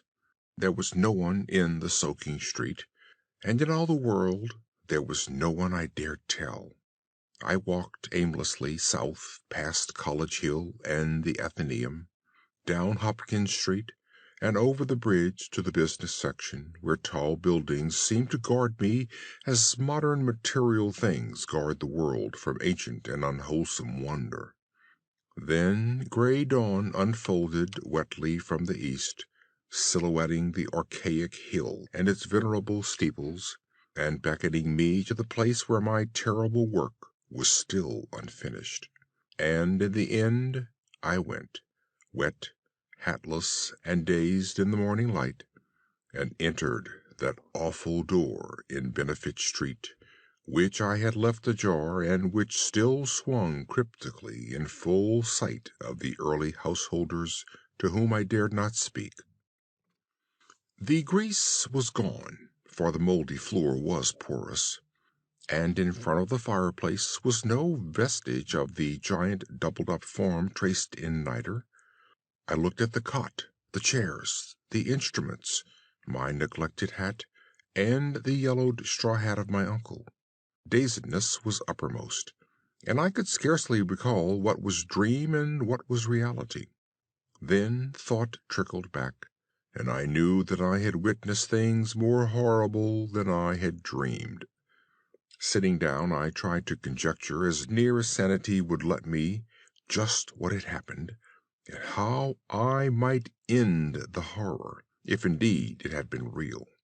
Matter it seemed not to be, nor ether, nor anything else conceivable by mortal mind. What, then, but some exotic emanation, some vampirish vapor, such as Exeter rustics tell of as lurking over certain churchyards? This, I felt, was the clue, and again I looked at the floor before the fireplace, where the mold and the niter had taken strange forms. In 10 minutes my mind was made up, and taking my hat I set out for home, where I bathed, ate, and gave by telephone an order for a pickaxe, a spade, a military gas mask, and 6 carboys of sulphuric acid, all to be delivered the next morning at the cellar door of the shunned house in Benefit Street. After that I tried to sleep, and failing, passed the hours in reading and in the composition of inane verses to counteract my mood. At 11 a.m. the next day I commenced digging. It was sunny weather, and I was glad of that. I was still alone, for as much as I feared the unknown horror I sought, there was more fear in the thought of telling anybody. Later, I told Harris, only through sheer necessity, and because he had heard odd tales from old people which disposed him ever so little toward belief.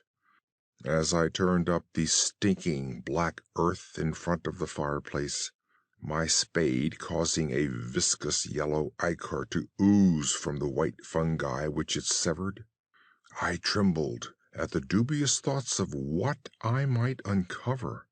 Some secrets of inner earth are not good for mankind, and this seemed to me one of them.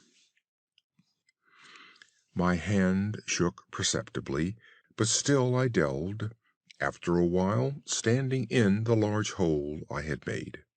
With the deepening of the hole, which was about 6 feet square, the evil smell increased, and I lost all doubt of my imminent contact with the hellish thing whose emanations had cursed the house for over a century and a half.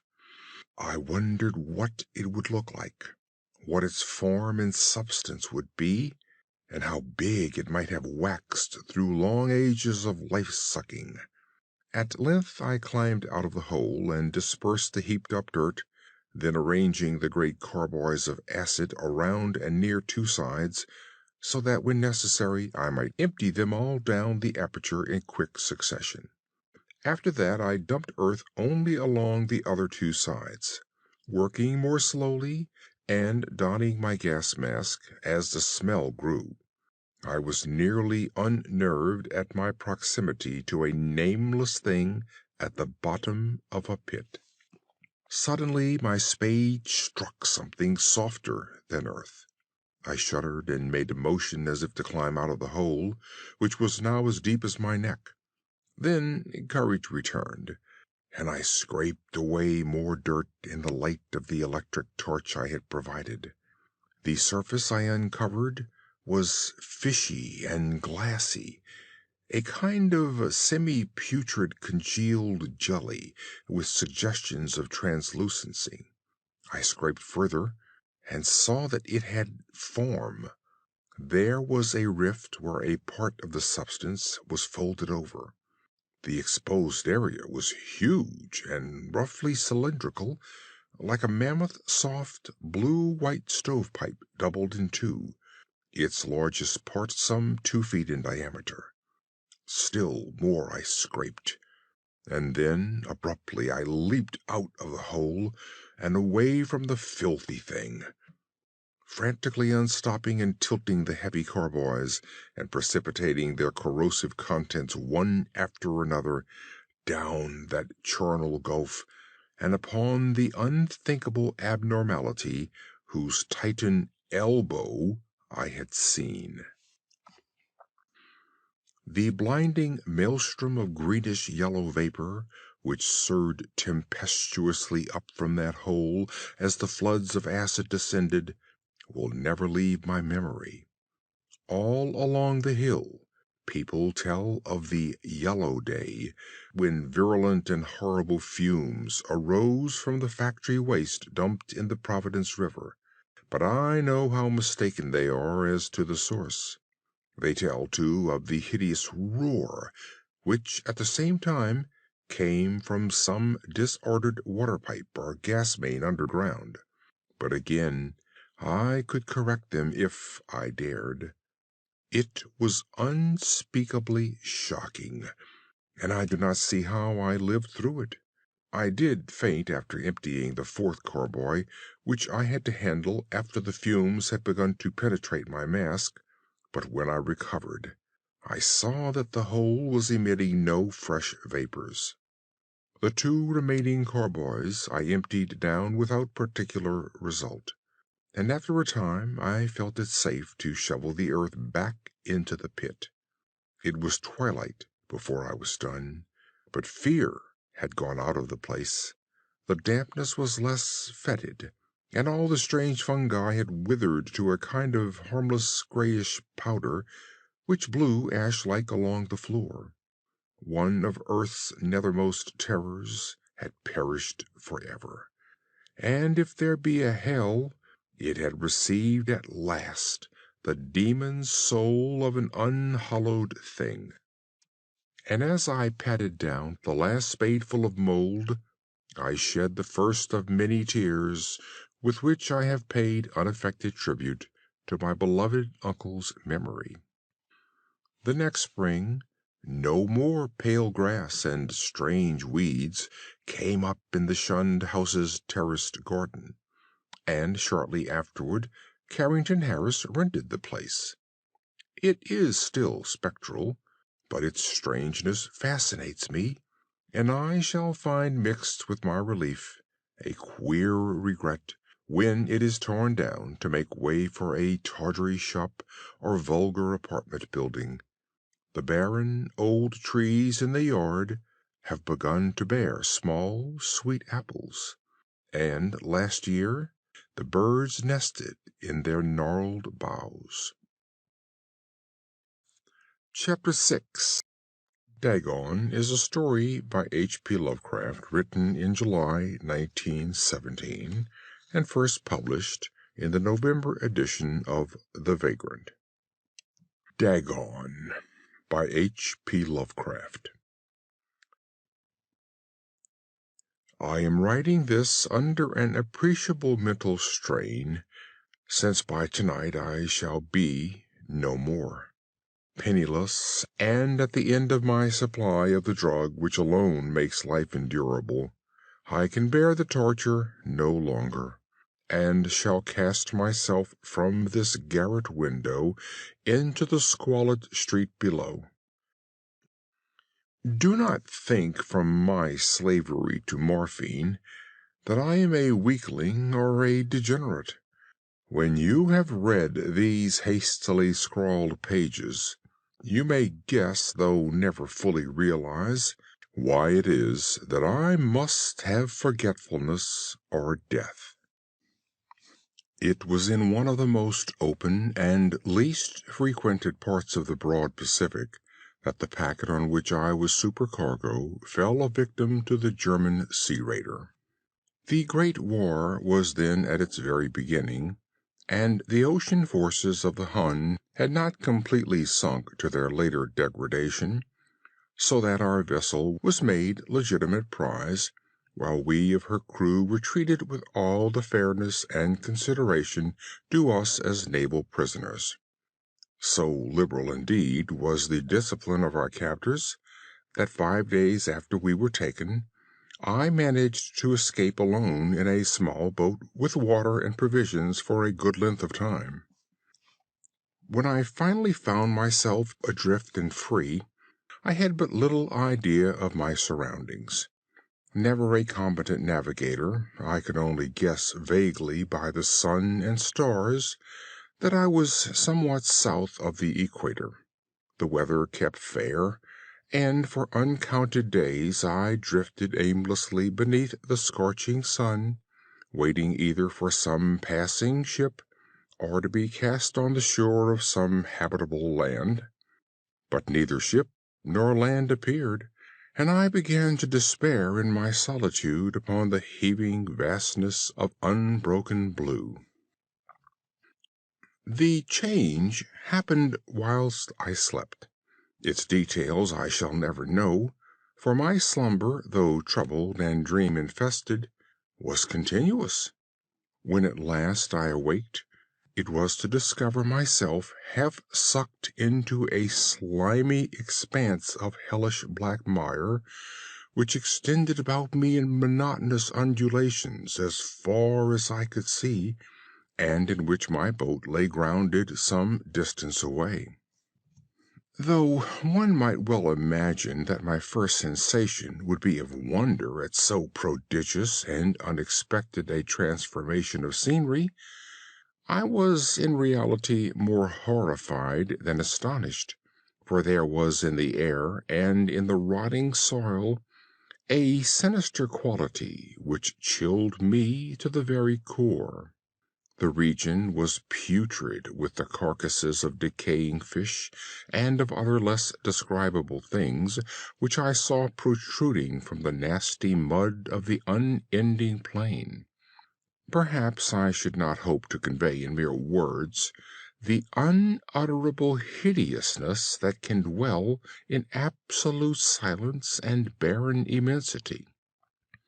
There was nothing within hearing, and nothing in sight, save a vast reach of black slime. Yet the very completeness of the stillness and homogeneity of the landscape oppressed me with a nauseating fear. The sun was blazing down from a sky which seemed to me almost black in its cloudless cruelty, as though reflecting the inky marsh beneath my feet. As I crawled into the stranded boat, I realized that only one theory could explain my position.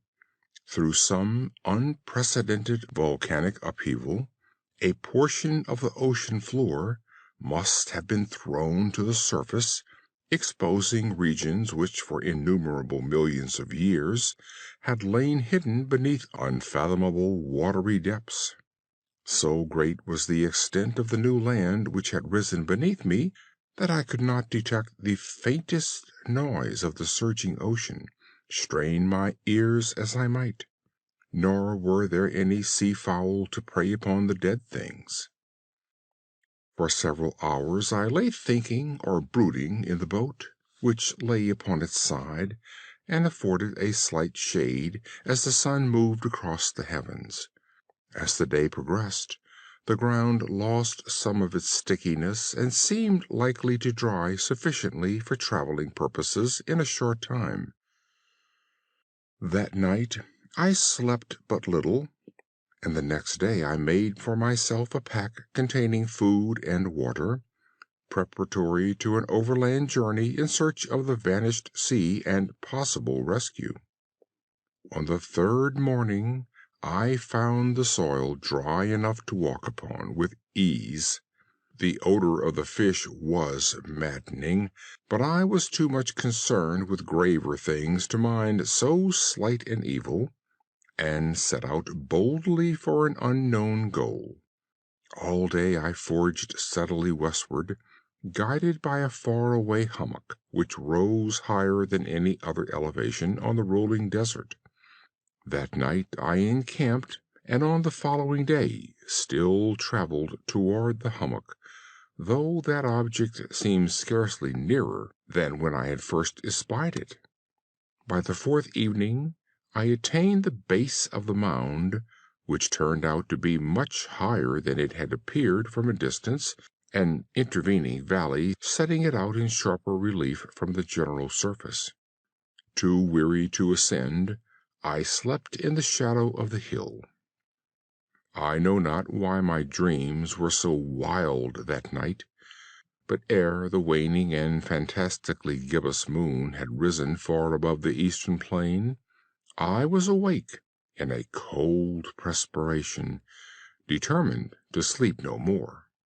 Such visions as I had experienced were too much for me to endure again, and in the glow of the moon I saw how unwise I had been to travel by day. Without the glare of the parching sun, my journey would have cost me less energy. Indeed, I now felt quite able to perform the ascent which had deterred me at sunset. Picking up my pack, I started for the crest of the eminence. I have said that the unbroken monotony of the rolling plain was a source of vague horror to me, but I think my horror was greater when I gained the summit of the mound and looked down the other side into an immeasurable pit or canyon whose black recesses the moon had not yet soared high enough to illuminate. I felt myself on the edge of the world, peering over the rim into a fathomless chaos of eternal night. Through my terror ran curious reminiscences of Paradise Lost, and of Satan's hideous climb through the unfashioned realms of darkness. As the moon climbed higher in the sky, I began to see that the slopes of the valley were not quite so perpendicular as I had imagined. Ledges and outcroppings of rock afforded fairly easy footholds for a descent, whilst after a drop of a few hundred feet the declivity became very gradual. Urged on by an impulse which I cannot definitely analyze, I scrambled with difficulty down the rocks and stood on the gentler slope beneath, gazing into the Stygian deeps where no light had yet penetrated. All at once my attention was captured by a vast and singular object on the opposite slope, which rose steeply about 100 yards ahead of me, an object that gleamed whitely in the newly bestowed rays of the ascending moon. That it was merely a gigantic piece of stone I soon assured myself, but I was conscious of a distinct impression that its contour and position were not altogether the work of nature. A closer scrutiny filled me with sensations I cannot express, for despite its enormous magnitude and its position in an abyss which had yawned at the bottom of the sea since the world was young, I perceived beyond a doubt that the strange object was a well-shaped monolith whose massive bulk had known the workmanship and perhaps the worship of living and thinking creatures. Dazed and frightened, yet not without a certain thrill of the scientist's or archaeologist's delight, I examined my surroundings more closely.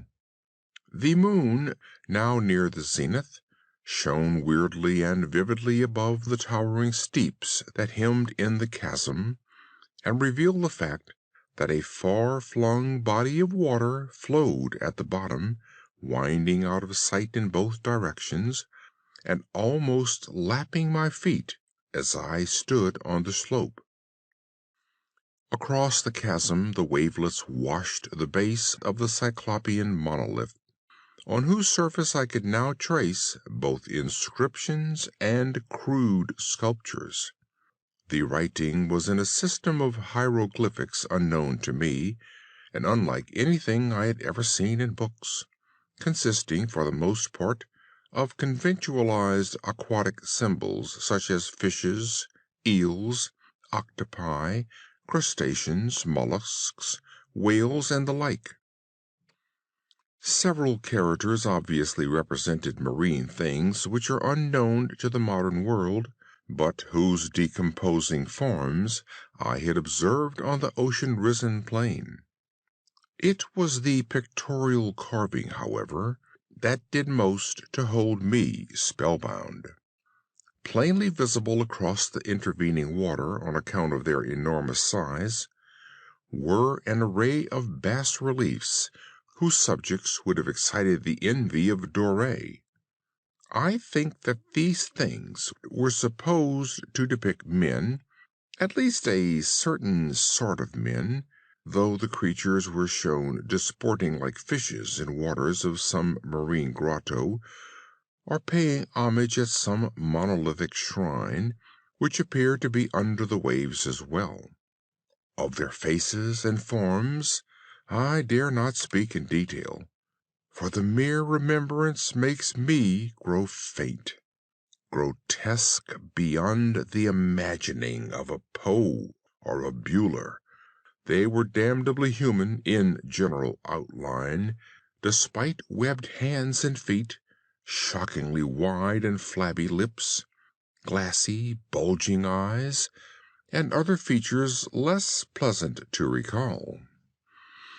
Curiously enough, they seem to have been chiseled badly out of proportion with their scenic background, for one of the creatures was shown in the act of killing a whale, represented as but little larger than himself. I remarked, as I say, their grotesqueness and strange size, but in a moment decided that they were merely the imaginary gods of some primitive fishing or seafaring tribe, some tribe whose last descendants had perished eras before the first ancestor of the Piltdown or Neanderthal man was born. Awestruck at this unexpected glimpse into a past beyond the conception of the most daring anthropologist, I stood musing, whilst the moon cast queer reflections on the silent channel before me. Then, suddenly, I saw it. With only a slight churning to mark its rise to the surface, the thing slid into view above the dark waters.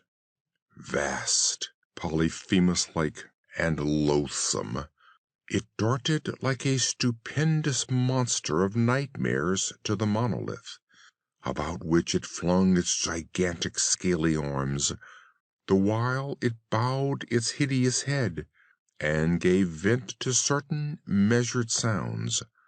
I think I went mad then. Of my frantic ascent of the slope and cliff, and of my delirious journey back to the stranded boat, I remember little. I believe I sang a great deal, and laughed oddly when I was unable to sing. I have indistinct recollections of a great storm some time after I reached the boat. At any rate, I know that I heard peals of thunder and other tones which nature utters only in her wildest moods.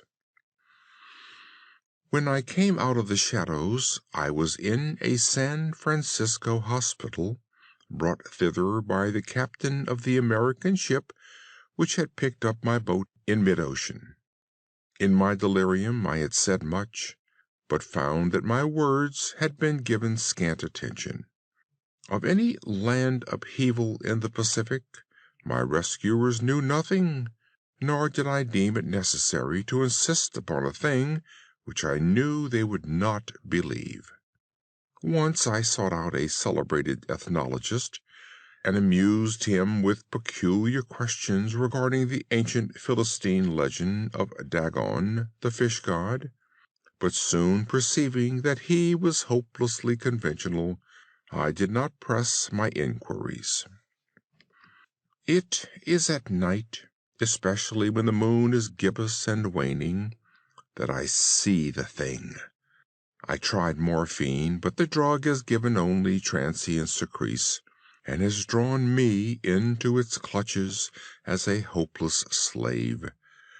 So now I am to end it all, having written a full account for the information or the contemptuous amusement of my fellow men.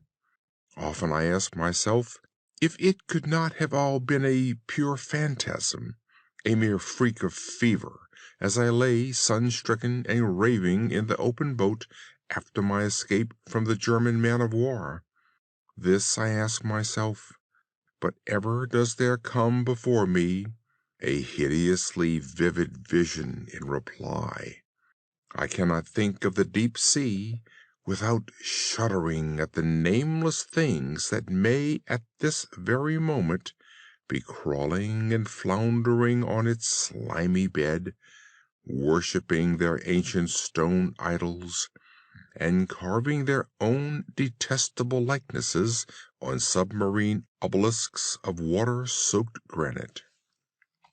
I dream of a day when they may rise above the billows, to drag down in their reeking talons the remnants of puny, war-exhausted mankind, of a day when the land shall sink, and the dark ocean floor shall ascend amid universal pandemonium. The end is near. I hear a noise at the door, as of some immense slippery body lumbering against it. It shall not find me. God, that hand! The window! The window! Chapter 7. The Tomb. Sedibus ut soltim placidis in morte quiescam. Virgil. In relating the circumstances which have led to my confinement within this refuge for the demented, I am aware that my present position will create a natural doubt of the authenticity of my narrative. It is an unfortunate fact that the bulk of humanity is too limited in its mental vision to weigh with patience and intelligence those isolated phenomena seen and felt only by a psychologically sensitive few, which lie outside its common experience.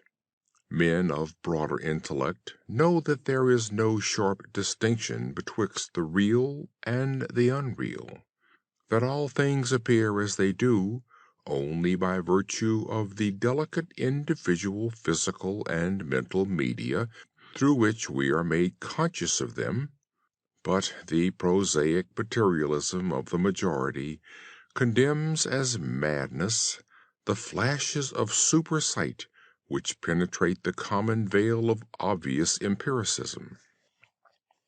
My name is Jervis Dudley, and from earliest childhood I have been a dreamer and a visionary.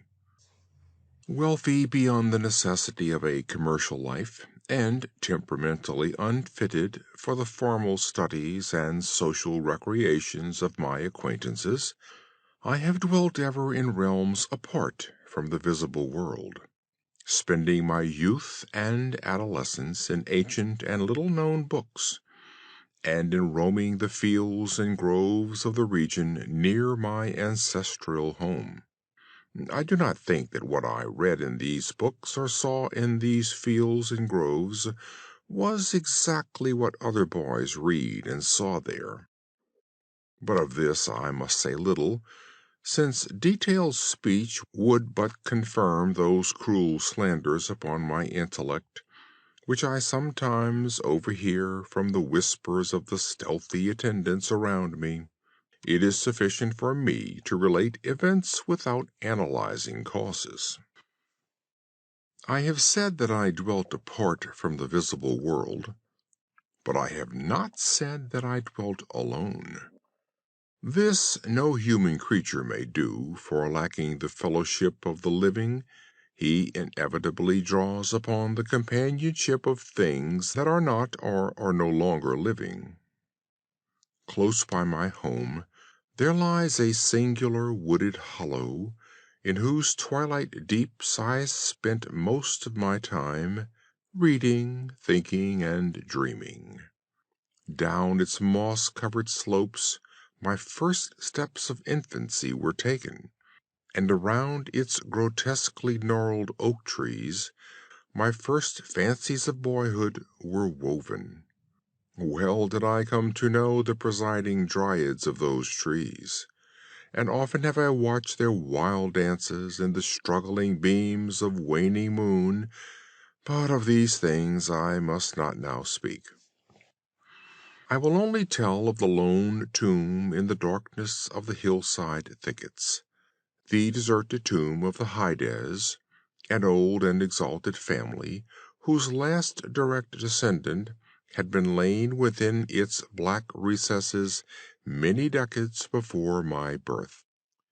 The vault to which I refer is an ancient granite, weathered and discolored by the mists and dampness of generations.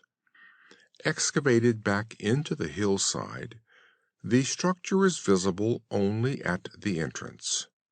The door, a ponderous and forbidding slab of stone, hangs upon rusted iron hinges, and is fastened ajar in a queerly sinister way by means of heavy iron chains and padlocks, according to a gruesome fashion of half a century ago.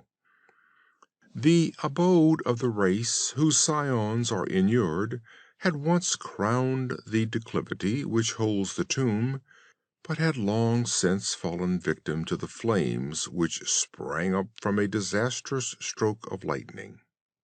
Of the midnight storm which destroyed this gloomy mansion, the older inhabitants of the region sometimes speak in hushed and uneasy voices, alluding to what they call divine wrath, in a manner that in later years vaguely increased the always strong fascination which I felt for the forest-darkened sepulchre.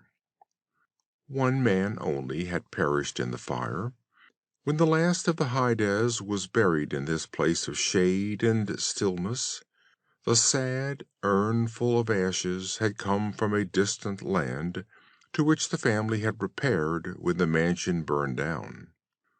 No one remains to lay flowers before the granite portal, and few care to brave the depressing shadows which seem to linger strangely about the water-worn stones. I shall never forget the afternoon when first I stumbled upon the half-hidden house of the dead. It was in midsummer, when the alchemy of nature transmutes the sylvan landscape to one vivid and almost homogeneous mass of green. When the senses are well nigh intoxicated with the surging seas of moist verdure and the subtly indefinable odors of the soil and the vegetation. In such surroundings, the mind loses its perspective. Time and space become trivial and unreal, and echoes of a forgotten prehistoric past beat insistently upon the enthralled consciousness.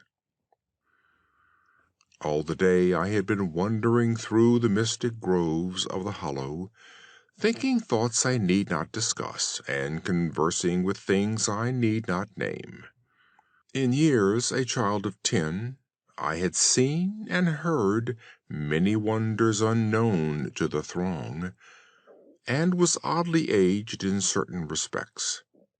When, upon forcing my way between two savage clumps of briars, I suddenly encountered the entrance of the vault, I had no knowledge of what I had discovered.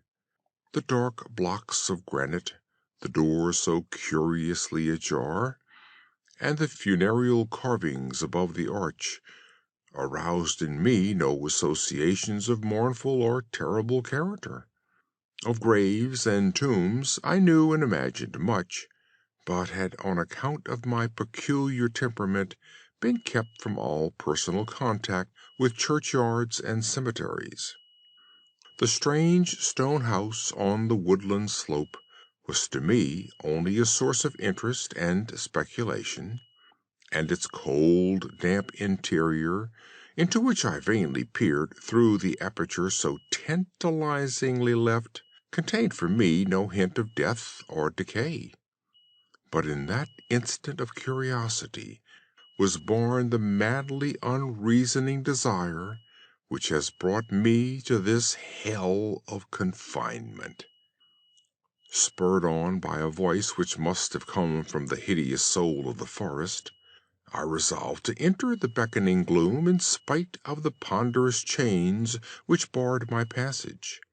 In the waning light of day, I alternately rattled the rusty implements with a view to throwing wide the stone door, and essayed to squeeze my slight form through the space already provided.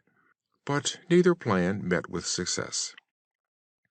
At first curious, I was now frantic, and when, in the thickening twilight, I returned to my home, I had sworn to the 100 gods of the grove that at any cost I would some day force an entrance to the black, chilly depths that seemed calling out to me.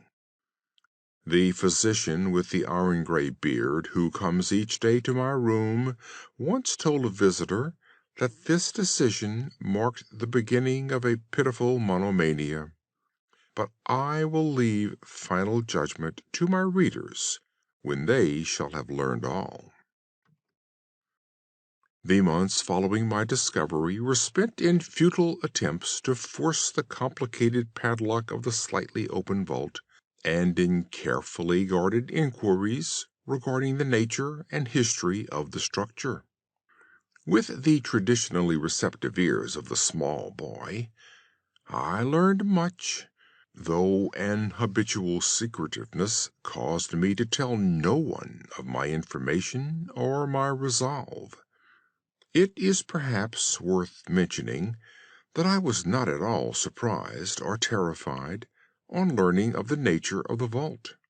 My rather original ideas regarding life and death had caused me to associate the cold clay with the breathing body in a vague fashion, and I felt that the great sinister family of the burned-down mansion was in some way represented within the stone space I sought to explore.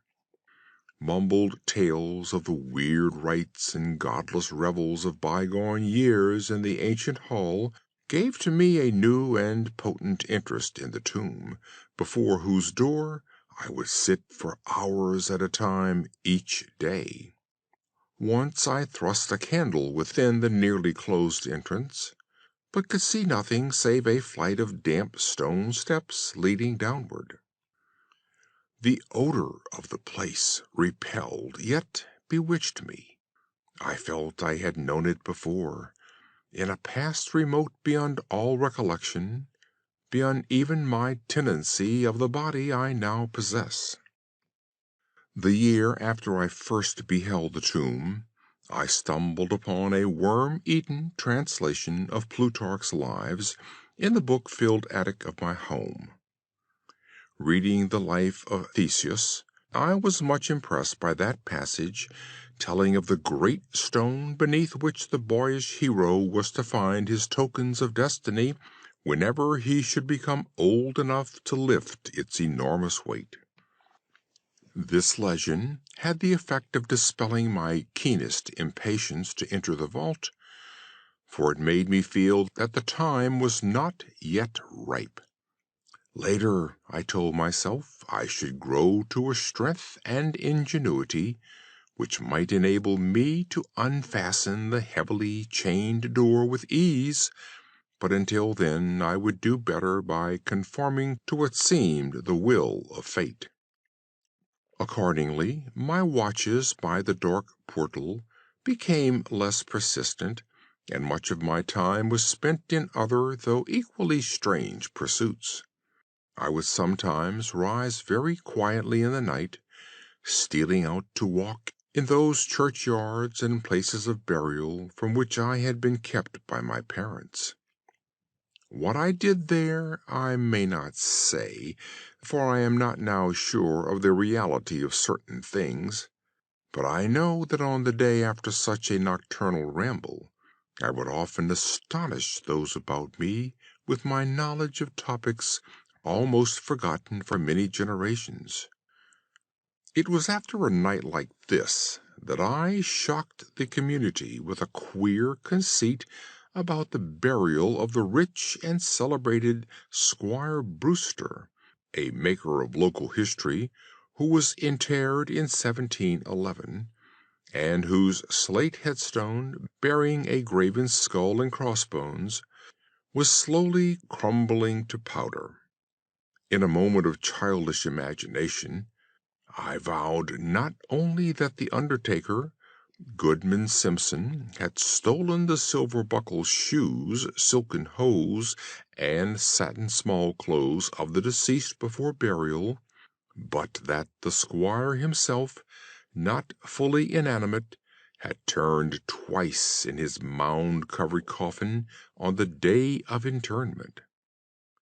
But the idea of entering the tomb never left my thoughts, being indeed stimulated by the unexpected genealogical discovery that my own maternal ancestry possessed at least a slight link with the supposedly extinct family of the Hydes.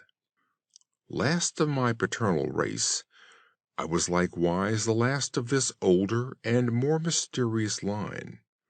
I began to feel that the tomb was mine, and to look forward with hot eagerness to the time when I might pass within that stone door and down those slimy stone steps in the dark.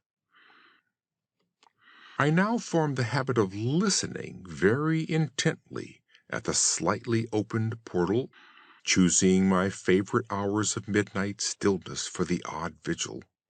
By the time I came of age, I had made a small clearing in the thicket before the mold-stained facade of the hillside, allowing the surrounding vegetation to encircle and overhang the space like the walls and roof of a sylvan bower. This bower was my temple, the fastened door of my shrine, and here I would lie outstretched on the mossy ground, thinking strange thoughts and dreaming of strange dreams. The night of the first revelation was a sultry one. I must have fallen asleep from fatigue, for it was with a distinct sense of awakening that I heard the voices.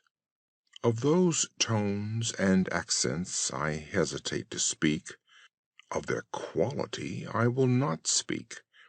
But I may say that they presented certain uncanny differences in vocabulary, pronunciation, and mode of utterance. Every shade of New England dialect, from the uncouth syllables of the Puritan colonists to the precise rhetoric of 50 years ago, seemed represented in that shadowy colloquy, though it was only later that I noticed the fact. At the time, indeed, my attention was distracted from this matter by another phenomenon, a phenomenon so fleeting that I could not take oath upon its reality. I barely fancied that as I awoke, a light had been hurriedly extinguished within the sunken sepulchre. I do not think I was either astounded or panic-stricken, but I know that I was greatly and permanently changed that night.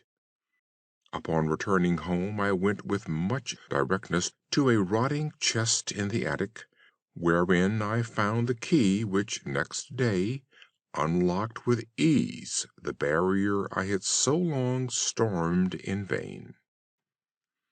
It was in the soft glow of late afternoon that I first entered the vault on the abandoned slope.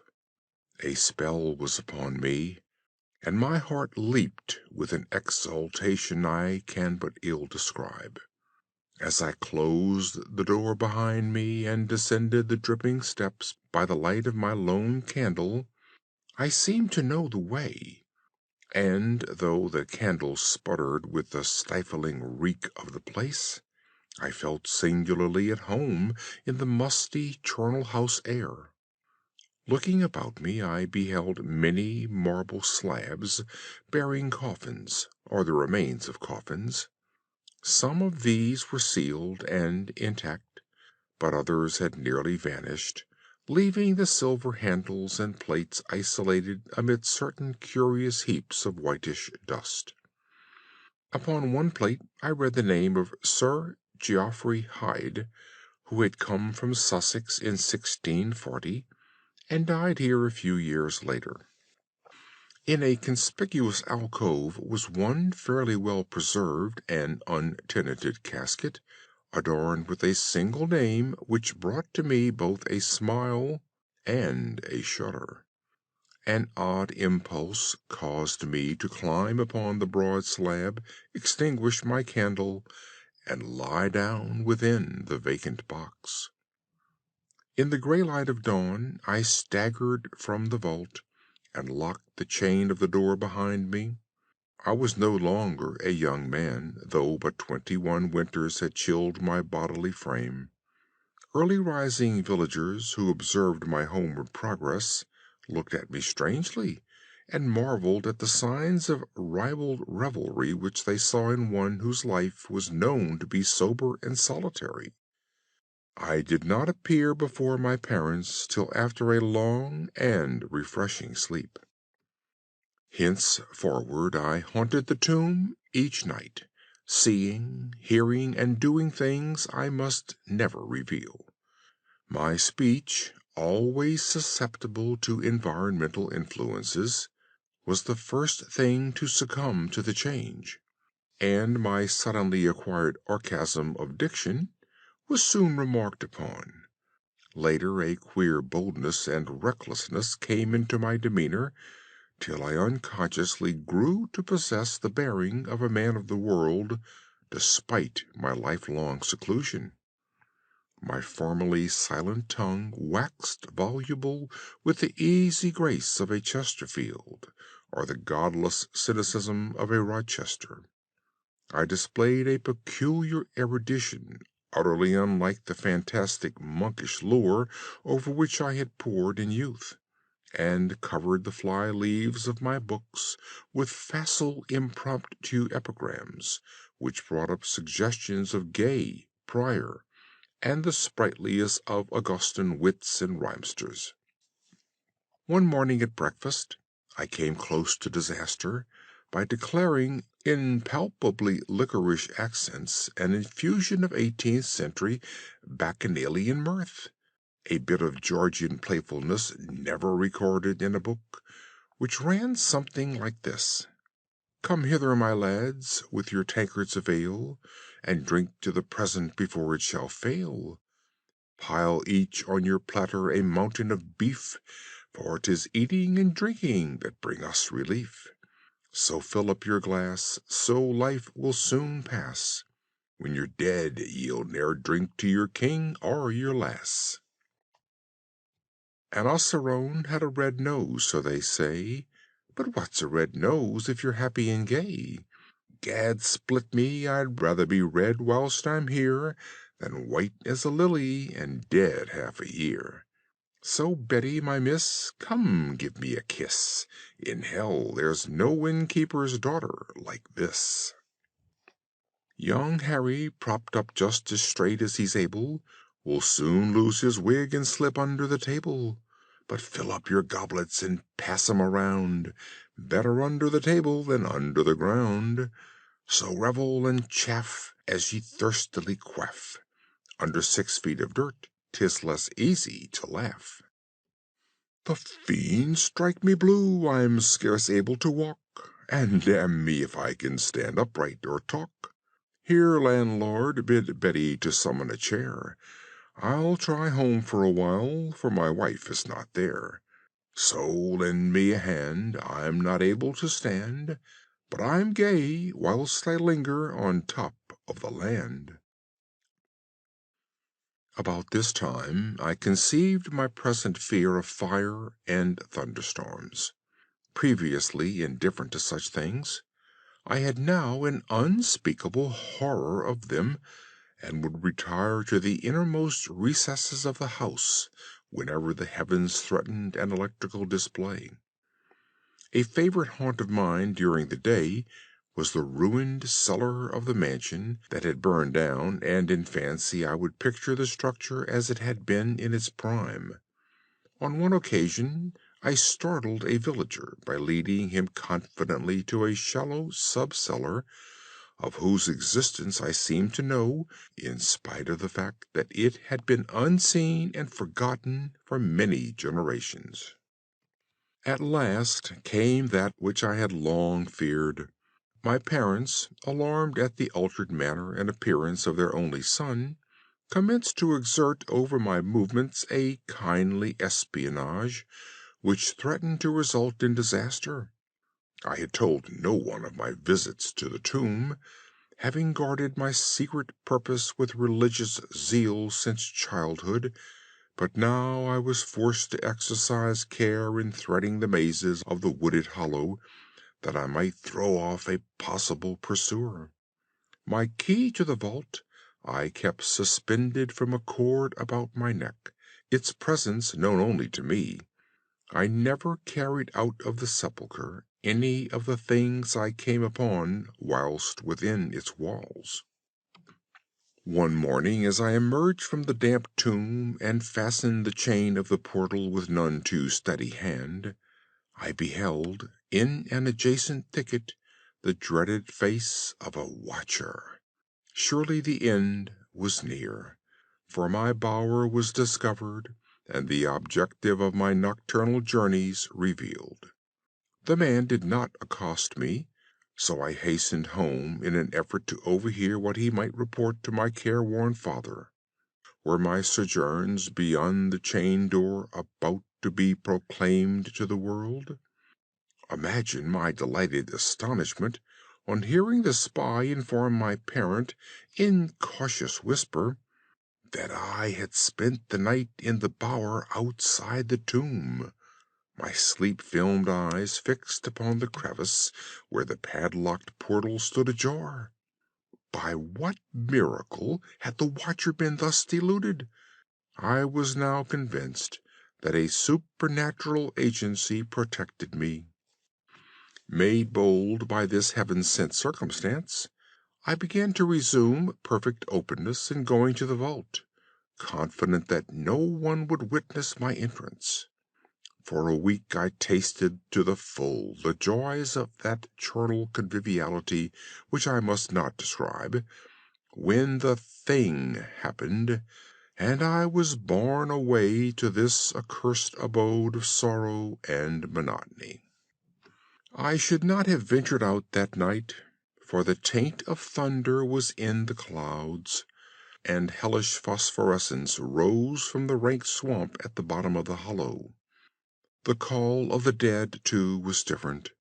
Instead of the hillside tomb, it was the charred cellar on the crest of the slope, whose presiding demon beckoned to me with unseen fingers. As I emerged from an intervening grove upon the plain before the ruin, I beheld in the misty moonlight a thing I had always vaguely expected. The mansion gone for a century once more reared its stately height to the raptured vision, every window ablaze with the splendor of many candles. Up the long drive rolled the coaches of the Boston gentry, whilst on foot came a numerous assemblage of powdered exquisites from the neighboring mansions.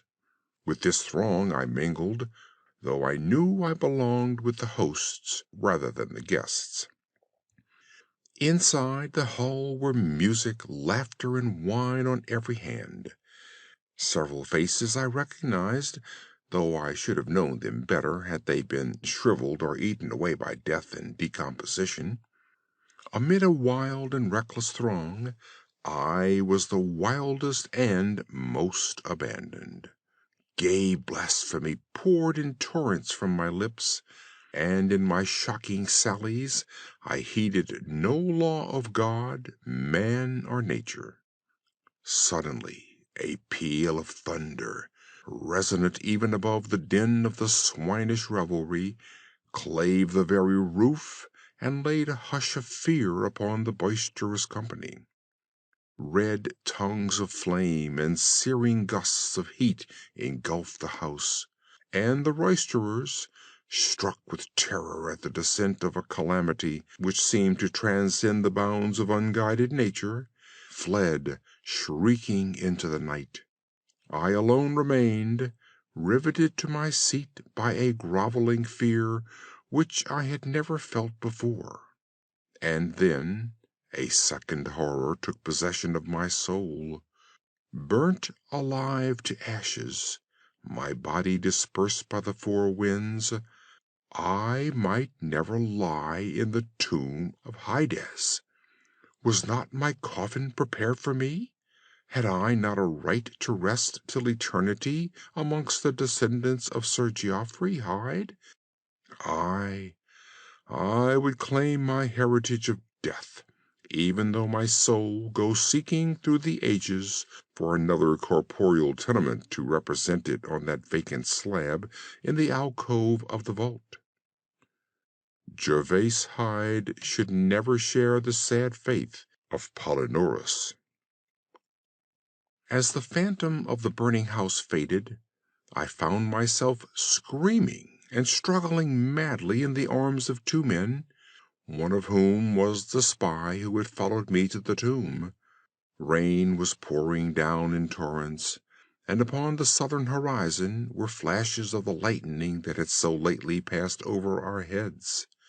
My father, his face lined with sorrow, stood by as I shouted my demands to be laid within the tomb, frequently admonishing my captors to treat me as gently as they could. A blackened circle on the floor of the ruined cellar told of a violent stroke from the heavens, and from this spot a group of curious villagers with lanterns were prying a small box of antique workmanship which the thunderbolt had brought to light. Ceasing my futile and now objectless writhing, I watched the spectators as they viewed the treasure trove, and was permitted to share in their discoveries. The box, whose fastenings were broken by the stroke which had unearthed it, contained many papers and objects of value, but I had eyes for one thing alone. It was the porcelain miniature of a young man in a smartly curled bagwig, and bore the initials J.H. The face was such that as I gazed, I might well have been studying my mirror. On the following day I was brought to this room with the barred windows, but I have been kept informed of certain things through an aged and simple-minded servitor, of whom I bore a fondness in infancy, and who, like me, loves the churchyard. What I have dared relate of my experiences within the vault has brought me only pitying smiles. My father, who visits me frequently, declares that at no time did I pass the chained portal, and swears that the rusted padlock had not been touched for 50 years when he examined it. He even says that all the village knew of my journeys to the tomb, and that I was often watched as I slept in the bower outside the grim facade, my half-open eyes fixed on the crevice that leads to the interior. Against these assertions I have no tangible proof to offer, since my key to the padlock was lost in the struggle on that night of horrors. The strange things of the past, which I learnt during those nocturnal meetings with the dead, he dismissed as the fruits of my lifelong and omnivorous browsing among the ancient volumes of the family library. Had it not been for my old servant Hiram, I should have by this time become quite convinced of my madness. But Hiram, loyal to the last, has held faith in me, and has done that which impels me to make public at least a part of my story. A week ago he burst open the lock which chains the door of the tomb perpetually ajar, and descended with a lantern into the murky depths. On a slab in an alcove he found an old but empty coffin, whose tarnished plate bears the single word Gervais. In that coffin and in that vault they have promised me I shall be buried. End of The Tomb. End of 7 H.P. Lovecraft stories. These stories were read by Phil Chenevert in May of 2013 in Baton Rouge, Louisiana.